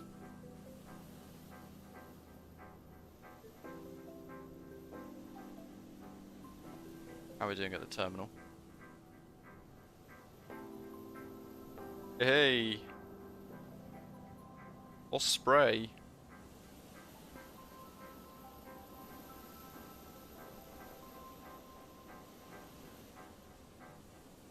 Yeah, such a nice livery.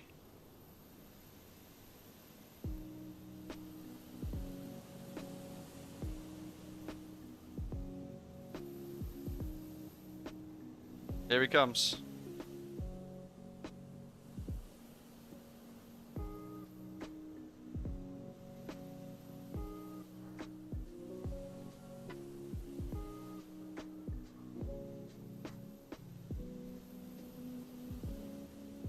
It flew the RNAV incredibly well.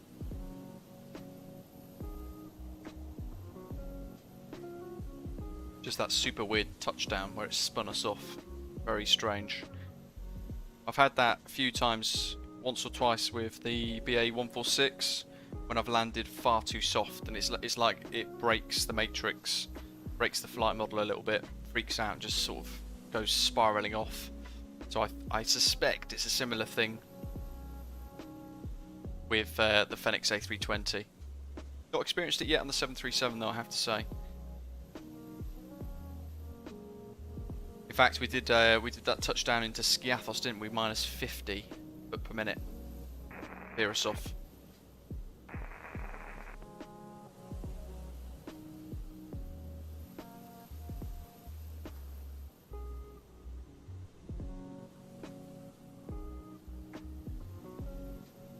There we are, nice and safe with a firm touchdown there.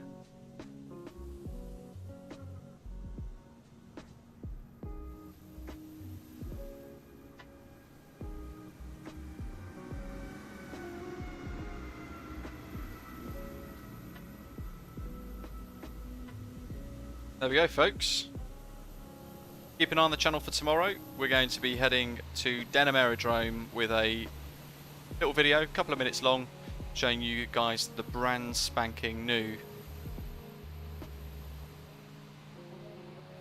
Denham Aerodrome scenery by Burning Blue Design, and I've got personal experience of it. That's where I fly in real life, so I can show you around the airfield with personal knowledge of it and what it all looks like, and I'll share my thoughts and opinions with you guys with the new scenery that's available now from Burning Blue Designs. So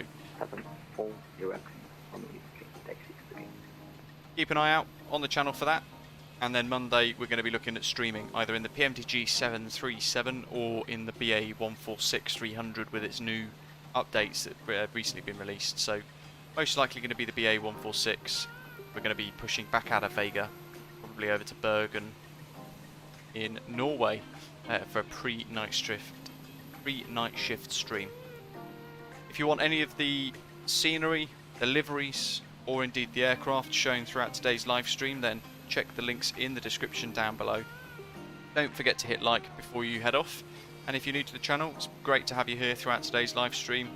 Please make sure you hit that subscribe button before you go as well, and the notification bell helps you not miss any future live streams and videos. We'll see you on Discord. We'll continue the chat there. Thanks for flying along, everybody. Thanks for being with us, and I will see you in a couple of days. Have a good weekend. Thanks for watching.